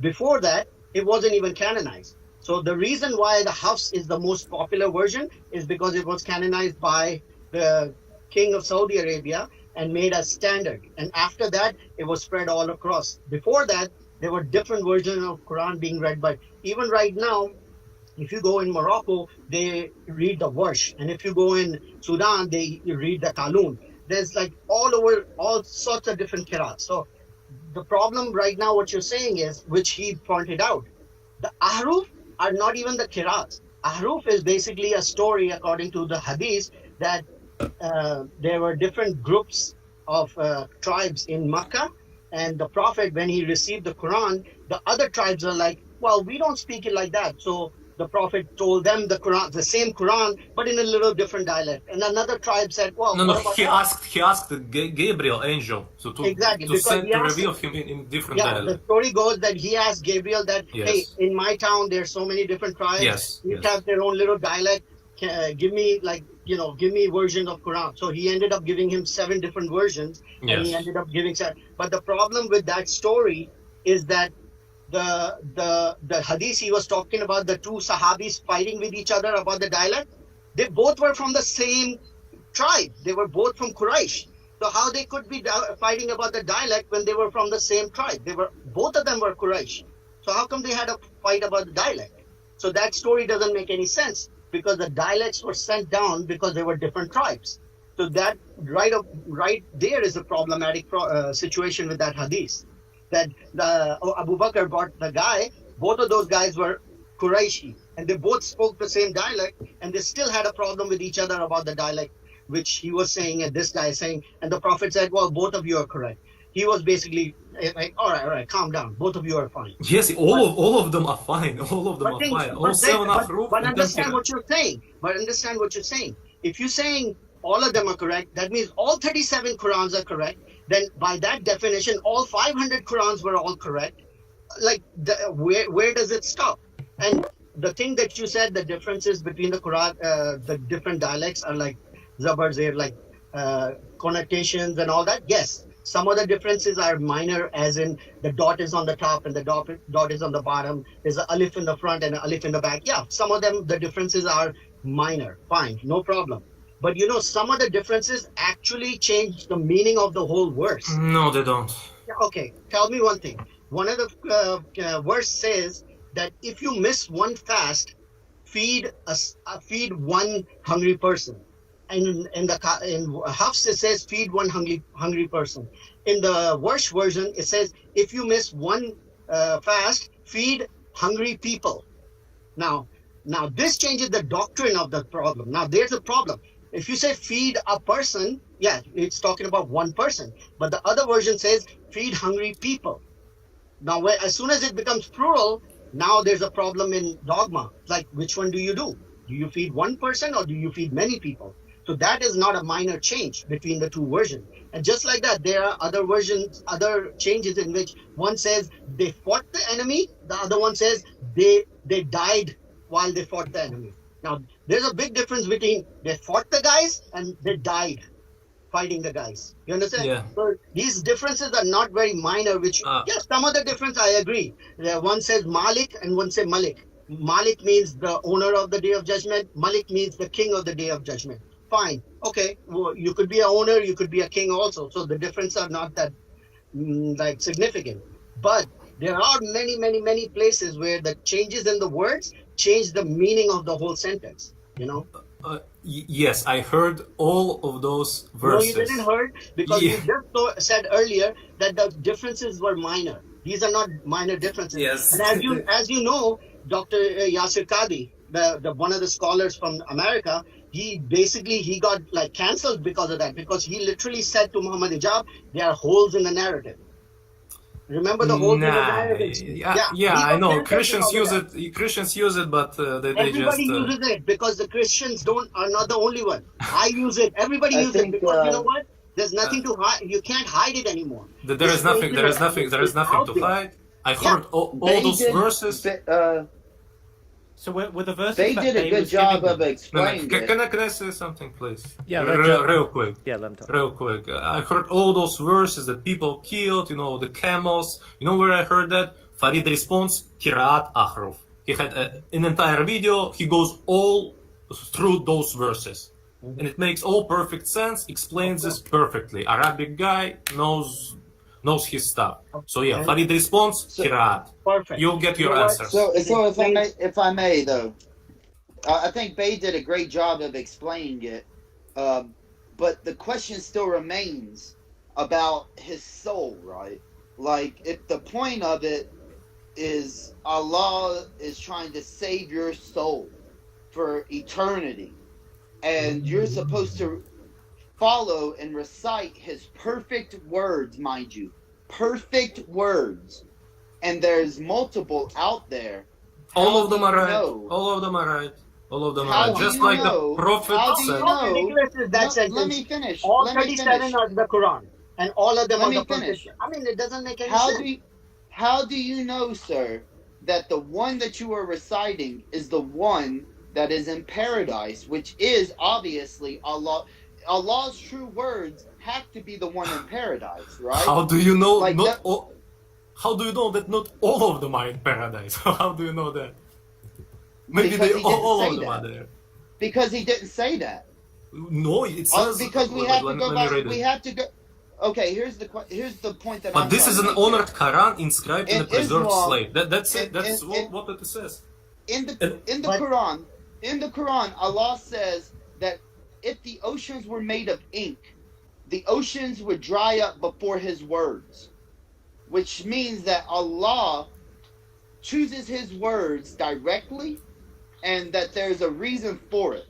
Now, if you're trying to say that this verse I gave, which Allah says that there is a preserved slate in paradise of His recitation, His Quran, and you're saying, oh, well, He never said that there isn't 7, then that's kind of weird, right? Because Allah would probably mention that because it depends on your soul.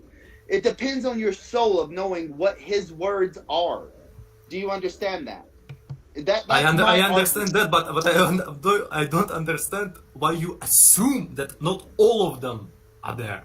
But why do you say only one is there? Here's a caveat. Do you know Muhammad was Quraysh, right? His dialect was Qurayshi dialect, right? You know that, right? Sure. Okay, so out of the 7 dialects, one of them was Qurayshi dialect. Do you know the most popular version of the Quran right now, which 90% of the people read, is Hafs, and that's not even Qurayshi dialect? That's not even Qurayshi. That's Kufic dialect. So the one dialect that is read by 95% of the people of the world is not even the dialect that the Prophet came with. So what does that even mean? Like, think about that. So what? How is that relevant? How is that relevant? Well, didn't he create didn't Muhammad create the grammar, Bay? Didn't he create the perfect the grammar? I mean, that's the claim, but I'm just saying, just logically think about that. But you're saying there's different grammars, Prophet Muhammad, he was Hijazi, and he had the Hijazi, the Qurayshi dialect. Out of the 7 ahrufs, the one that survived by Uthman, which he was talking about, Uthman burnt the other recitation. Okay, the Qurayshi was supposed to be saved. Okay, Hafs is not the Qurayshi dialect. So the 90% of the people reading the Quran right now are not reading the dialect that Prophet had. So what does that even mean? Arabic then. So that apologetic about the perfect language. If they are so, Yasir Qadi was perfectly correct in saying there are so many holes in the narrative. If you he didn't say that. He didn't say that. You read the he sent copyright strikes to all the video channels that actually put his video out there, because he didn't want that statement out there. But that statement is still out there on lots of people's videos. He said it from his own mouth. You know what? Muhammad Ijab asked him. He asked him a very simple question. Muhammad Ijab said, hey, if I give you a blank book, okay, and I tell you to write the Quran, a blank will you be able to Musaf. write the Quran? Musaf is in Arabic word, but in English, I would say, really if I give you a blank sheet of paper or a blank book, and I told you to write the Quran on it, will that Quran be the Hafs that we are reading? And to that, Yasir Qadi said, don't push me, I don't want to lie, don't push me. He said, no, tell me, would that be the Hafs? He said, well, there are holes in the narrative. And this is his video, it's out there, you can watch on his channel, or there's so many other people. Just Google holes in the narrative, you'll see the holes. I watched that videos, and I watched the thank you for sports having me, videos sir. to Yasir Qadi. welcome. I watched them But you all. understand, I watched them if all. you're a Muslim, by default, you have to agree whatever the Muslim apologists give you, because that matches and strengthens your opinion, your presupposed situation that this is already perfect. So if Fareed responds, or whoever guys is gonna say, hey guys, don't worry, there's no holes, everything is fine, all the 37s are Quran, or as a matter of fact, all 50, 60 are all Qurans. And, all of them are Quran. There are no contradictions. They don't contradict each other. no, I'm not saying contradiction. I'm saying by the logic the other guy was saying, if Lawh Mahfuz has the Quran and you have 50 different qirats of the Quran, which one is the real Quran that the Prophet? All of them. Okay, He so recited all all of the of 50 them. Qurans are the real Quran that I the don't know. Prophet I said. don't know about Come on. 50, I but mean, all even of when them you're are right. saying it, even when you're saying it, doesn't make sense. I don't No, know Because about the Prophet 50. came with Yes. one Quran, And I right quote- now he's saying all 50 Qurans are the Quran that the Prophet came with. Come on, man. Wait. Let me say that. You know the word in English of often. Yeah, okay. You can say it often. You can say it often. Oh my God. That's not a your dialect difference. difference. That's Listen, that's exactly not the the difference. Because That's exactly the I difference. just told you there are. That's exactly the No. difference. They Wait, gave us wait, one examples second. of like One actual second. I semantic gave you the example. I agree. Some of the differences are as minor as saying or ooh. Okay, fine, no problem. I give you that. But what about the other differences that actually changes the meaning of the sentence? I'm talking about those changes. You sound Fine, like there Bart are hundreds Ehrman, of Bay. changes. You sound like Bart Ehrman right now. You know who that No, is? I'm just- yeah, I know the Bart Ehrman. But As I a was compliment. But hey, guys, I got to wrap this up. So, All right, thanks a lot. I'm gonna check. I was just listening in this conversation. I was like, come on, man. He's making Ahruf sound like they are Kirat. Ahrufs are not the Kirat. No. You misunderstood me. Ahrufs, 6 Ahrufs, basically they don't Which we don't exist have now. now. Do you agree? We don't have the 7 Ahrufs now. Yeah, when Quran was Because- standardized by Uthman radiallahu anhu. Yeah.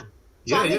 What's the problem whole with that? story doesn't make sense. It just It don't make sense. Looks Do like you know? it's just put together later Wait, on to make Do you sense. know? Do you know why it was done? The burning of those manuscripts. Do you know?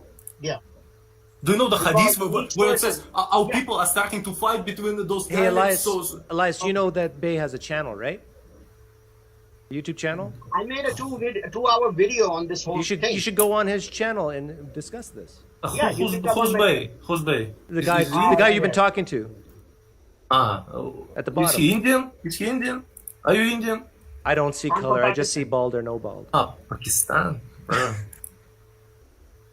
You're Okay. Pakistani? All I right, didn't know I'll that. let you go. I know you guys were having conversation. I just wanted to jump in because when they were talking about Ahrufs and all that stuff, that was like, Yeah. oh my God. No, Anyway. Babe misunderstood me. Yes, Ahrufs, 6 Ahrufs, we don't have them. 1 Ahruf we have. All Hey, Qira'ats. Elias, thanks for coming on. And Thank you. Come to our streams, guys, too. Love you all. PineCreek. do you You're know- wholesome. You're wholesome, but you are misguided. Come to our stream, Hamza Den, EF Dawa, subscribe. do you know Come, those we'll- guys personally? Of course not. I'm in Russia. What do you think? I mean, like, do you talk to them using social media? Like, does Yosef and Hamza know who you are? No, I just comment sometime. Okay, there. you're just a guy. Okay. I'm just a guy. Come join our streams. We love you all. We'll spend time with you, answer your questions. Nathan, I see light in your eyes. I see light. You can be safe, bro. Come on, join us. It's about as I think Islam's about as plausible to me as like Futurama or Harry Potter. Yeah, sure, buddy. Whatever you say. Yeah, All right. So, love you guys. Take Matthew care. McConaughey. Take care. A Russian care. Muslim does Matthew McConaughey. All right. Is it just my impression, or is it the case that Muslims just fucking lie? Because I think it was dissonance. I think think so, he just too. can't. I think it's there is a pretty big information asymmetry between these guys who are geeking out about it and are Muslims, and pretty much everyone else, at least like in the West, right? And it happens very often that there's a bunch of claims being made, like factual claims about history, about like the texts and stuff like that, and then someone randomly comes along who is like an ex-Muslim who actually knows a little bit about the stuff, and it turns out that what the Muslim was saying is just lies, basically. This isn't the case with Christian apologetics, right? Like, they are much more careful about presenting something that is very easily disprovable as false. I think when you watch those the Muslim apologetic streams, though, you see a lot more of these patterns of behavior that are encouraged, and often it's not. I don't think it's the lying. I think it's I think what they do is they offer a strategy for how to engage with like those doubts and deal with them. And I think the strategy is just to like deny everything they say, like not really listen to that. Like you could see that, you know, like the kill shot was when it was side by side with Atangelo, when Atangelo said, when it said to Atangelo, so what, you know, so we've got the Shroud of Turin, so what? And then he said, okay, so what does that prove? The most influential guy ever. Yeah. So what? And he just can't see it. He like, yeah, he just can't see it. But the thing is, who's going to go through this 4-hour, 50-minute live stream to get those clips out? And but anyhow, it was fun, guys. Thanks for hopping in. Yeah, I got to go eat something and then play poker in 15 minutes. Right on. So take care, guys. Okay. Bye. Bye. Good. See you guys. Oh. Myron, start the music. Thanks, Myron. You're the best. You the best, Myron. Thank you for the donations for my children who are starving, hungry, malnourished. Mel Bede, thank you for helping my son. Nadimus, thank you for feeding my daughter. Ray Crosby, thank you for feeding my dog. And most of all, Jephthah's daughter, thank you for feeding my wife. Because I don't feed them. That was 4 hours of the Outsider Test for Faith. Oh my goodness.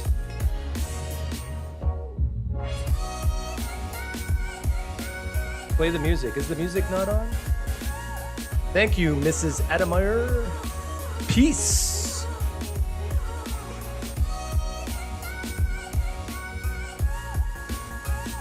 Thank you for the donation. Sorry your husband couldn't pop in.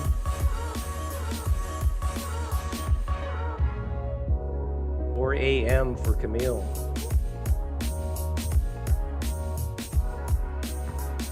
You want to be on the poker list for community to learn what I'm like behind the scenes? Email me about tab.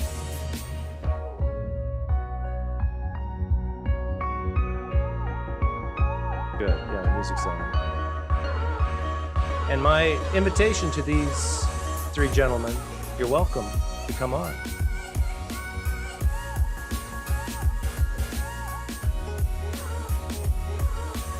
You're welcome, Canadian Catholic. You only get Erica Lewis. Thank you for your donation. Did you donate? Thank you to anybody who donated and I missed.